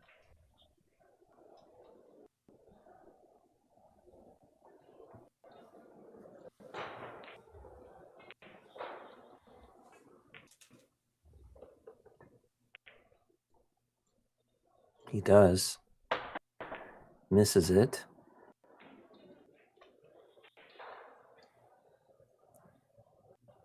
I don't think he left him the potting angle.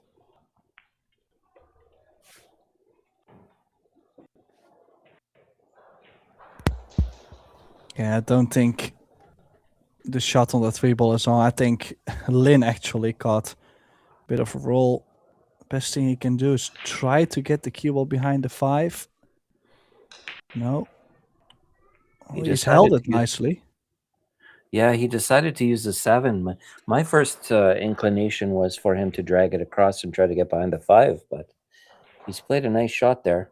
Easy jump kick, though. Or jump... What? Do you jump and try to kick this? I think he can see it. I like that.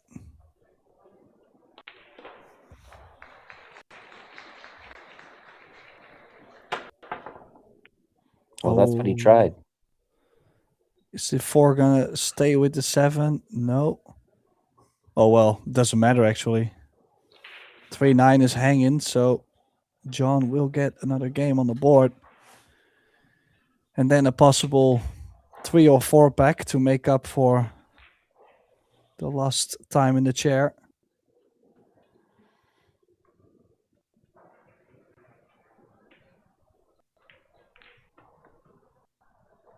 He'll be relieved that that fell.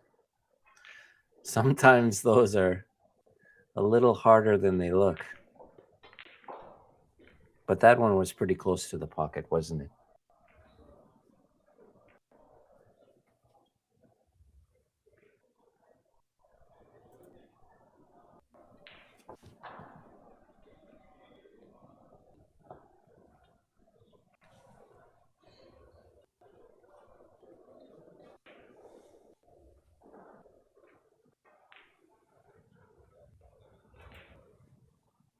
Okay, so here we go.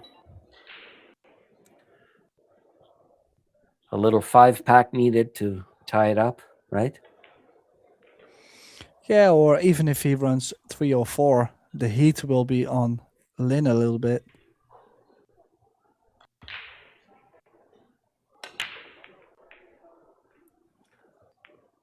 Wow. He took a lot off of that break, it looked like. Well, nothing available on this 1 ball, I believe. Or does that 1 ball go right in between the 6 and the 8? To follow the cue ball in between the 2 and the 8, that would be... If it's laying like that, that would be very ugly. Still cannot imagine him shooting that, though. It's hard to visualize, but do you think that goes? It looks pretty close, like it might go through there. It's easier to visualize with the arrow.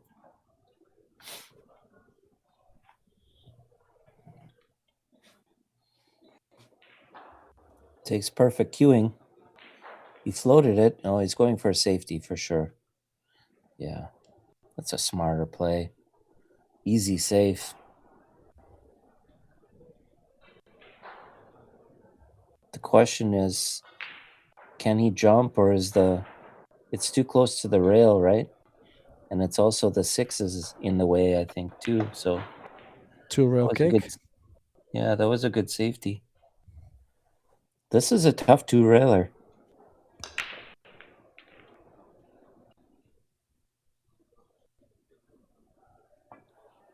Got to catch it deep. Yeah, that one's really hard. Would you say that's one of the tougher kind of 2-railers, especially on the newer cloth? How sometimes it, you know, how it comes off that second rail and sometimes it gets a little arc. You know what I mean? Well, you have to feel the table so well to know how much it grabs also. Like going 1 rail, it's technically angle in, angle out. But going 2 rails, the first rail goes angle in, angle out, but slides or comes shorter. And then the second rail also comes short or long. So you have to judge 2 rails on how much it's going to open up or close. It's certainly tricky.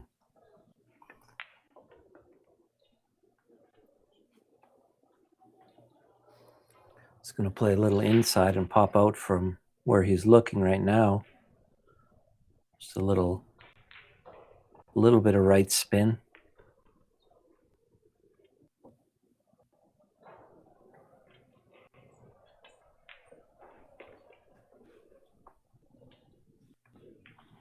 You'd like to be below the 4. That was actually a nice nudge.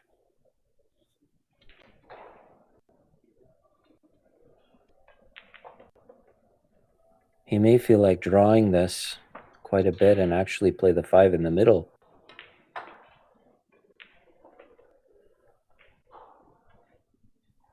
Or the corner. Well, I think he will favor himself on the middle now. Yeah. Just wants to get the angle on the 6 towards the left long rail.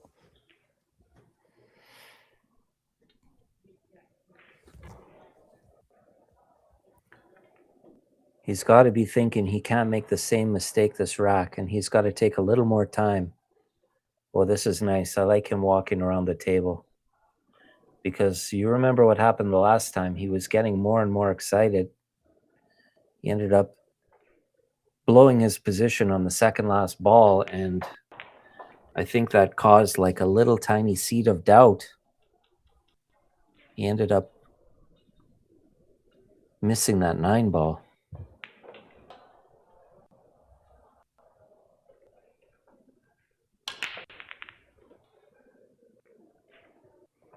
Yeah, one of the not so many mistakes.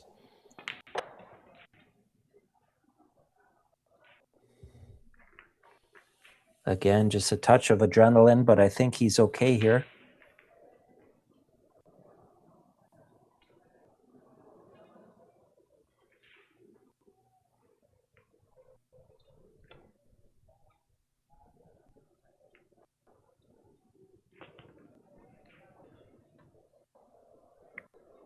Ooh. Again, kind of an in-betweener. Yeah, this is 50-yard line.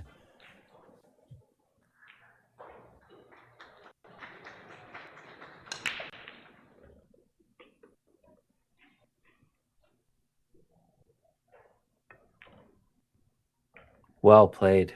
Nice stroke.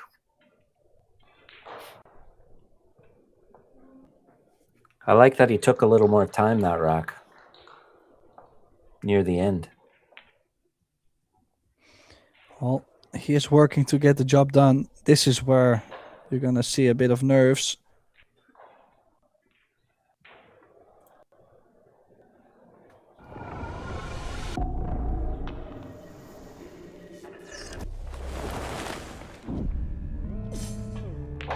Turning point chalk. Some of the best ads I've seen.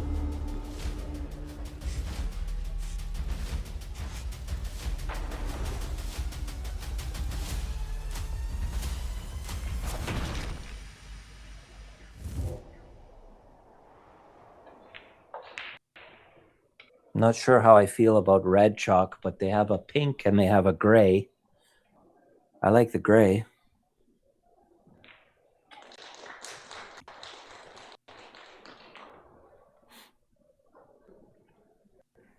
Now, we won't be seeing much more of LIN TA LI on the break after this one. Let's make the 1. The 2 ball hangs up in the corner. Oh, and that was awful close to get the shape on the 2. Yeah, he just needed a little rub on that 4 ball and he would have had a shot at it. Do you think he pushes out here now? Yeah, he has to. I mean, sure, there's people jumping and kicking all kinds of weird things, but definitely, I kind of like what he's looking at now. I like kicking the 2 ball up table. Yeah. I mean, what are you benefiting by pushing? I mean, you have a decent kick opportunity here for safe. Normally, I would say no, but this one, I think, sits pretty nicely to come off that second rail, kick the 2 up table, and even get the cue ball kind of drifting back towards the 4, 7, and 9 for some cover.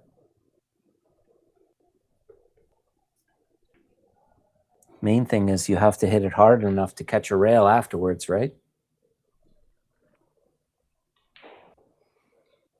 Yeah, in some way, I'm just not too worried about that. with the 2-ball being so near.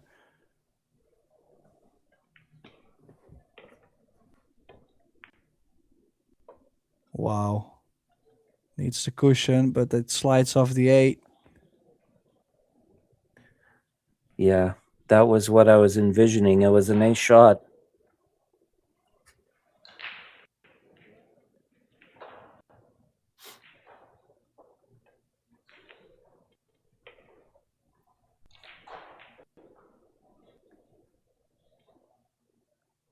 John's going airborne here. Maybe a bank? Ooh, the carom. Nicely done. Oh, and he's got the shape on the 2. Last call, John Vicedo, last call. Have to run out. Well, you'd have to say if he can stun and hold this for the 4, he'll be in a good position to potentially get out. 5 to the 6. It's going to be the challenge.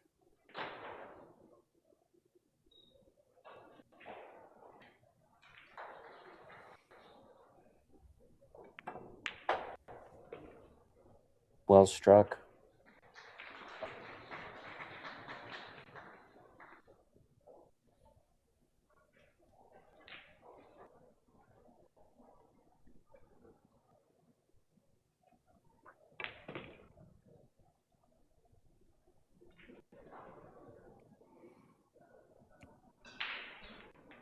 Oh, I think he's straight enough to still play a lot of left spin.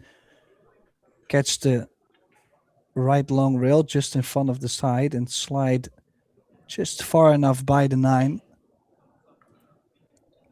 Yeah. Maybe he could cheat it with a little inside and try to draw it straight down too, but I don't know. He played your shot. Gotta go. I think he's there.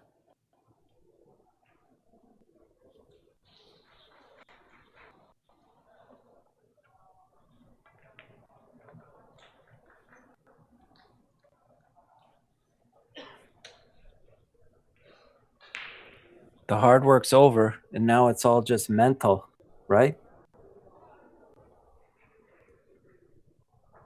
Yeah, it's all mental. 3 balls away. And then a 6-pack for the win. Yeah.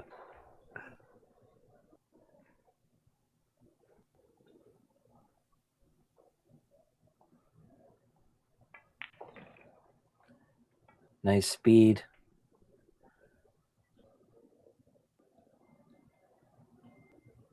Resets.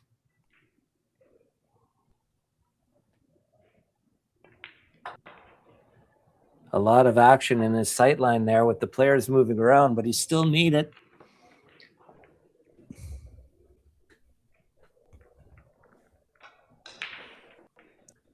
It's almost like LIN Ta Li was asking if he was done, and he's saying, nope, not yet.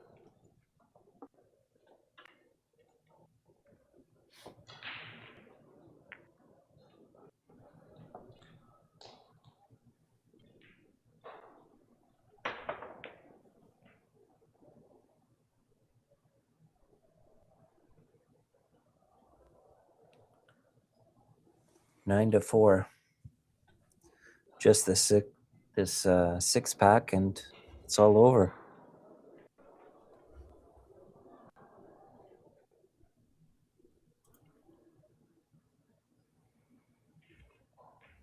But like you said earlier, even if he can make 3, he can really put the pressure on.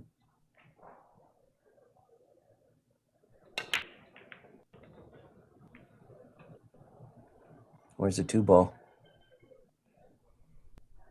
I don't think that's enough to go.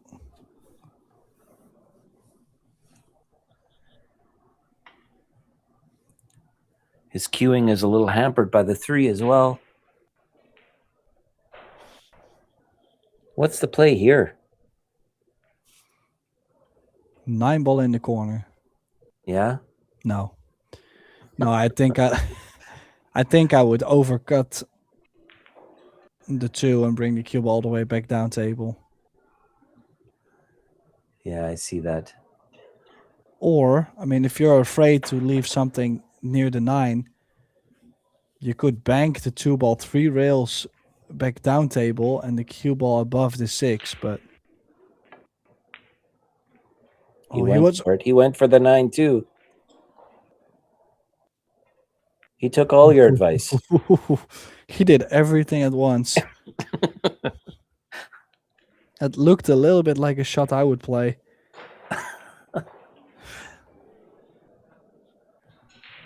Yeah, it looks like a shot I would play too, just not on purpose. Yeah, same. Let's see here. He's got a bit of a leave off of that, but he's going to be safety here, I think. Just roll it, just touch it.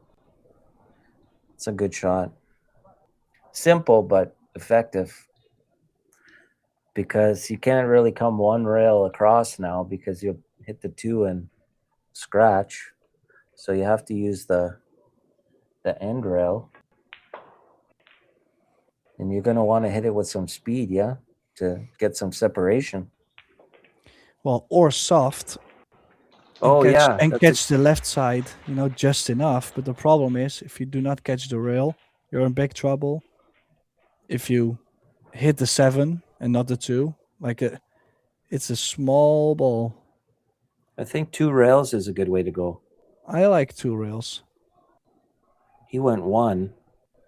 Wow, that was a good shot. Oh no, he's gonna get straight back into trouble. Even though he's hit it quite well. He has hit it quite well. But how, like, this is a very touchy safety. I hate this safety myself. What do you do to play this little touch of inside and just barely touch it? Yeah, just roll up on the 7. Yeah.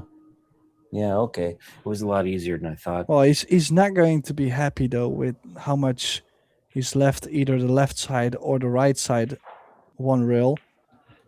Yeah, he would have been better off trying to hit the 2 a little bit past the side more. His only saving grace here maybe is that if he kicks it, if he makes it, he might not even have a shot on the 3. That's assuming he can get by the 7 for the kick. It looks like he's going underneath. Watch out, 9 ball.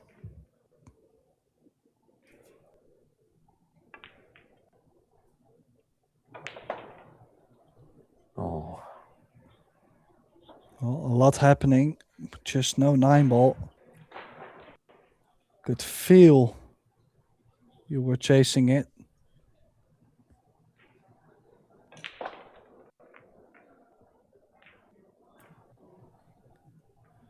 Now, bit of a bigger stroke on this too. Just draw across. Well, and there's still the shape from 5 to the 6. I mean, it's a bit of a funny position. You don't want to catch the 9. Yeah, he's looking at it now to see where he wants to be.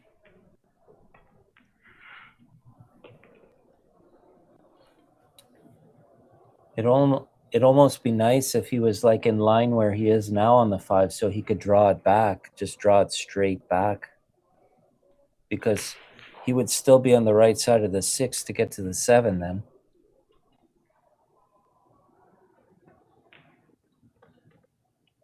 This is a decent line. Get off the cushion a bit.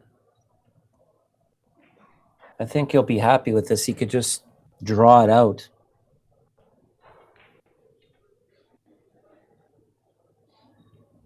He might even draw it this way. But he's looking to go underneath the 9 now. I don't like that. I like maybe just trying to draw. You know, because you get a little slight whip there and you come out. Ooh, the thin. That was an option too I didn't think of. Well, the good news is he's bumped the 6, and actually to where if he makes the 6 ball, he's guaranteed to be on the 7.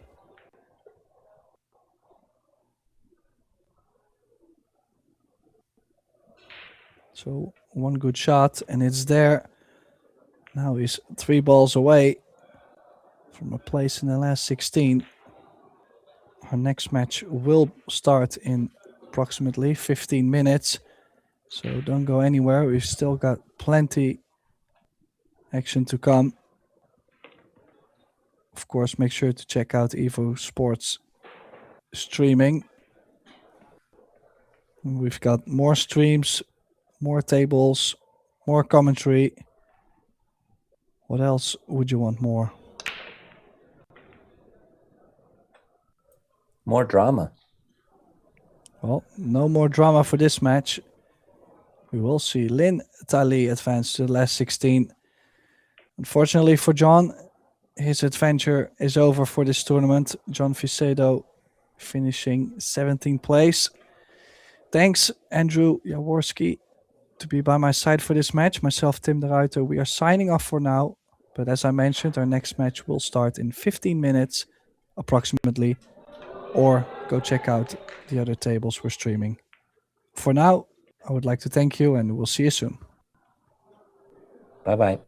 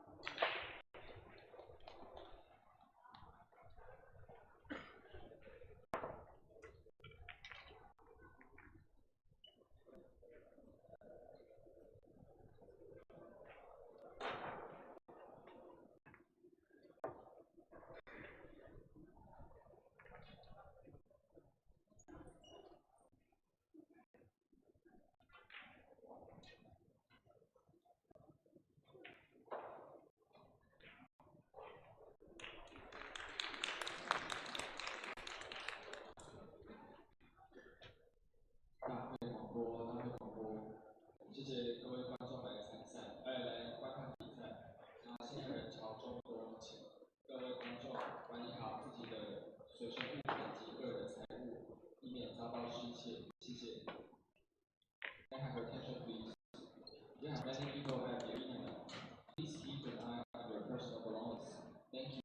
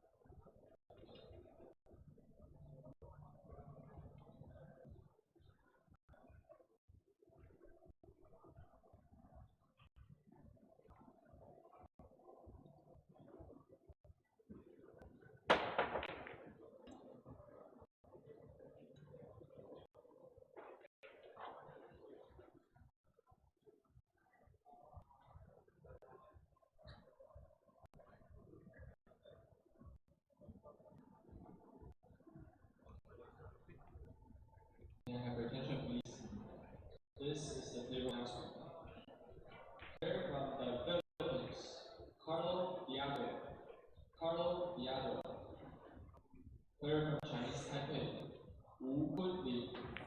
Wu Kunli. Please proceed to TV table.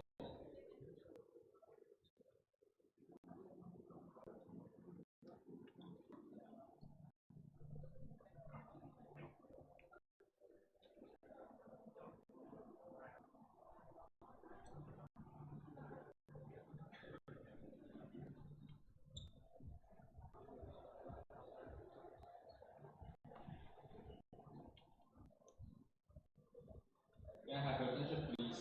This is the table announcement. Player from the Philippines, Carlo Diado. Player from Chinese Taipei, Wu Kunli. Taipan, Zhong Kwan. Please proceed to TV table.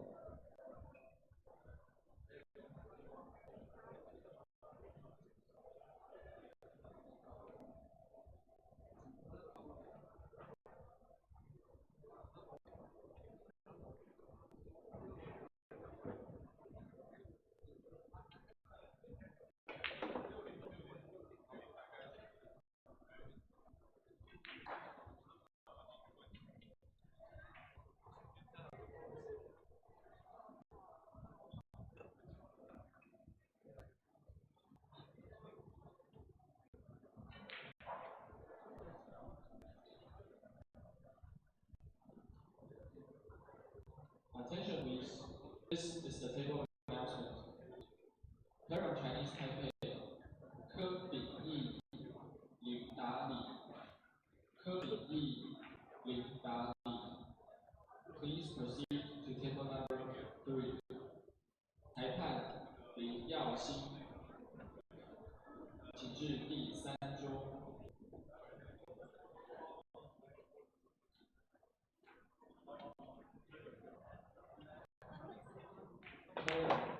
Victor Jelinski. Victor Jelinski. Player from the Philippines, Atan Maluto. Atan Maluto. Please proceed to table number 8. 裁判周宗仪，请至第8桌。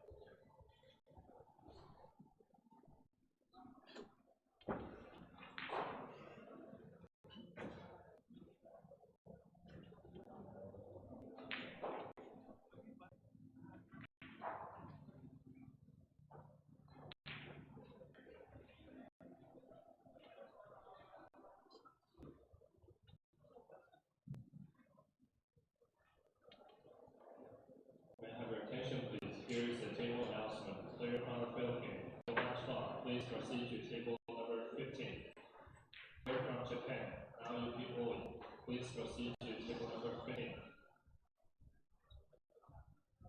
裁判李继增请示15桌执法。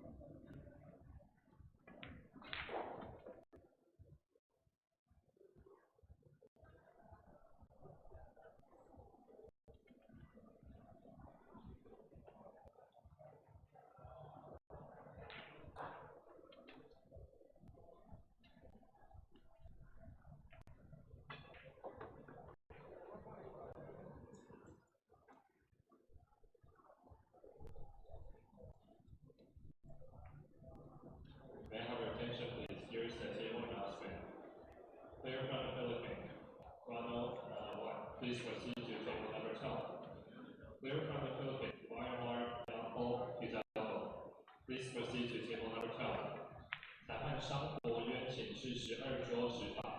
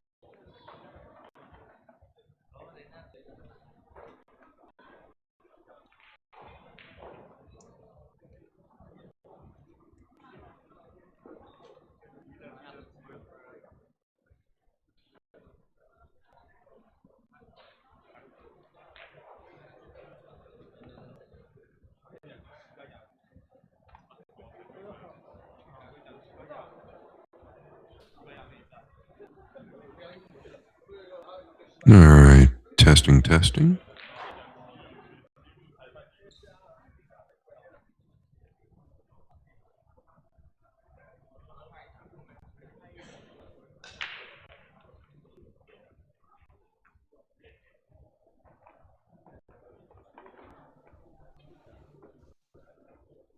Testing 1, 2, 3. Scott Frost here.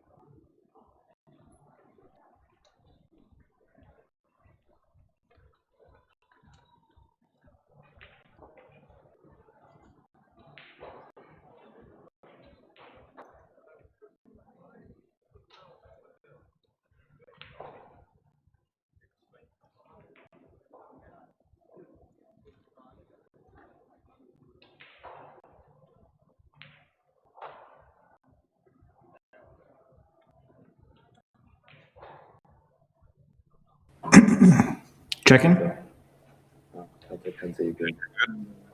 Yeah, can you hear me? Yes, sir. All is good. Okay, sounds good. I'm just going to mute it until they start the warm up. Sounds good, buddy. Okay.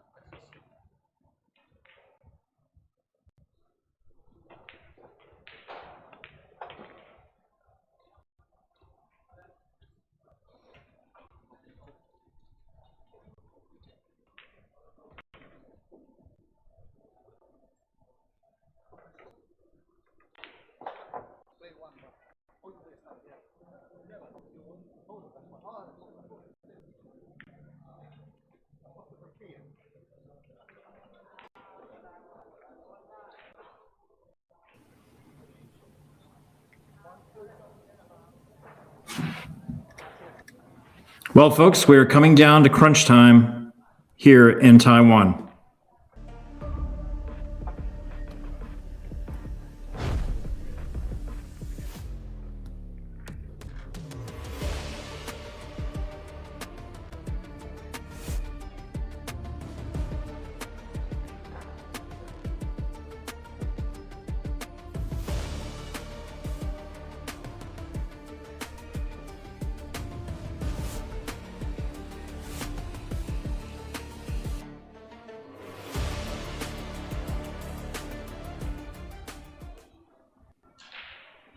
Okay, we're about to start a match. This is last 16 action. This is Francisco Sanchez Ruiz and David ALCAIDE. Both players are from Spain.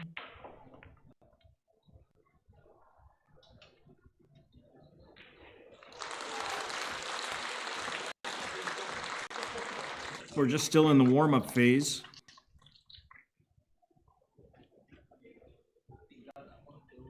But I'm joined in the booth here with by my good friend, somebody I haven't seen in quite a while, Mr. Scott, the Freezer Frost. Hey, Brian, how are you? Thanks for having me, buddy. I'm excited to be here. These two guys are no strangers to one another. Yeah, they're kind of like best friends, and they travel around together. They both play upper 800 Fargo level. I think Francisco is one of the top 2 or 3 in the world. And I commentated on his last match where he played about as close to perfect as you can. He won 10-0. And I think maybe he made a position error. Well, So- I know he's been playing well, Brian. He actually won David actually won the Philippines Open. FSR had the best run of any player probably in history a couple of years ago. Then David just come back, and obviously a veteran himself. He won the Philippine Open, one of the craziest tournaments I've ever covered, Brian. Tell me. Oh, it was just insane. It was at Gateway Mall in Manila. It was a 3-story mall, and there had to be, I would say, 3,000 people. I mean, you just wall-to-wall people, 6 rows deep. Nice. on all the 3 levels. So the tension was insane. I think you saw that 9-ball that Jason Shaw missed against that Arseny Sevestyanov. I believe I might have seen that. Yeah, incredible. Yeah, the pressure that was applied to those players in that event was insane. David handled it well. And he's the one who won it. So, I mean, both players are in super good form. Like I say, I don't think... I think ALCAIDE had a tough match in his previous match, was it? But before that, he was just rolling through. Just go and look at the draw.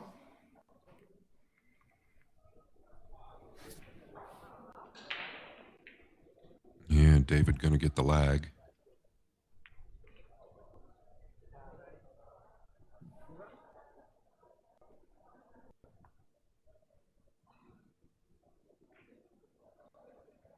The 16 players left, and I believe every single player is in action at this moment.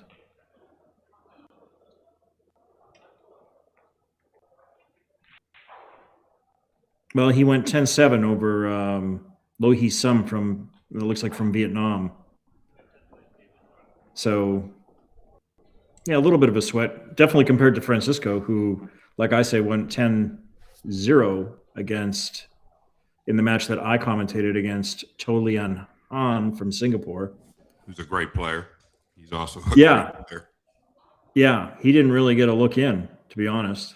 Right. And then he rolled over Ko Ping Han, another Taiwanese from local, and also a stone champion. That was a 10-8. So that was a closer match in his most previous match. Now, both guys that had the break pretty well clocked. Let's see how he does. One in the side he's after.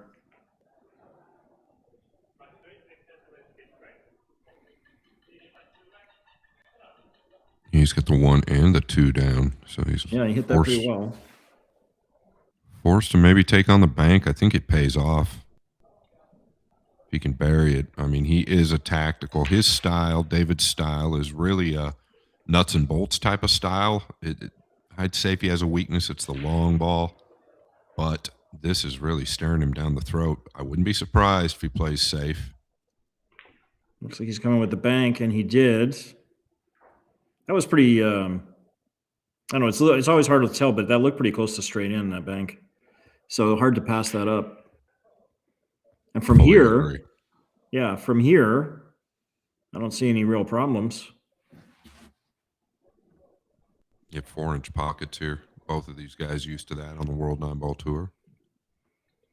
Yeah, and they've been catching a few guys out. We were watching, or I was watching the match with Ko Ping Chung, and Aranis, and Ko missed the 8 at 8-8 and hung it, but Aranis wasn't able to get around the table to get on the 9.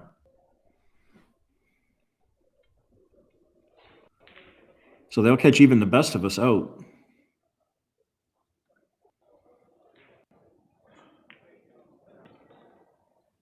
He looks pretty comfortable. Yeah, you want to get out a little further. Yeah, you beat me to it. He came a little short there.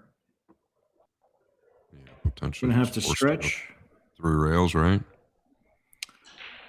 That looks logical. A little touch of, it would be in this case, right, low right. Is he just chipping Beat this? the scratch. Right. Yeah, you can go Oh, he was forward. able to come in short of the corner. Okay. That'll do. That could have gone wrong.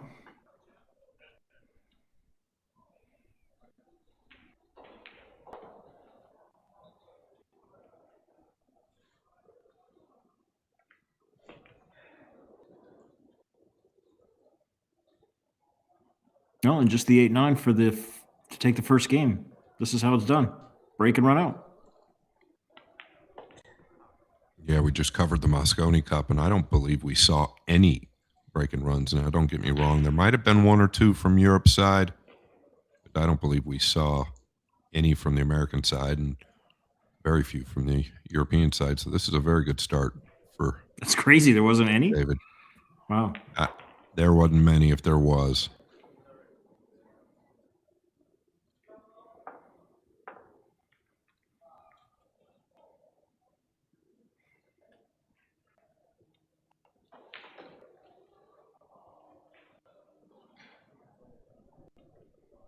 Okay, so now we have a referee racking the balls. We're playing a race to 10. It's single elimination in this phase of the tournament, in case you haven't been following. So both these guys came in. Brian, are we in the final 8? I thought we were in the final 8 here. Is this the final 16? I thought that was the last round. I'd counted 16, but maybe I'm incorrect. I'd like to know that though. Good to know. Well, if I put up the live scoring link. Now I understand the last round still isn't fully completed. I don't believe, but we will. Well, I'm be seeing one of the 8. final 8. I'm seeing 8 live scores.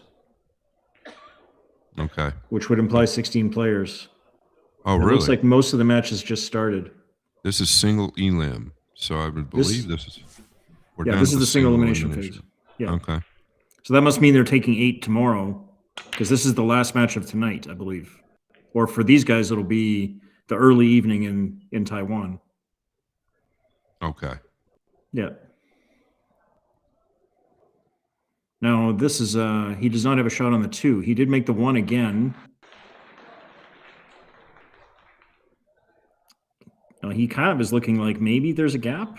That looks like pretty narrow to me.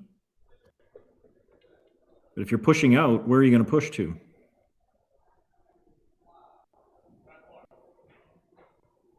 You can go up to the upper left corner, but it's a little dangerous. There's a big wall of protection there with the 5, 9, and 8.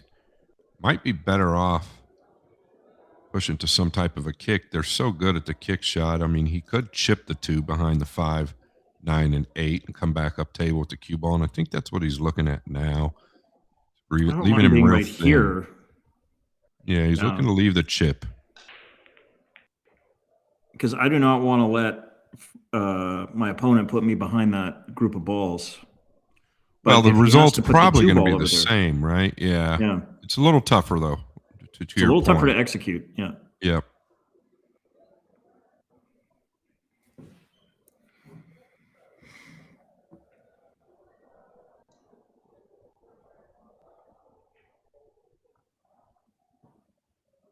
All depends. I think you just need a sliver of this 2 ball, and you should be clean. Though you've got a big wall over there. You don't have to hit this real hard. That's the only way it can go wrong is if you overhit it.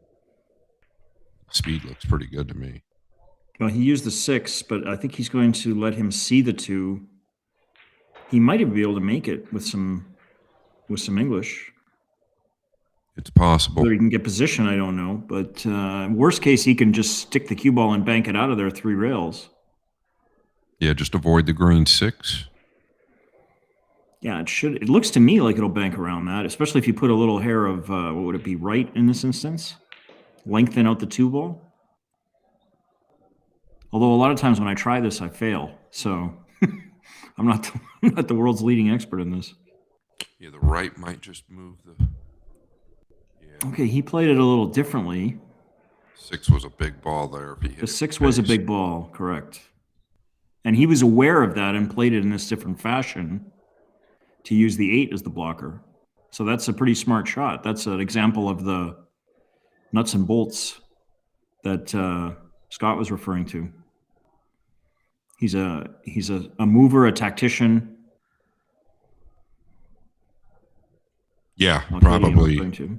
Yeah. Yeah, probably, in my opinion, or many of our opinions, the best on the World 9-Ball Tour at that part of the game. If it's a scratchy or scuffy type of game, you've got to tip your hat to ALCAIDE.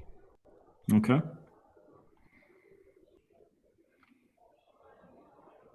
So the debate happens, right? Do the tight pockets help him or hurt him? I think they kind of help him because you're going to get more opportunities, I think. That was a foul, I believe. Yeah, correct. And they've got some... So far, like what I've seen, I've been impressed with the refereeing team. They seem to know their stuff. The only real problem has been some language barriers, you know. You got guys from all over the world. But, yeah, it's a really professionally run event over here. So ball in hand, the 5 is a problem, minor problem.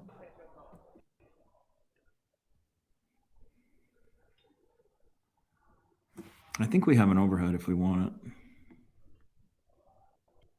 This might give us a view of what goes and what doesn't, if the 3 even goes. Is he playing to move the 9 here? And then that probably opens up the whole rack.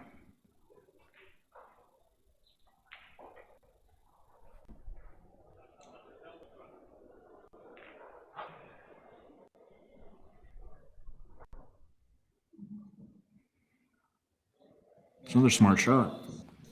Yeah, he's a very smart player, very crafty. Very crafty.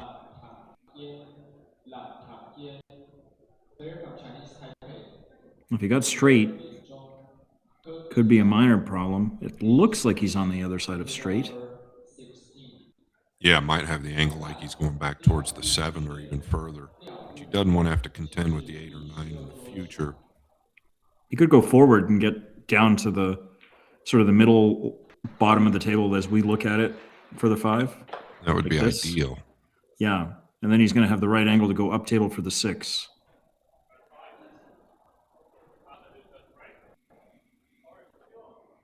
He's looking pretty good.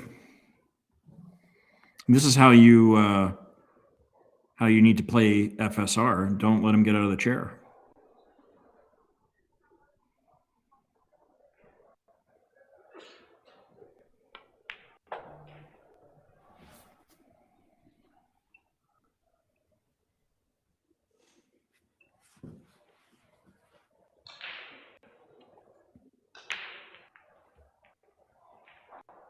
Looking to see if the 8 plays now. I'm sure it does. If not, he wants to fall flat on the 7. Can go forward here.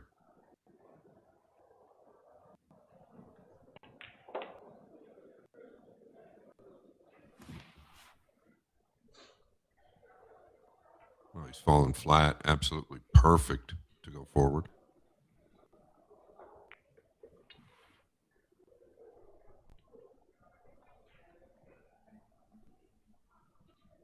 You know, well, that'll take any complications out of it. Just roll through and shoot the 8 in the left-hand pocket, and then you already got a 2-0 lead.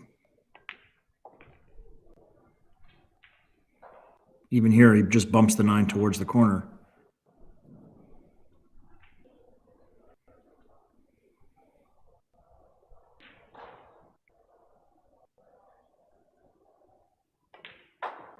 I thought he was going to have to hit the 9, but that's okay. Either way, it's the same result. He is going to be up 2-0.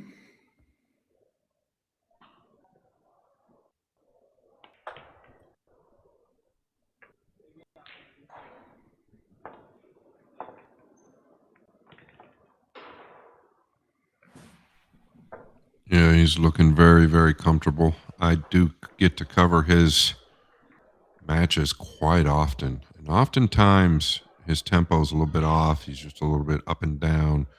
Last year, he struggled quite a bit, meaning 2024, 2025, towards the end of it. He definitely started to really dial in with his timing, his tempo.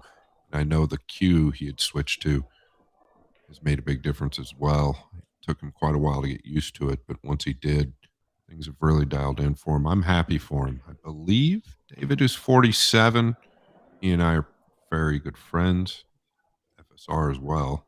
Both amazing guys. Very, very good guys. Well, the few times I've seen them, they always seem like they're in a good mood, which, you know, suggests they're cashing a lot of tickets. And yeah, there's nothing really to. ALCAIDE's currently ranked number 12. They're showing him as 119,000 in prize money. And yeah, like you said, 47. They call him El Matador from Malaga, Spain. Yeah, they're, you know, I'll just be honest. Neither one of them are winning many events. Now, David has won that big Philippines Open, but it just gives you an idea of how difficult these guys are playing now and how great a talent is really out there. Oh, it's just, the fields are so deep, like it's incredible. And I mean, every country, it seems like every time you turn around, there's another country with some great players. Whether it's, you know, here in Asia, they have, obviously there's players from local Taiwan. There's players from Vietnam, where it's become a hotbed of pool. There's, you know, I don't think there's as many from mainland China. It's kind of snooker country over there, but a lot from the Philippines for sure. Yeah, the Philippines is a hotbed, huge, right? But now Korea is into the game. Used to be more of a three-cushion country, and you know, the Korean player that I was commentating on, I believe his name is Kwan. He had plenty of game. And then over in Europe, again, same thing. You used to have just some guys from Britain, you know, Sweden, Germany, but now Estonia, Latvia, Poland. Kachi's from Albania, I think. Yeah, him Greece, and his brother. His brother actually plays better than Eklund does now. Yeah. So I mean, it's just like they're coming out of the woodwork.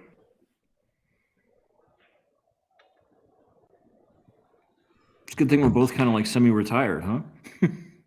I wish I was. My schedule, I'll be gone most of the year again. I was gone most of the year last year. But I love doing it. I love doing what I do. So Yeah. I leave for the Philippines on the 18th and don't get back forever. But it's fun. Another scratchy game, Brian. I believe that, I mean, and both of these guys are tacticians. They're as good as they get on the defensive side. So when it comes down to this, it's anybody's game.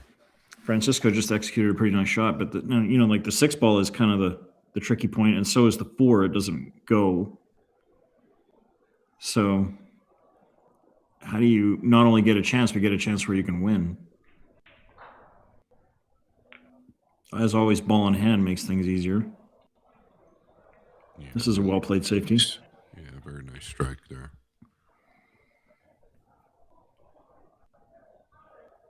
I should think he'll jump, but the problem with the jump is it's unlikely you'll make a ball and you're going to open everything up. Do you jump and play a kick of some sort? Same problem. The cue ball should go into the 8-6 if you hit it off the side cushion. Yeah, oftentimes just like to kind of stir the traffic up. You could maybe catch the backside of the 8 and fluke the 6 into the upper right, but it's going to take it's possible. luck. He's in a spot, so he may as well just sort of scramble, roll the dice. Yeah, fram him, as we used to say.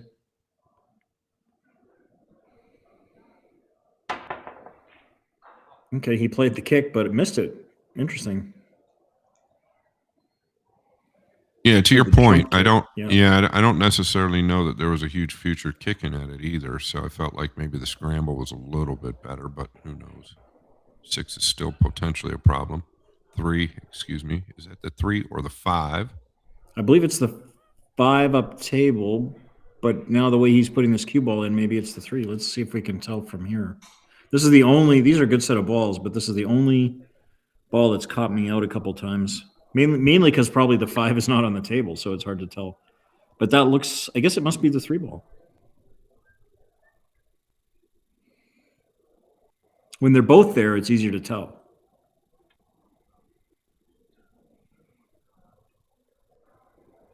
Yeah, you can really land anywhere over here due to where the 4 is at. Okay, now I believe it's the 5. Yeah, it's the 5. Yeah. Interesting. Yeah, so maybe he's going to have to run down table and maybe play the cross corner bank in order to get position on the 7.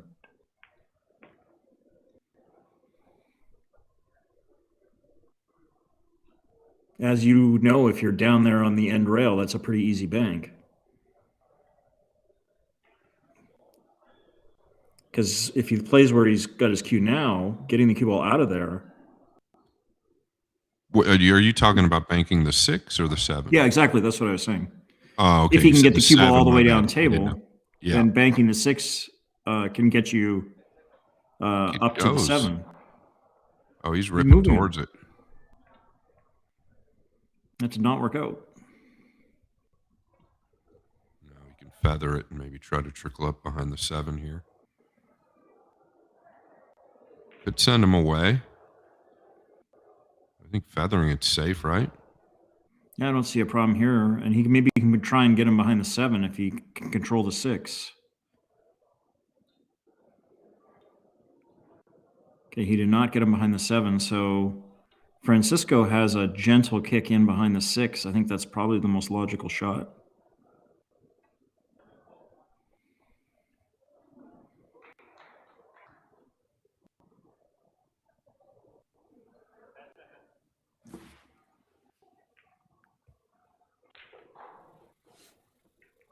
No, he played to clip it. Boy, that sure looked like a kiss to me. Yeah, and he even used the outside ball to avoid the kiss. I don't think he could avoid it. He was just trying to get distance. I think the better play was just to bunt in behind it and just take your medicine from there. It's hard to second guess the guy who was like number 1, but that's what I'm here for.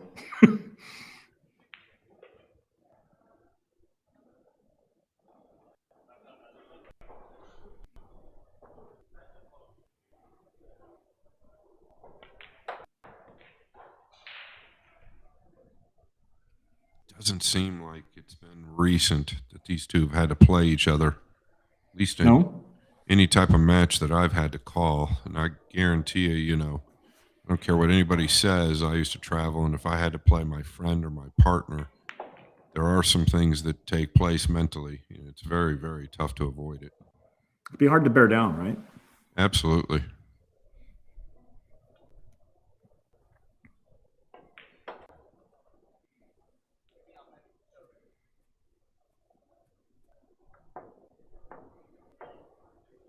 ALCAIDE takes game number 3. Quickly.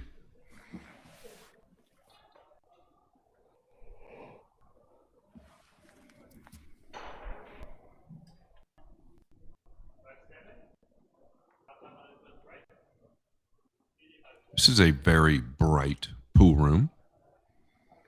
Yeah, and with the lighter colored cloth and everything, it's yeah, they have white walls and light gray floor and everything. It's like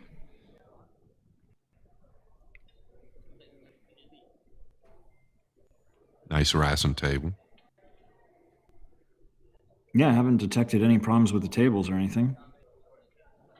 No, in the 4-inch pockets, I'm a big proponent of the 4-inch pocket, especially playing this game.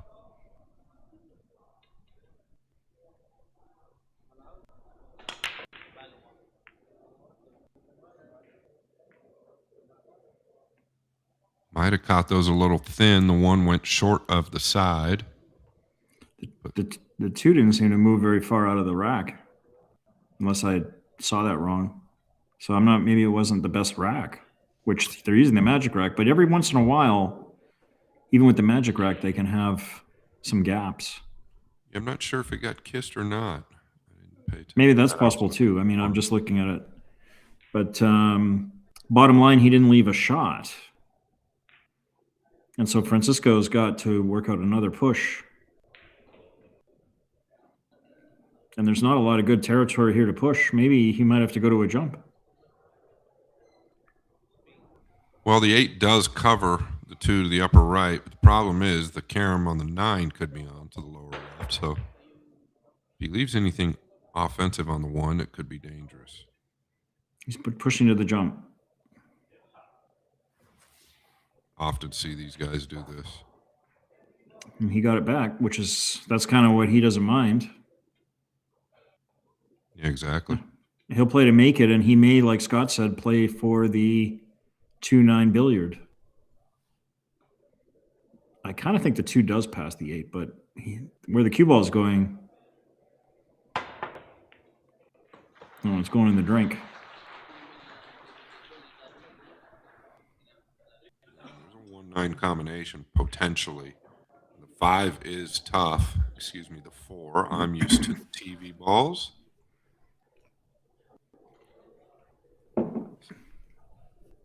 Yeah, this is the 5. Yes, correct. I'm not. Okay. We don't use these balls, so I apologize. You're used to the dark set, right? With the dark stripe 9. Yeah, the Aramith blacks. Right. Yeah, it's where the 4 is pink.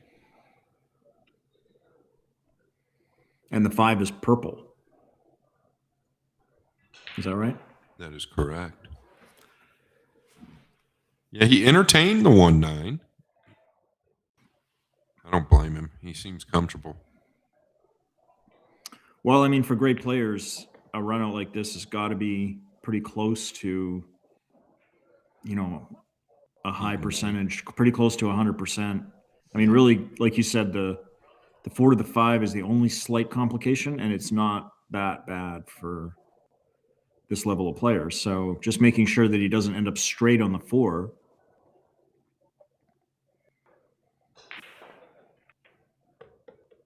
I was about to draw a circle, but he beat me to it with the cue ball. Speed's perfect as well. Yeah, just get off the rail. You can take the steep on the 5 to the lower left and back and forth to the 6, so there's no trouble here. Just bury the maybe here. purple 4. Yeah, you don't even have to be out that far, right? You can come back and forth 2 rails on the 5. You got more out of it than I thought he would. Well, I was trying to hit the cue ball, But now he's in kind of a middle spot, right? Unless he thinks he can just kill it. See, I'd rather be shorter or longer there. So now he might have to work the cue ball back and forth. I think that might be what he's doing. To where it's not natural, though. You know what I mean? Now he's got to kind of force the cue ball. He's kind of in between.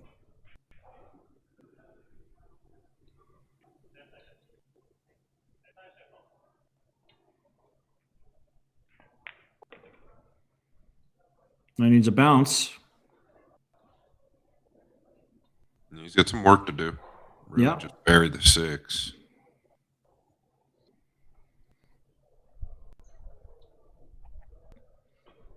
And of course, when you have this tighter pocket and you have to pay a little bit more attention to the shot, it takes a little bit of your concentration away from the cue ball control. So hence, he came up that little bit short. He's got to pay attention to this cut too, not miss. And he very nearly did miss, but he got it in there. And now he's right back in line.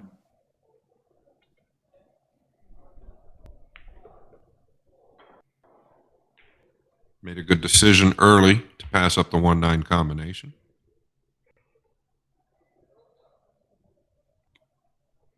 So the 8-9 will take him to a 4-0 lead. And Francisco really hasn't had what I would consider a real opportunity even at the table with an open shot. So ALCAIDE is really doing his job. And that's how he won the Philippine Open, really. It wasn't just breaking runs. It was more tactically. Just kept his opponent sewed up most of the time, then took advantage when it was his turn. Well, that's a professional way of playing, you know. Yeah, it looks like FSR are going to take a TV timeout. He's taking an early timeout here after only 4 games, or yeah, after 4 games. So they have a nice little thing that they do. They put the stopwatch right on the table and a sign that says we're in timeout.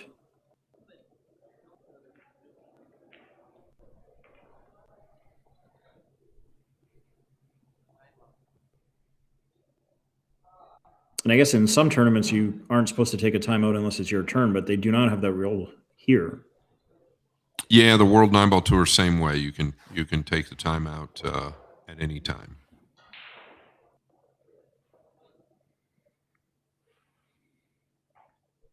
Not the way we grew up, though, right? Typically it had to be your turn or your.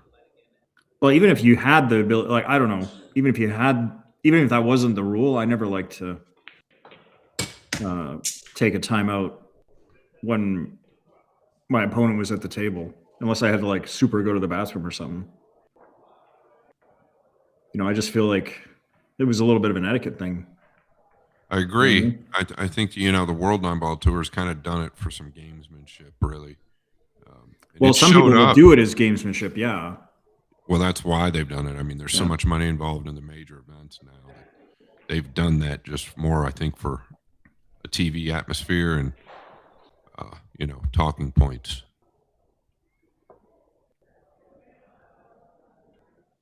Because we have seen a lot of that.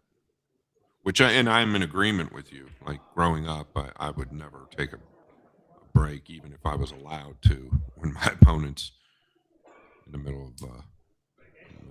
But now and not too many guys would do it the other way around either. I don't know too many people who would just be like, yeah. I think I saw. I don't know. I shouldn't name any names, but I mean, I was trying to think like the last guy I can remember doing it. I can't even. Well, between these two, it's so common now, Brian. It's like, you know, I know David doesn't take anything against it, not just because they're friends. It's just so common now. When I first started commentating for Matchroom about 4.5 years ago, I was kind of shocked the way it would happen. I knew the rule was in place. I was still kind of shocked that it continued to happen. And in the beginning, it took me a little bit of getting used to. Well, I think I look back to when I was a smoker. I would never mind if somebody wanted to take a break, because then I'd be like, sure, that sounds good. I'll go have a smoke. Right. Yeah, and that's another thing on the World 9-Ball Tour. So you can't go have a cigarette break. If you do take your break, you can't go have a cigarette break. You can only use the restroom and come back. Oh, okay. They have somebody follow you. If it's in a major and it's on the TV table. Okay.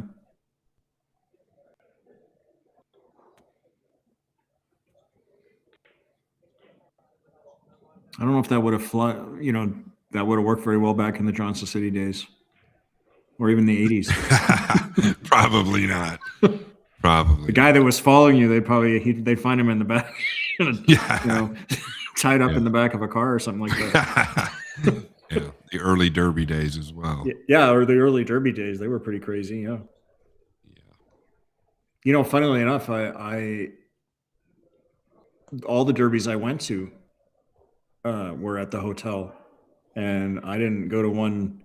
I think I've been to one at the new casino, and it's been at the casino way more times now than it was at the hotel. Yeah, it's crazy. I don't even know how long it's been at the casino, but over 20, right? Maybe. Well, the event started. The event started in '99, right? I've not missed one, but the hotel was definitely a lot more fun. There was a lot more action, and you know, it was just kind of you were in your own little world. It was like a pool players convention, yeah. Yeah.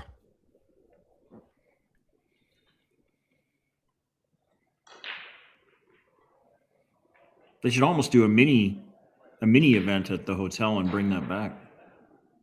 If it's still there, that is. It is still there, Executive West End. I wish they would, but I don't think it'll ever happen. Short He's like again playing with in the that one. chapel. Yeah, he didn't come. He didn't make the one that time. Yeah, I think the hit was thin again, though. Yeah, talking about the chapel, I played Jimmy Fusco a set for 37 hours. He actually went to the hospital afterwards in that chapel. I watched you play the one year you played Corey Duel for it seemed like 2 days. I don't even remember it. Me and Corey.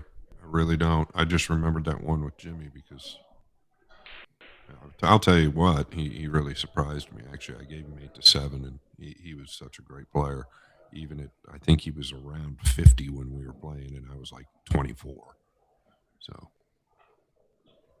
he's got a look here, doesn't he, Brian? I think he does. I think he can see the one. It's the cue ball that is the problem. It's going directly towards all that traffic. Thread the needle? Yeah, no special problem. Yeah, I'm wondering That's if he the was kind actually... of thing that happens when you're an 800 level player. Yeah, exactly. I was wondering if he was trying to maybe go into the 3 heavy. Well, I don't know if that's how he played it, or if he just figured that there was a lot of kisses that would work out in his favor, and he didn't have much choice. Kind of So looked at the 3 though, because it's a problem. Yeah. So I was wondering if that's what he was just trying to. You know, he took a chance. That's all. Yeah, the 3 remains a problem because I don't think it passes the 7, and there's not a lot of area where you can get in. Where, like, if you can get the cue ball back somewhere around where it is, it goes to the upper. Well, now for us, the upper right-hand pocket on this view. Maybe it does pass the 7. Yeah, the We overhead's do this thing actually with the a pretty good line view. to test. The guys have been doing this. Yeah. Okay, well, now he moved it, so he ruined my diagram. And now he does not have a shot on the 3. No, he can tuck. If it's not close to going in the lower right corner, you can tuck under the 7 and 9 here. I don't want to fluke it. No, it was going towards the middle part of the table, but he's vulnerable to the jump here. Now, Katie didn't even hesitate before grabbing the jump cue. Yeah. And these cues are so good now. I mean, the players are obviously great, but the cues, man, the cues are insane. Some of them. Yeah, most of them nowadays, actually. I just signed a 3-year deal with Jay Flowers, and I am shocked at how good that thing jumps. I did have one myself, but I just picked up one off Temu that is like insane how good it jumps. Well, that's kind of to my point now. I think all the manufacturers now, the quality of the products have just gone up so high that, to be honest, and I was a custom cue guy, but the custom cues have kind of, gone by the wayside because they're losing they're losing some appeal. I mean, there's still a lot of collectors and people who appreciate that. Yeah, but the carbon fiber shafts and all these different materials, like now the cue is more just they're getting way more basic. Well, they're all so consistent, right? Yeah, that's probably why, though. I mean, I think it's not really the butt that plays good. It's all about the shaft. We know that as players, and like you said, they've done so much. They've got so much technology involved in these shafts now. It's pretty easily imitated. That's what people have done.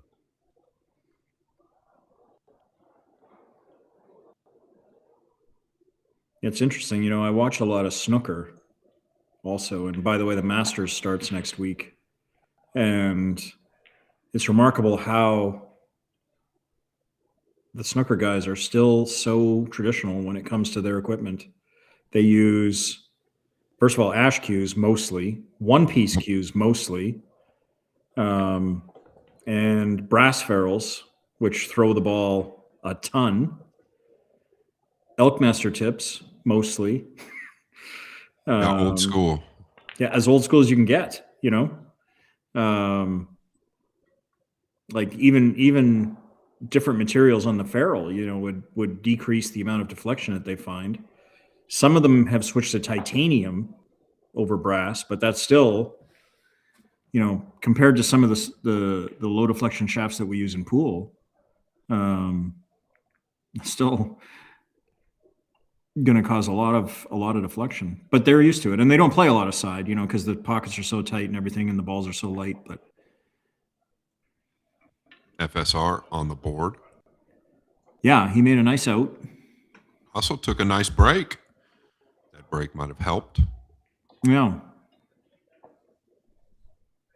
Shout out to one of my colleagues, Phil Yates, who is one of the lead commentators there in the snooker world. Yeah, I listen to Phil often.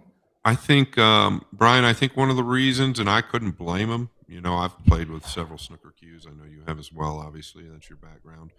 I think one of the reasons they stick with it, though, is that one-piece cue.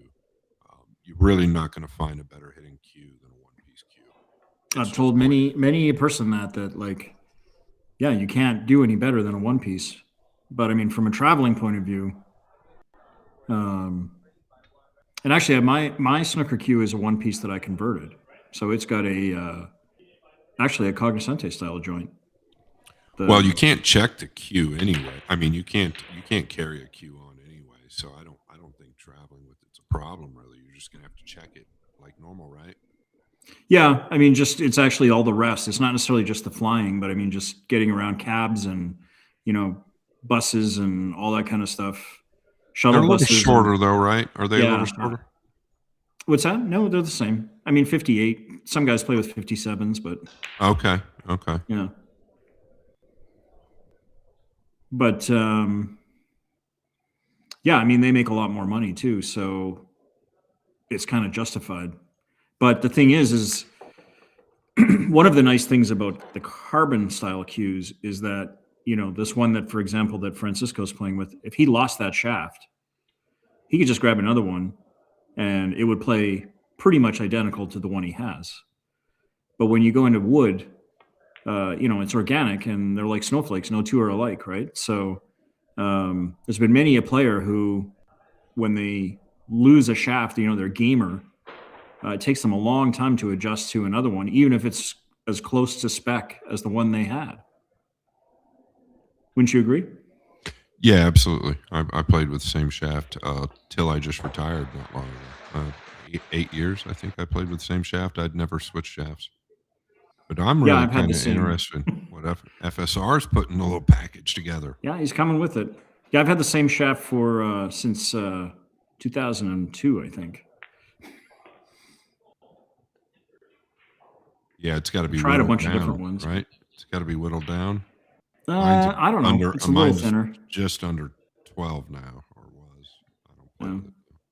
I think more in the you know, the bridging area of the shaft, it may have worn down a touch. It's hard to say. If, you know, it happens so gradually, you wouldn't really notice.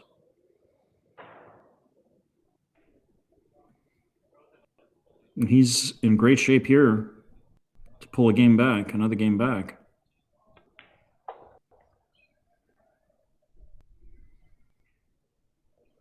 Almost looks a little too comfortable. I mean, they're just such good friends. It's got to be hard, as you touched on. It's got to be hard to really bear down. But I think that 4-0 lead out of the gate might have woke FSR up just a tick.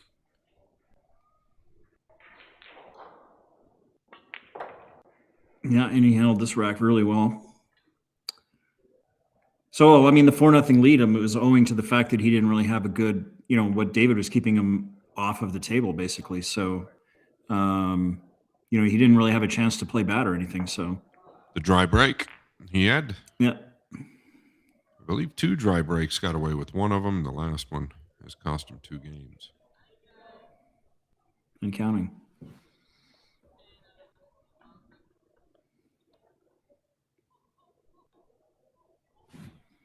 Just looking at some of the other scores here.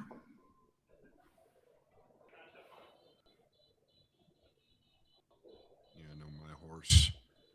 Which is your horse?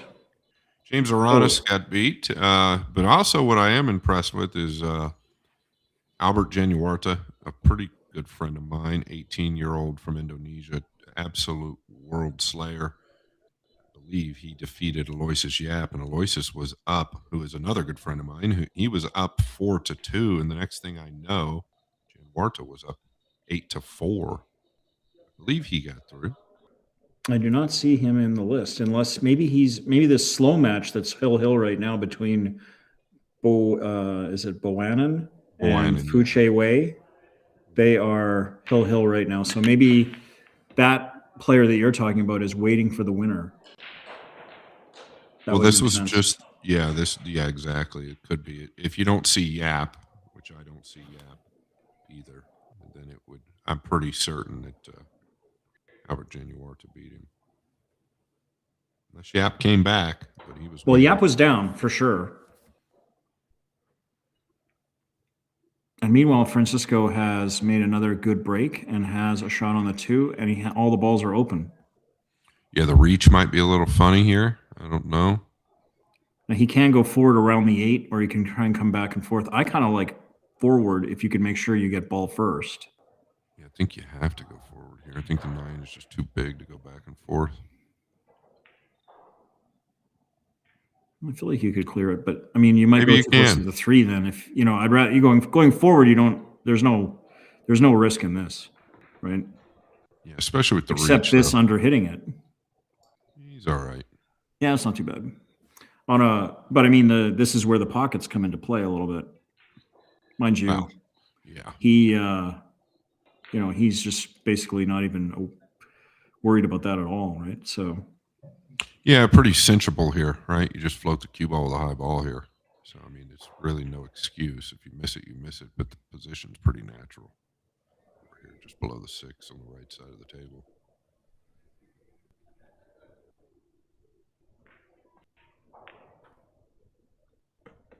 Good shot. He almost overcut it, but got it in there.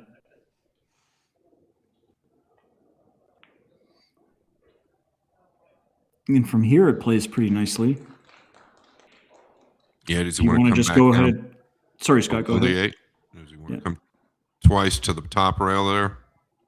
Or does he want to just leave himself the angle on the 5 and go around the 8-9 again? I wouldn't be surprised if he just comes all the way down, but we'll see. It looks like he's digging into it. Maybe he can catch more of it than I thought. Yeah, he definitely could. I thought he was much thinner. Sometimes this angle will fool me. The overhead is nice at times, especially when they're thin on a ball. It's hard to tell.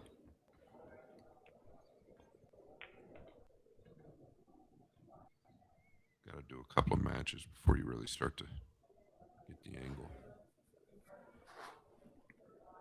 Well, I always prefer the view that makes it look more 3-dimensional than 2. But the overhead is handy for seeing if certain balls go and stuff.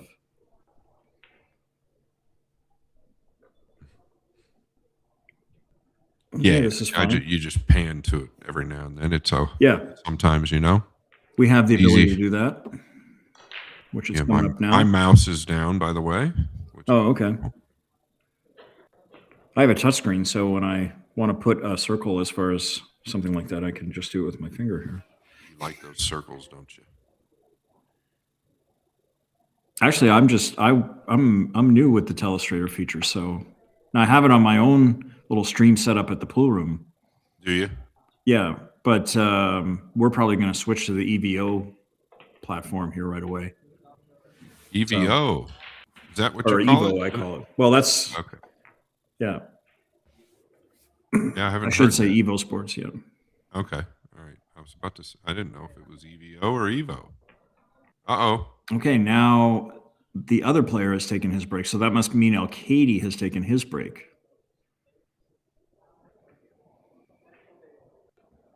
Because I'm pretty sure that it was Francisco who took the first break. Now they're having a debate over here with the referees. Somebody took his coffee?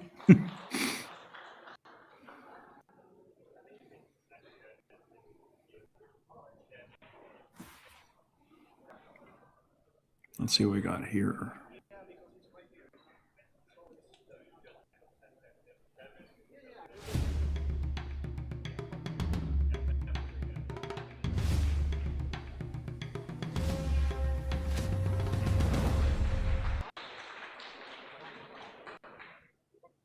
Play some of the sponsor videos.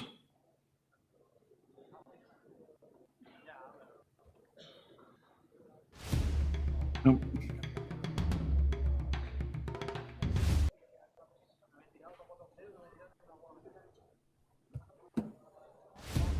Man, I keep hitting the same one. What's going on?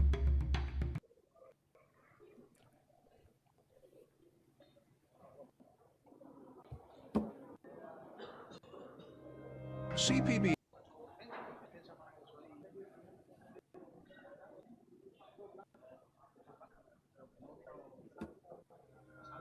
CPBA, the official cloth of international championships, crafted from cutting-edge weaving technology.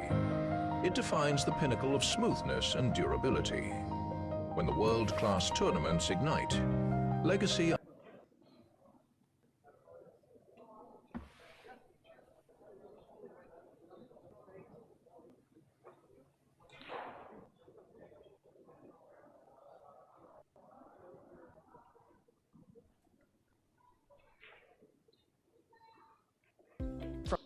From concept to design, it all starts with a blueprint. From launch to achieving legend, to every moment that builds a legacy, universal cues, backed by a world-class factory. We refine feel with science and define performance with precision.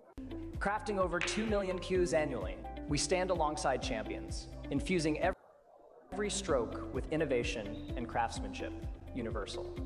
Leading the way, power creates the one and only. To win, there is no other distraction.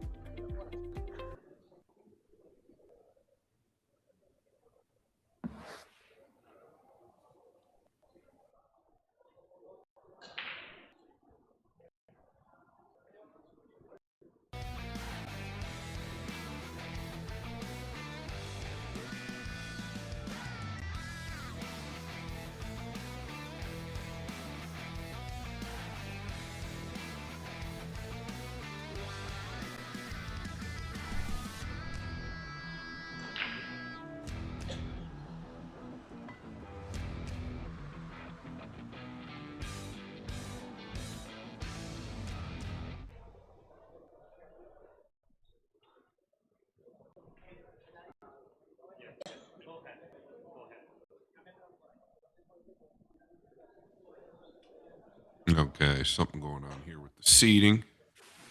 FSR Well, it looks has like, moved. Go yeah, ahead, he doesn't Brian. want to sit next to David. I guess he just kind of wants to spread out. Yeah, I don't know. I think there was maybe it almost acted like there was something dripping from the ceiling over there, or maybe Oh, the well, that's air interesting. conditioning or hot and blowing on him or something. The way he was pointing.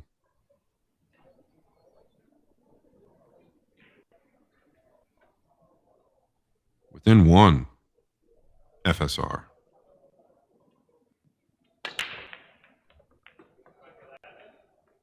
All right. Once again, the one in the side does the 2 past the 3 immediately. And one of the reasons he's had such a illustrious career is he is the originator of this cut break. He's the one that figured it out before everybody else. He is the reason everybody's breaking the balls like this. And that is a fact. He had a head start on the rest of the field for about 1.5 years before everybody else figured out exactly how he was hitting them. Well, it is the most important shot in 9-ball, no question. So, and it's the one where you know exactly what you're dealing with. Okay, he played the 2 off the 3, and he got very fortunate because the 3 ended up going in, and he is stone perfect here on the 2. It could have gone a lot worse.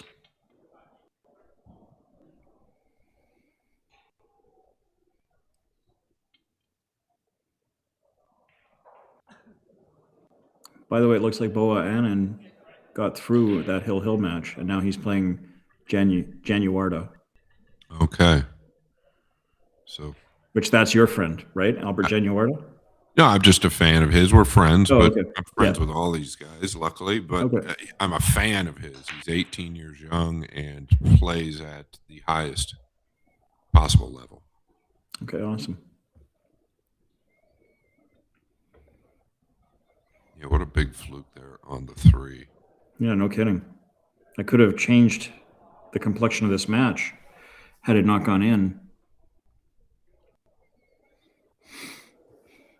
By the way, EvoSports has a few more streams that are going up some of the other tables in there with the Chinese commentary.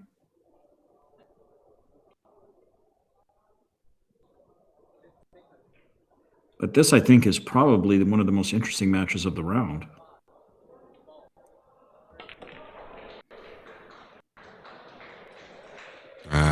Little delay in the backswing there, right? And got into it more than he expected. Yeah, I'm not sure exactly what he was trying there. Did he overhit it or did he underspin it? Was he playing? Doesn't make sense. He should have been playing the 5 to what for us is the upper right. So I tend to think maybe some sort of hesitation and he overstroked it. Every now and then he'll get a pause, an exaggerated pause in his backswing. And it's been his nemesis from time to time. And that was an example of it. And there was the elbow dropped on that swing. Now forced with distance here on the big green. He handled it, but he's going to have to come with a shot on the 6 to get back for the 7.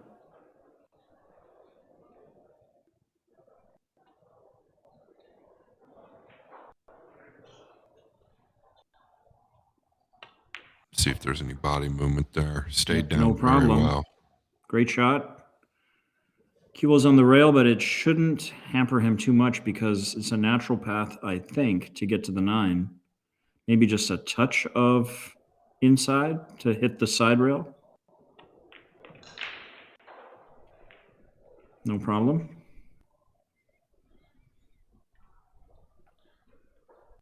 And just the 9 to tie it back up at 4 games each. Race to 10. Nice shot. Oh, a little luck never hurt, Scott. No, sir.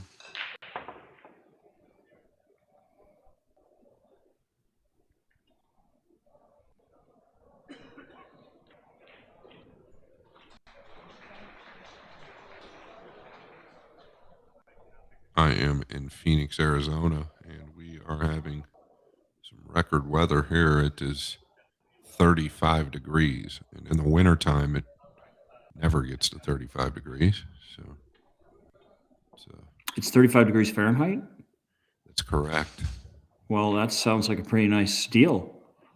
How do I get some of that? Well, I know that's why I live here, Brian. That's why I moved from where I used to live. It just warmed up here. What is it, 12? No, it's probably in Fahrenheit. It's probably about 20 something. But it was minus 20 something just a few weeks ago. Yeah. Year I moved from Iowa, it was 76 below zero.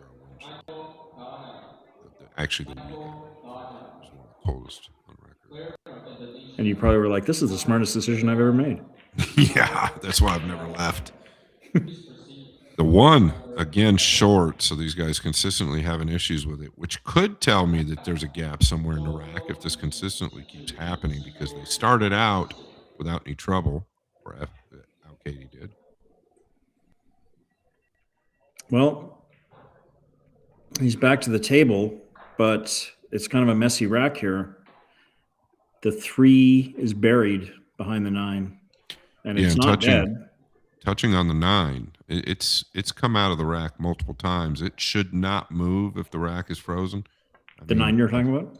Yeah, I've commentated thousands of racks. And what we've learned over the years is if the 9 comes outside of the diamond space, there's typically a tell there that there's some type of gap somewhere. Now, I get it. You're going to have gaps. It's almost impossible to freeze them every time. But the 9 has come out a couple of times, which could be indicative of the 1 going short. Okay, well, we'll keep our eye on that. Meanwhile, he underhit his safety a little bit. He was trying to put him behind the 6. And Francisco has a lot of options here. Choosing the right one. What do you like? I think you can bank the 1 up and down pass the 2 and use the 5. Excuse me, the 4. It's going to take some getting used to. He could cross the 1. Yeah, crossing the 1 with a little bit of inside and going under the 4. That's a nice shot. That seems pretty easy to execute. Banking it up and down, you can go 2 rails behind the 4.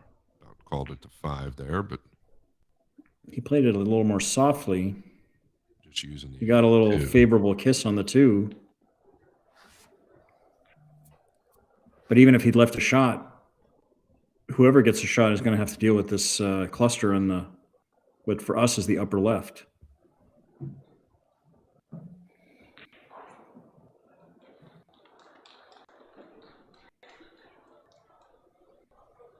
And this is a controlled kick. Try and hit about half the 1, I believe.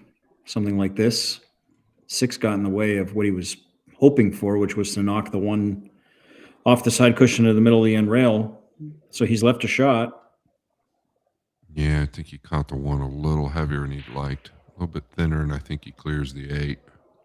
Well, he was definitely aware of the 6 and trying to kick to miss it. But it's, you know, I mean, it's obviously difficult. Yeah, he wanted the cue ball back up table there, right? Yeah. So he just caught it full. That's why he didn't get any action. Okay, this is a pretty nice. Oh, well, I thought it was going to be a good angle to cut the 2 in and go into the cluster. It may still be. You can definitely bury him behind that pile. Or that. That's his choice.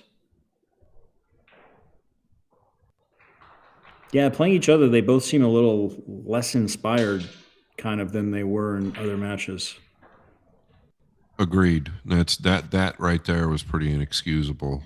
You had an absolute football field to get behind, and okay. I mean, it looks small on the monitor, definitely but see the for a pool player, that's a big target.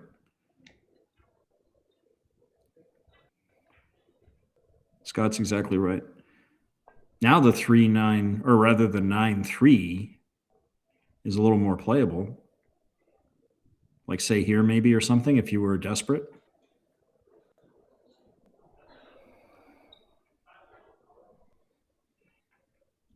He doesn't have to do that. He's definitely looking at it. He has the option of crossing the 2 and just ducking, but I mean, at some point you gotta play a shot that wins the game. Maybe this is it.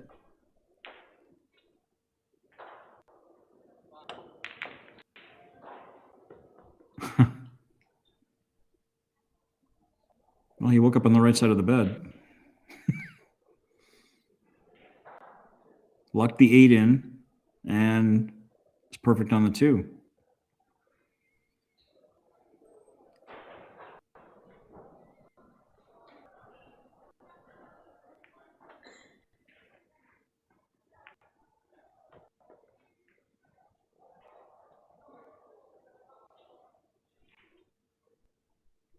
I guess it's like we say, you know, if you go for the shot, a lot of good things can happen, even if you miss it. And that was one of them.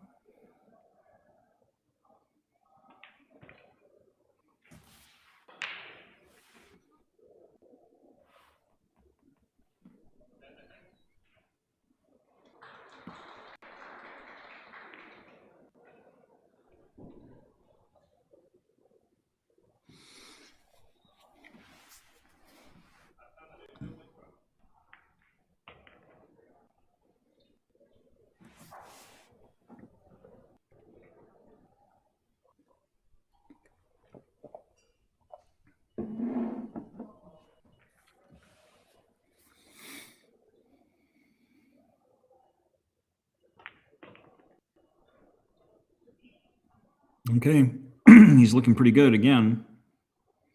You don't expect any errors at this stage.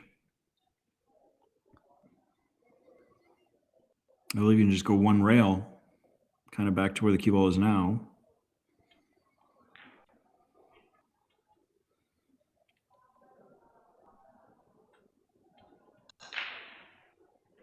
Okay, is he going around the 7 maybe?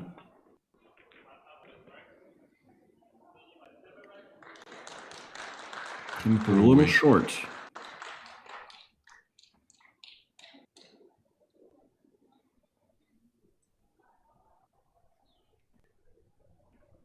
I don't think it'll, I mean, he's still got a decent shot. He can cut the 7 in and just let the cue ball run naturally around the angles.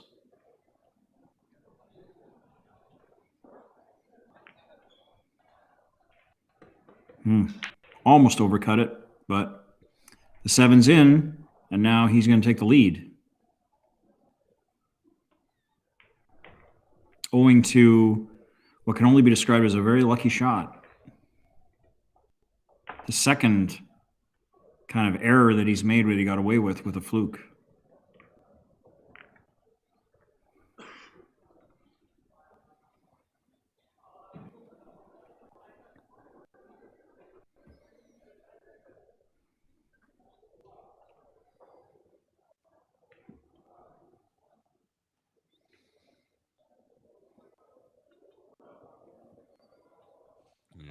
To attribute a lot of it, though, to the break that he took. Everything kind of changed. The momentum kind of changed. The swings changed. The rolls changed. Everything changed. And oftentimes that will happen.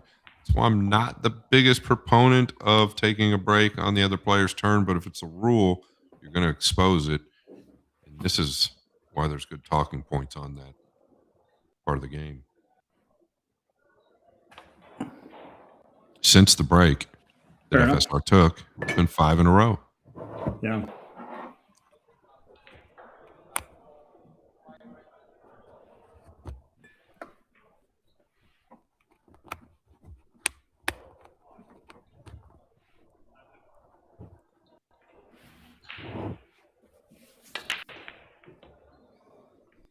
Could be another one.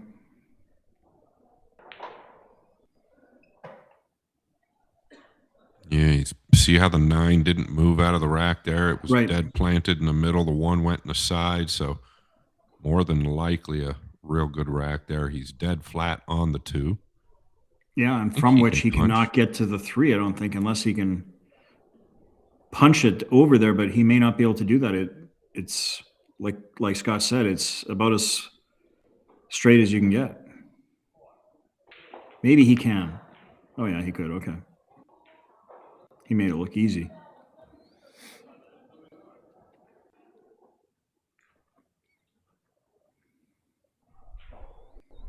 This rack plays pretty straightforward from here.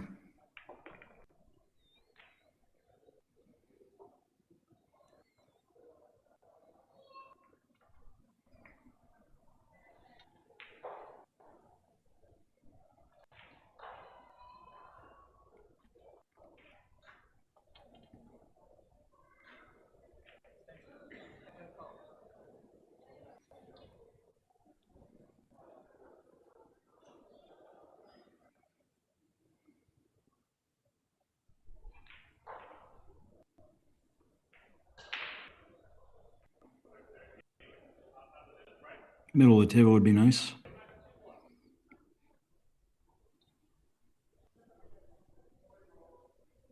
Yeah, this is a matter of connecting the dots here.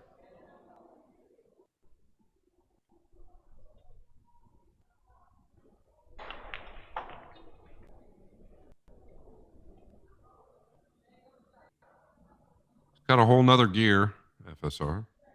Yeah, well, that break, you know, like you say, he's the inventor of that cut break, or maybe discoverer, if you will. But and he executed that one to near perfection. So gets rewarded with a nice layout. He came a little short here, but again, he's handled everything else that's come his way. It's a little bit of a stretch, but he does play with one of the longer, like an extension on his cue normally. So he's pretty used to that. And we are going to be 6-4 is the lead. And again, since the break, now he's won 6 racks.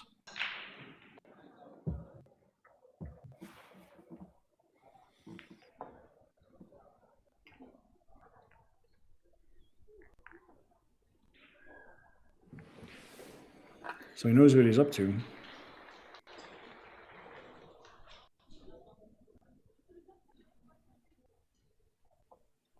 Yeah, I think about 5'10", maybe 180, 185.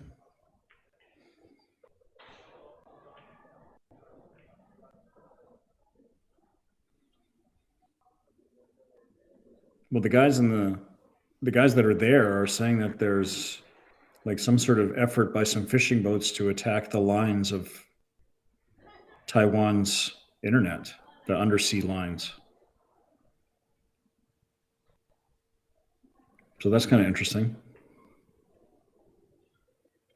Some sort of protest, maybe? I don't know. Anyways, we're fortunate that it's not affected our broadcast at all.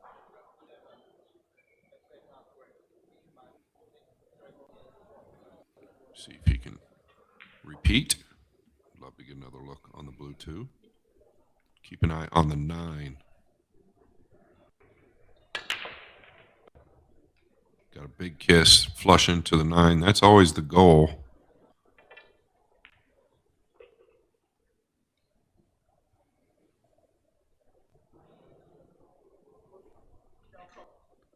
Not quite a shot.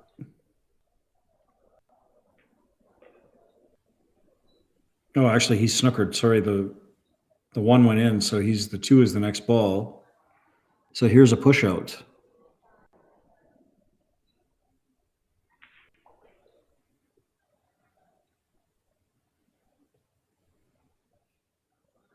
This should be the break. On the blue two. Keep an eye on the 9.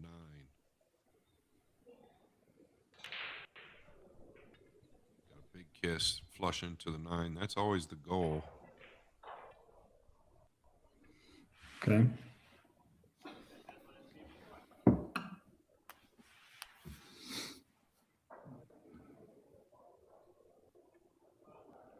Well, the 2 passes, I think I want to take this, Scott. What about you? Yeah, I mean, it's semi-free, but the problem is you can't really play to overcut it. So I do, a shot that a lot of guys overlook, and the elites don't, is the side rail to side rail. Oftentimes. Yeah, put him behind the 4? Yeah, behind the 5. I guess that's the 5 now. I was thinking the 2 towards the 5 and the cue ball towards the 4.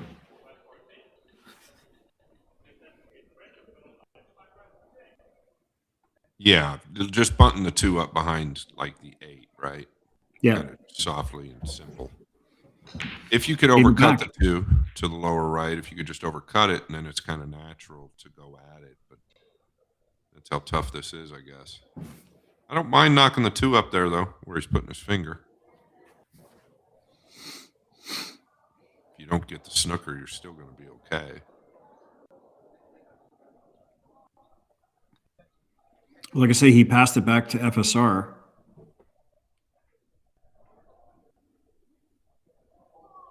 So there's something about it he didn't like.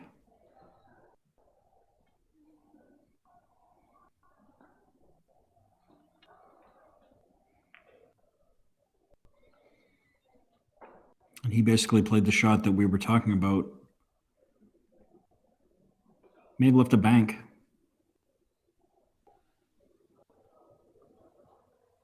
Yeah, these guys recognize the side rail to side rail a lot more than just a little bit lower rated player often feels like they have to do a lot more, even though he's left some type of a look at the 2. There's still a lot of strength to it. Oh, I agree with you for sure.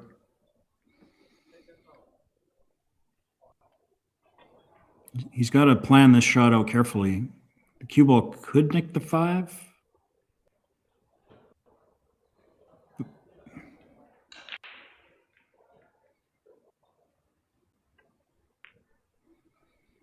Overcut it, I think. Yeah, and he was playing to try and make it a free shot by going a little farther, but he may have left an edge of the 2.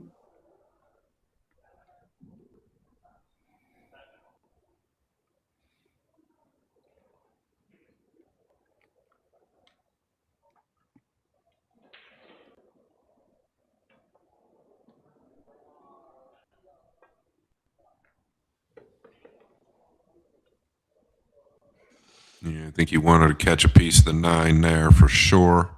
Yeah, that's what he kind of lined up, but he missed it. He went by it, and so now he has a problem. I don't mind the 3-rail kick here.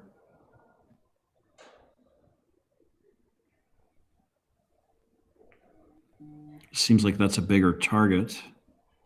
I believe you can go twice if you'd like, but three's pretty big there. It's all you You can go 3 gently. Yeah, I like Or what he sorry, did 2 here. gently, I meant, yeah. This works. Nothing wrong with this shot.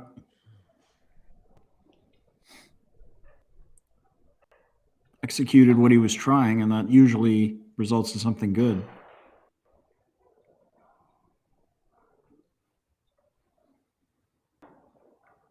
Now, can you put him behind the 6? Can you put him behind the 7?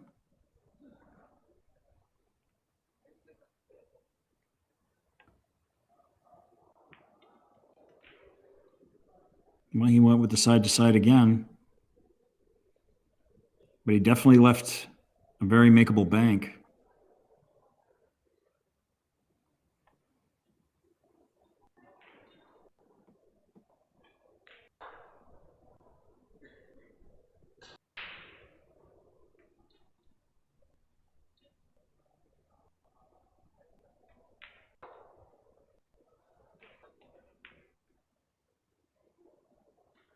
And he also overbanked it.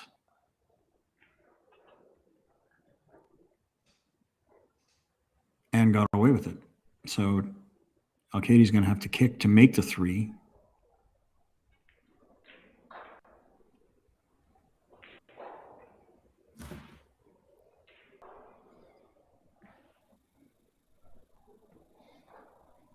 Should be able to kick around the 6.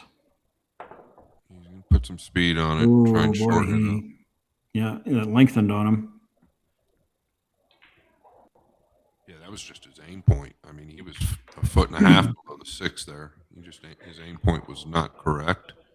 The speed was fine. It's way too low. Maybe taking a little bit of the heat at this point. He's lost 6 in a row. He's overcooked this just a touch, or is he good? Okay. Continue to forget that is. Well, we'd have to call that a significant error to not make the 3 or hit the 3 on that kick. So it's going to cost them. And the chances come few and far between. Even hooked and kicking, it was a chance.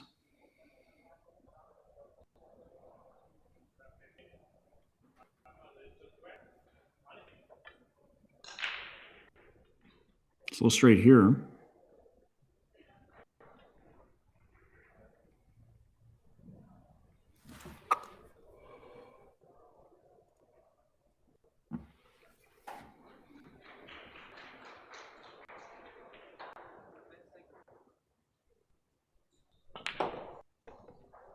Okay, powered it in.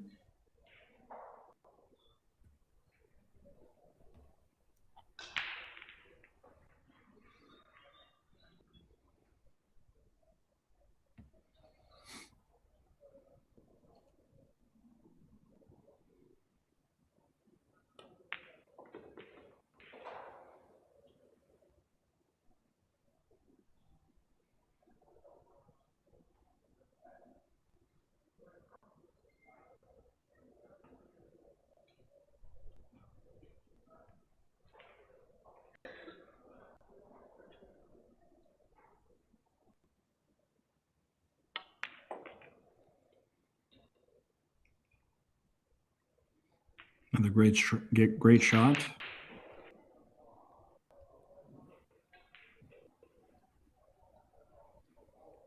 Eight and 9 in the same pocket, and he's going to take a 7-4 lead and have won 7 games in a row. Okay, he was thick enough on the 8, he could just bunt that in. So now the 9 on the side.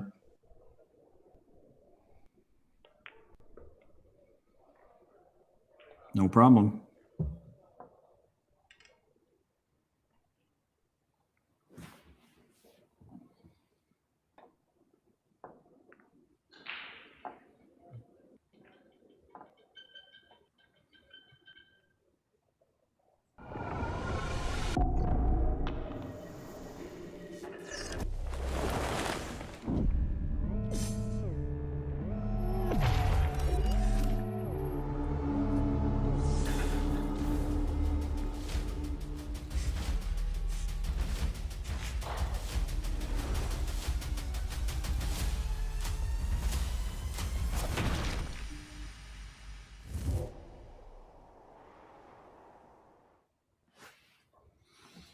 I like that ad.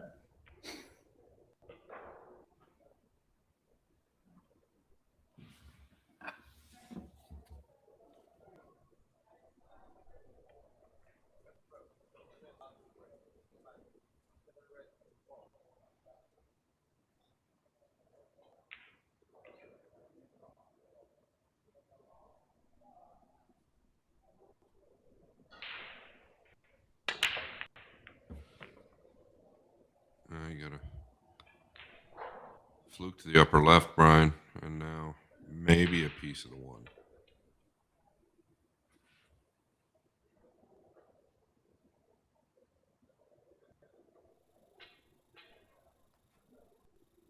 Looks like he might not be able to get to it. I don't know. He seems to be lining it up.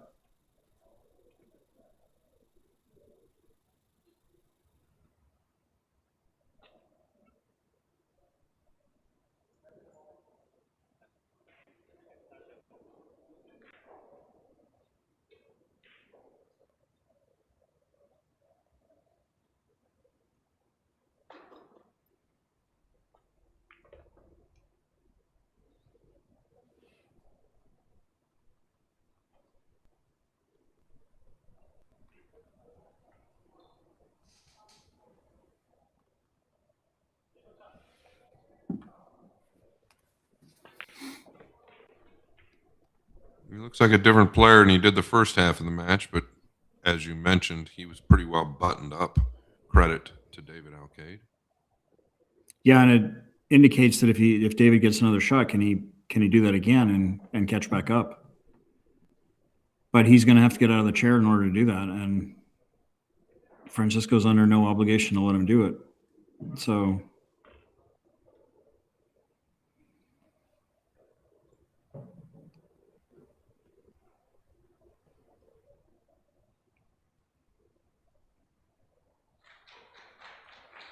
personal preference here. Yeah, I think he can just float one rail out. Drawn up now. He was even thicker than I thought. Yeah, he's after the I think he was after a little bit more angle to go 3 rails around, but this should be fine.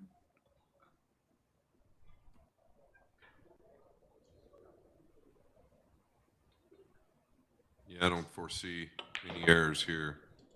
He still had enough angle to get around.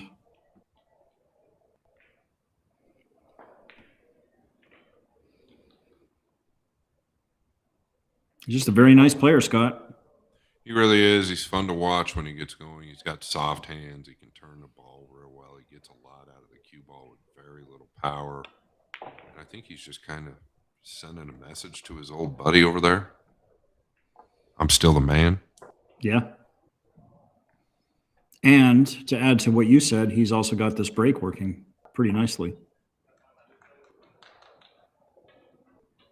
Yeah, that's something he's always done so well, and that just also tells us how great all these other players are. There's hundreds of them. We were talking not long ago, Brian, about the Philippines. We believe that there's easily, and Bustamante agrees with this, we believe easily that there's 800 or there's 100 Fargos over 800 in the Philippines that are yet to be discovered. In the Philippines alone, yeah. In the Philippines alone. And the problem, obviously, there is the currency, right? You know, a lot of these guys, I know several of them that I got to see play in pool rooms when I was there last time. They're afraid to come to America. They're afraid to talk. They don't really know English very well. The sponsorships are a problem. So what are the pool rooms like there? They're pretty cool. They're smaller. They're smaller. Vietnam, they're massive and kind of like new age pool rooms. They're 100, 300 table rooms all over Vietnam. But in Philippines, they're a little bit older, but they're cool. Nice pool room. Yeah, a lot of action. We have a at the room I play at. Well, I'm a partial, majority owner of the room I play at, and we have a strong Filipino contingent, and they love to be in action. We have $10,000 and $15,000 sets every couple days. Oh, really? Yeah, guys pooling all their money together. I mean, and we're not talking like world beaters, like right. 650, 670, 580 Fargo level, various handicaps. That's awesome, though. I think Oh, I that's love it. great How can you because not love it? Yeah. that does not happen in the States much. So to have $10,000-$15,000 sets every few days is absolutely crazy. I'm not even. Let's say every week. Anyways, right now Yeah. that seems to be the trend. Wow. Yeah. Thin to the lower right here. He hit it sweet. Okay, nice shot. He's back in action here. This is a key shot.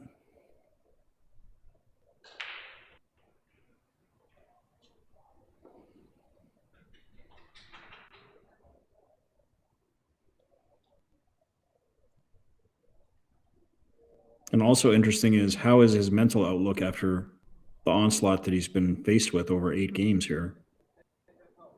Does he get down on himself, or is he able to stay focused and work this cue ball around and get position on this 3 and get out of this rack? Yeah, well, to your point there, I don't believe that there's a way mentally to make things easier. It's definitely not easier, right? After you take a 8-rack punishing, but he needs to work his way through it. I'd try to steer clear of any traffic. He's done very well. That's a very good shot.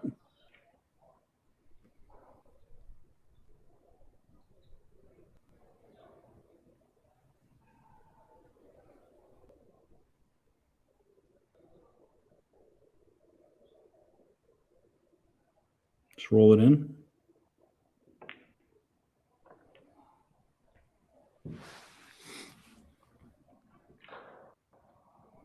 This is where, from time to time, the long ball has jumped up and bit him. When he's got the pressure kind of going against him, things are a little bit down.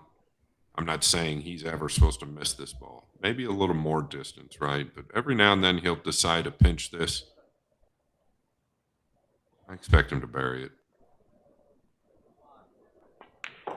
You got it. He did. You notice he took a little more time, and the power at which he hit it, he was not comfortable. Because now he's in no man's land, kind of the 50. He's going to have to go forward here. It's not too bad. What I liked about the previous shot was he was decisive. He knew that he had to go to the rail and bounce over, and he didn't hit it with any sort of baby shot or whatever. He committed to that, and Well, if he commits to this oftentimes one, yeah, oftentimes that speed, that's a better strike. That speed, though, is also nerves, right? The backhand can tighten up on you a little bit. They typically don't want to use that much power, but worked out for him.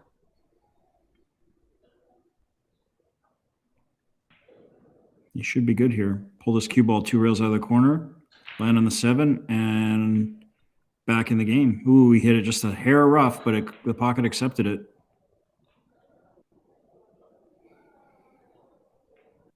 Yeah, big exhale there. Maybe feeling the heat just a little bit. Actually, I know he's feeling the heat.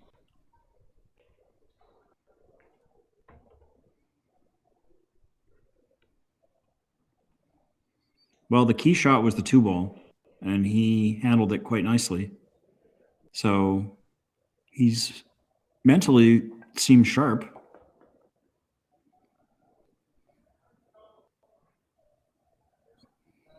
Absolutely, but sharp and pressure are 2 totally different things. I can tell you that much.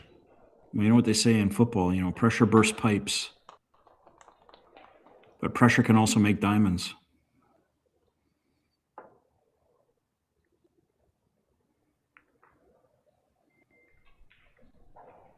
Well, damn, I've had pressure my whole life, and I've only got a few diamonds. What's going on? Well, you are the diamond. That's the point. Really? Beautiful. I sure wish I looked like it when I look in the mirror.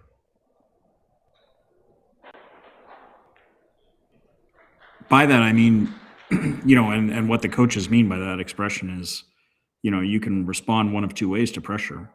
You can let it get to you, and you can also make it rise, make yourself rise to the occasion. So, Of course. the best of the sports, they don't just deal with pressure, they thrive on it, right? You were like that.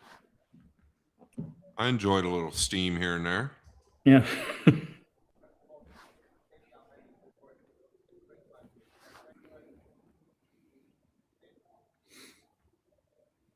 All right, he's been unsuccessful his last 2 opportunities at this 1 ball. He has buried it, so maybe something's changed. Maybe they asked for a new rack, because oftentimes these racks can just get a little crimp in it. Don't really know. I did not see him switch the rack, but he could have easily done that. These guys, I'm sure they have dozens of them, right? yeah, these guys are pretty quick to recognize when the balls aren't breaking right.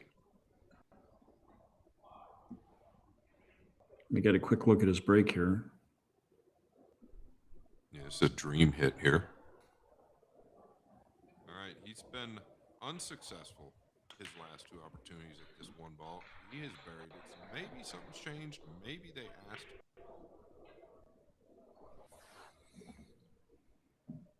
It's a nice layout too. Yeah, it really is a nice layout. 3 leads to the 4. 5 is nice. 6 Yeah, is straight on. Sorry, Scott. You're good. Yeah, no, I was just saying straight on the 3, and that should be almost everything he needs to worry about here. Because I think he can just pull this back, cinch the 4 up the rail, and then it all falls into place.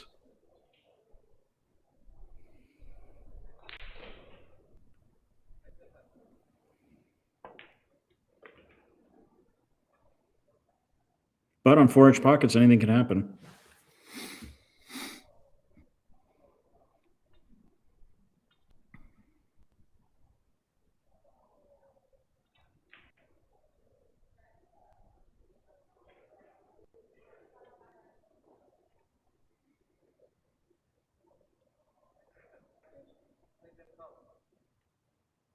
Meanwhile, it looks like they've got the stopwatch out and that they're timing this match.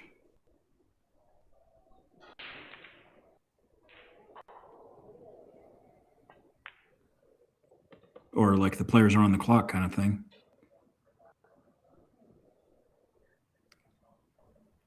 I guess we are a little behind schedule. This match was, I mean, for me, it's 4:30, and the match was scheduled to start at 2.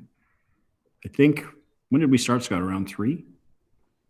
Yeah, I think it was around 3:05. I'm not exactly certain. Okay, he's got it. Did he come too far? Did he come too far? I don't think so. I think he's okay. His heart might have been in his mouth for a second there.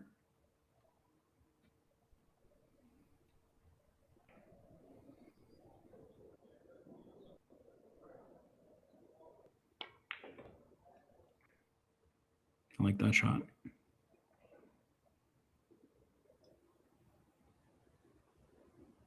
Yeah, the level of play has been really quite high. I don't even recall any glaring misses, if any. They were, you know, the carom off the, I believe it was the 2 ball into the side. David was in his chair when FSR fluked the 3 in the lower left, but other than that, I don't recall anything major sticking out.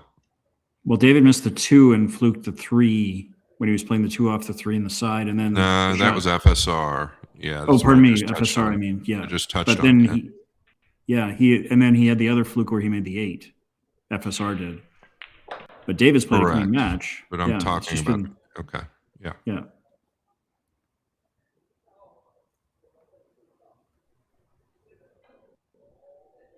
It's just he's playing a battering ram.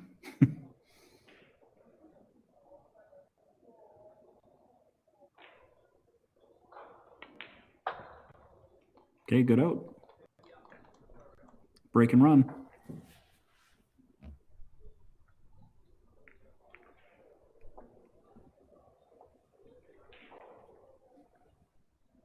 And a lot of players would not have been able to respond like this.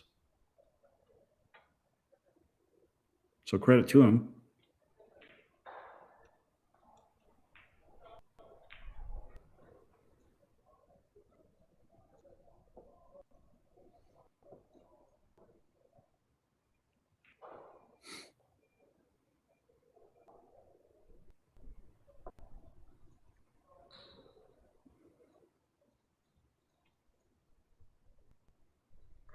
Scott, I was saying in one of the earlier matches, you know, because they're putting the shot clock on or whatever, that the way that I think, I'm never a fan of these shot clocks, but if we are to introduce time as an element, I think that the sport that, well, the game that gets time the best is chess.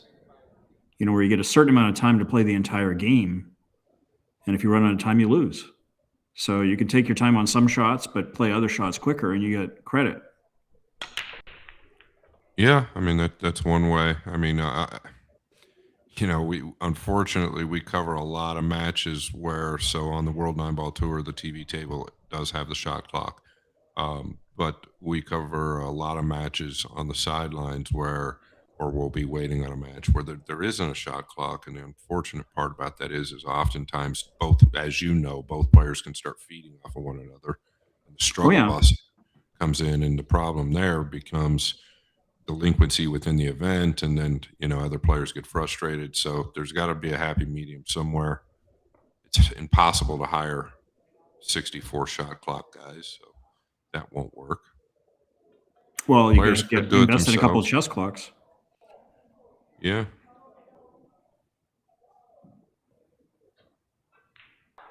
I just think sometimes, you know, when I watch some of the matches, it seems like a shame that the players are forced to rush their decision making.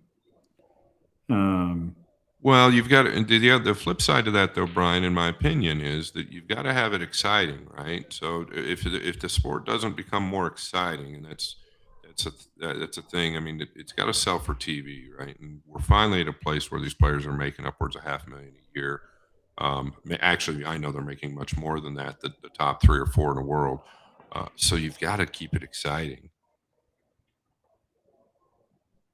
in my opinion. And so that's most of our opinion that are out there dealing with this on a daily basis.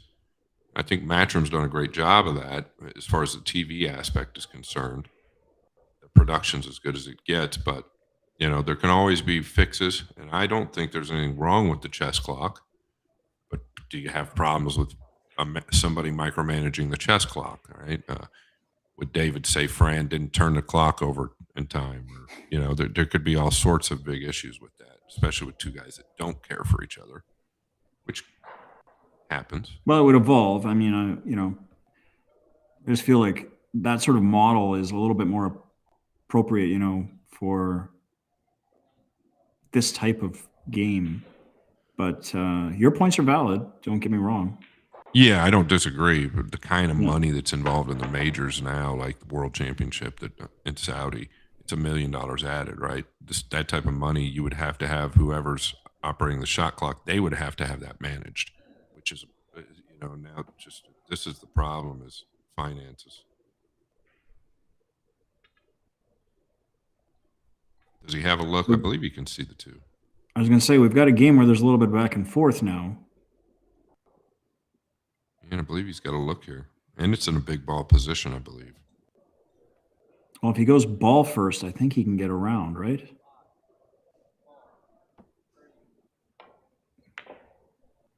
Oof, it was not an easy shot. Yeah, and the speed at which he hit it, the pocket was never going to accept it. Thought he'd just drift it in and take what it. Thought he would just drift it in and take what his left with there, but tried to force it.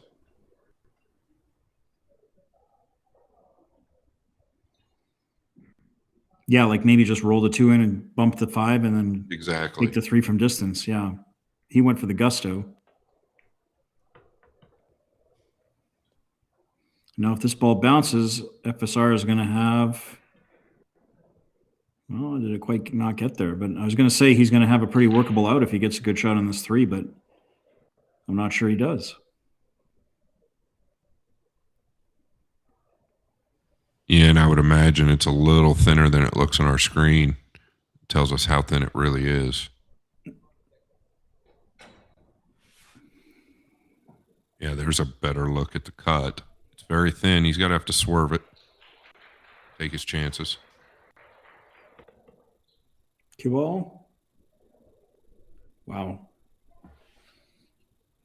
Paid off. Well, that's a little turn in the luck. He had some good luck earlier, and now I mean, the ball went directly there, but it could have easily nicked the 5 or something like that. It could have run an extra inch or so, but landed right behind the 5. This is a pretty dicey little jump. Yeah, very dicey. What about the jump off the cushion? The trick shot, right? Just looking at the 3-rail kick. That's interesting. Very. Well, he's tying up the 7, okay, but he didn't really tie it up that well. Boy, he really rushed it. Got down over it and just shot quickly. Well, is he feeling the pressure of this referee with the stopwatch? He plays quick normally. I don't feel like he should. And he's pretty used to these in, the environment. He's on the TV tables a lot. Yeah, I think the clock did get him there, though. The way he just got down and pulled the trigger. He was down to the end there. Well, he tried a couple, so he might not have had much time left because he tried a couple different, like he had his jump cue out and then he grabbed his other cue and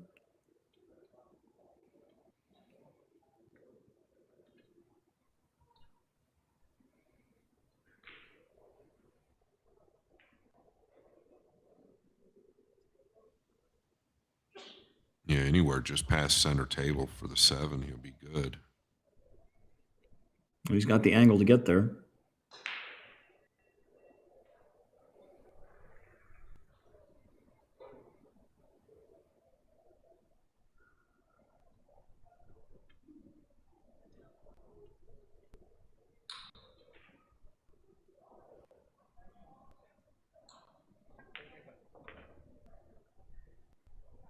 Yeah, really nice stroke there, too, with the speed. Stun stroke there.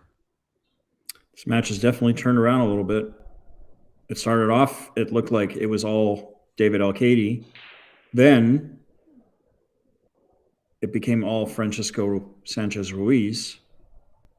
And now David's back in control, but he hit the 7 rough and he missed it. And that may cost him very dearly.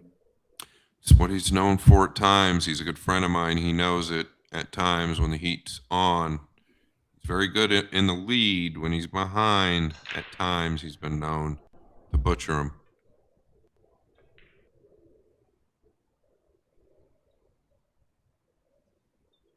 Talking earlier, a couple of games ago, I believe, and about the pressure. And look at this now. This is a big mistake. He let up on the stroke there. He wanted to go heavier into the 8, caught it thin, ended up on the 50.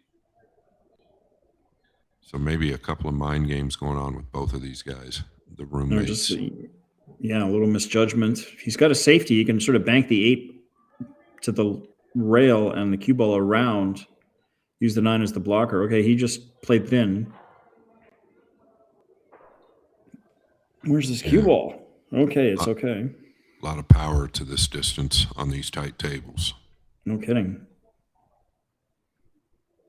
I guess he could play the bank on the 8 to the, which for us is the lower right, and try and have it come in a little short, if anything, or go in. I would be surprised if he did that. I would expect him to kick behind it, Brian, and maybe just try to get the 8 back down here. Yeah, the half, well, he hit it thin. Yep. He was planning to hit that very thick, which I think that was a good choice. But I wonder if that's the same thing, Scott. Yeah, it possibly is. Getting weak a little bit. Yeah, like there's safeties can be as difficult to execute properly under pressure as shots, right? Absolutely. Sometimes more so. Yeah, I fully agree with that, especially on that particular shot. And that puts Francisco Sanchez Ruiz on the hill. And David will feel like he let a good opportunity go there.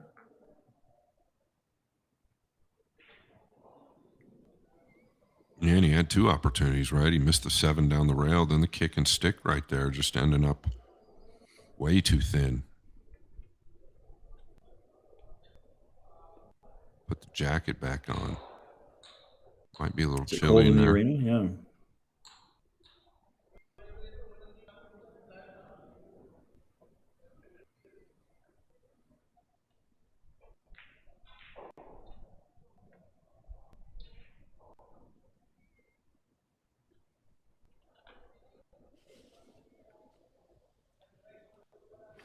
72,000, I believe, up top. The 4th Universal Chinese Taipei Open started with 128 players down to the final 16. Not a bad gig.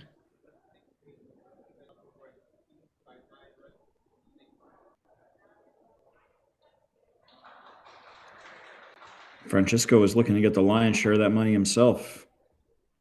He's on the hill to get into the last 8. Made a ball in the break. Yeah, What is the 9. situation with this? Sorry, Scott, with this 2-ball? 9 was actually tracking towards the side there. Big kiss. Golden break would have been a dream. No kidding.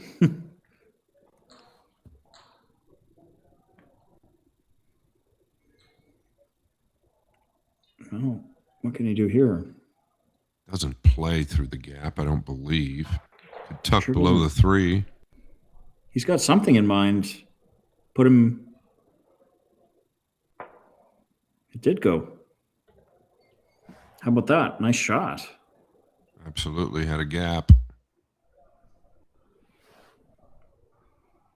Could be home free. It's all about getting on the purple 4.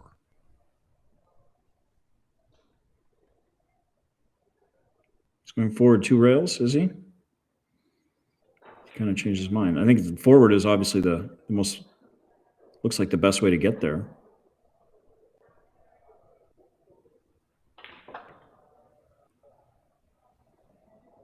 Cue ball jumped on him off that cushion. He's out of line. Yeah, you had to stun it to get past the 8 and 9 there. And that stun also induces a little bit of power, and he's definitely overrun the mark. So ALCAIDE is likely to get at least one more shot at the table. Might not be a good one. He could. Can he drop him in behind the 6? Yeah, I think he's going to use the 7, 8, 9 one way or the other. That's probably a higher percentage safety. Keep the pressure on. He's found a gap, I believe. It's very Funny close. how that happens. Huh. Well, he's for sure got a workable jump shot, but that's a little more wild. He would have liked to be able to get between the 8 and 9, but it looks as though he definitely doesn't have the full ball.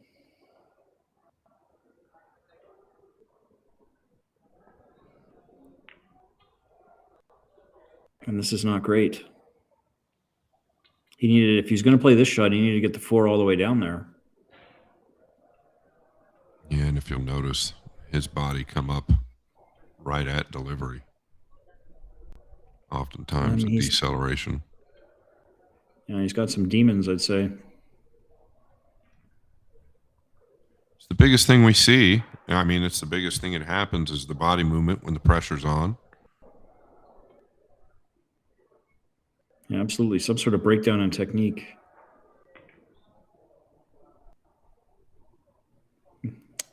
Not from FSR, though. He rolled that ball in very nicely. He's on the 5, I'm pretty sure. And one good position shot coming up, and he will be out of this match and into the last 8.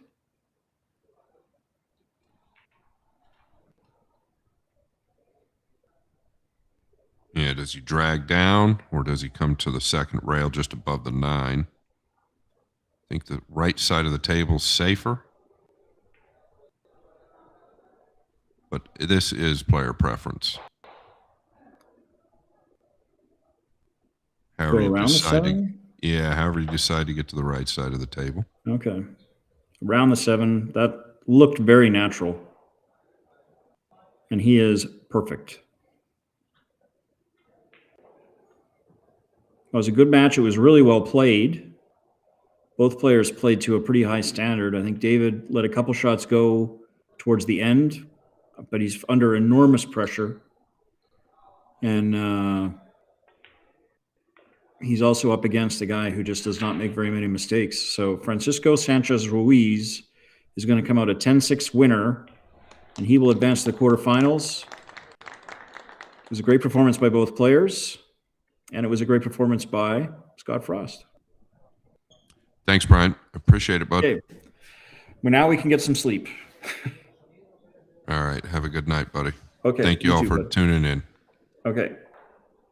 Good night, everybody, and we will see you tomorrow.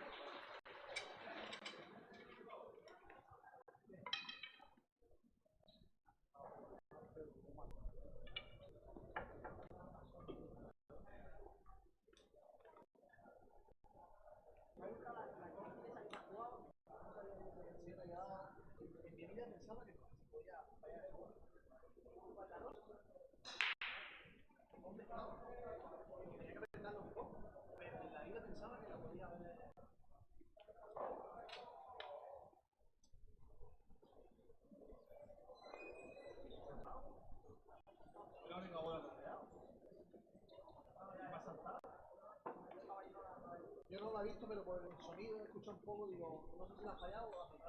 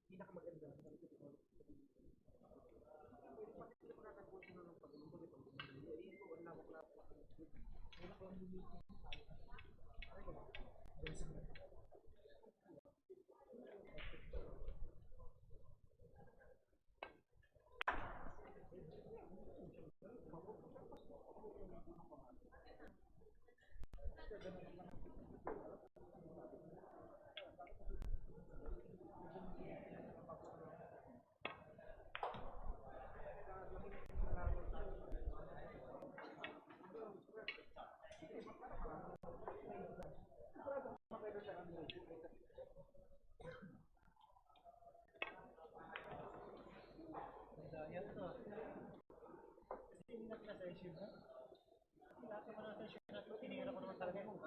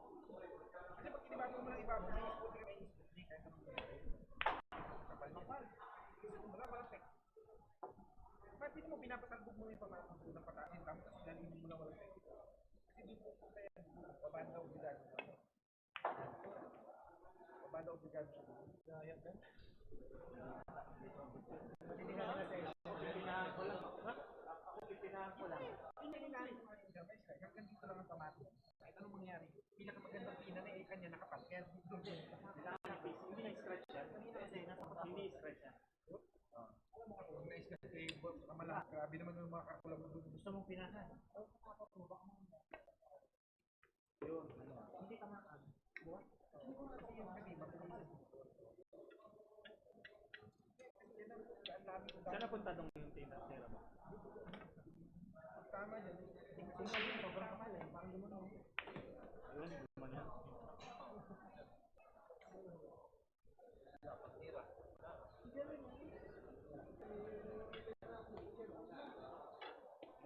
Maganda kayo sa mga slide mo. Sa mga TV table. Pero talaga tira sa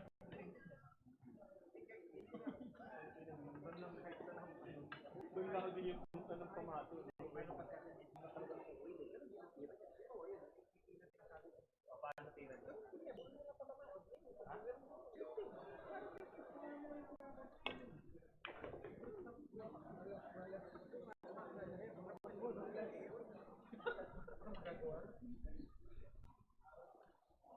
Pina lang sa pina. Huwag makapal. Galing pala yun. Para walang isipot. Okay, next year. Hindi ka mo, nakapal mo ng konti. Patay ka talaga. Ayan, may G-Sputnik yan. Patay talaga yan. Patay ka talaga yan. Kahit natural ka. At tayo, outside table ng 15. Pangalan. Pag unabanda lang dapat mo, hindi ito bakulan. Dito. Ganun siya, nila kasama na. Sarap ko na yun. Dapat yun, may tulungan dapat. Talaga pag tapok na rin yung ano ko. Hindi, pinami na session. Haba na session. Kami naman yung marama na may iwan sa butas na nila.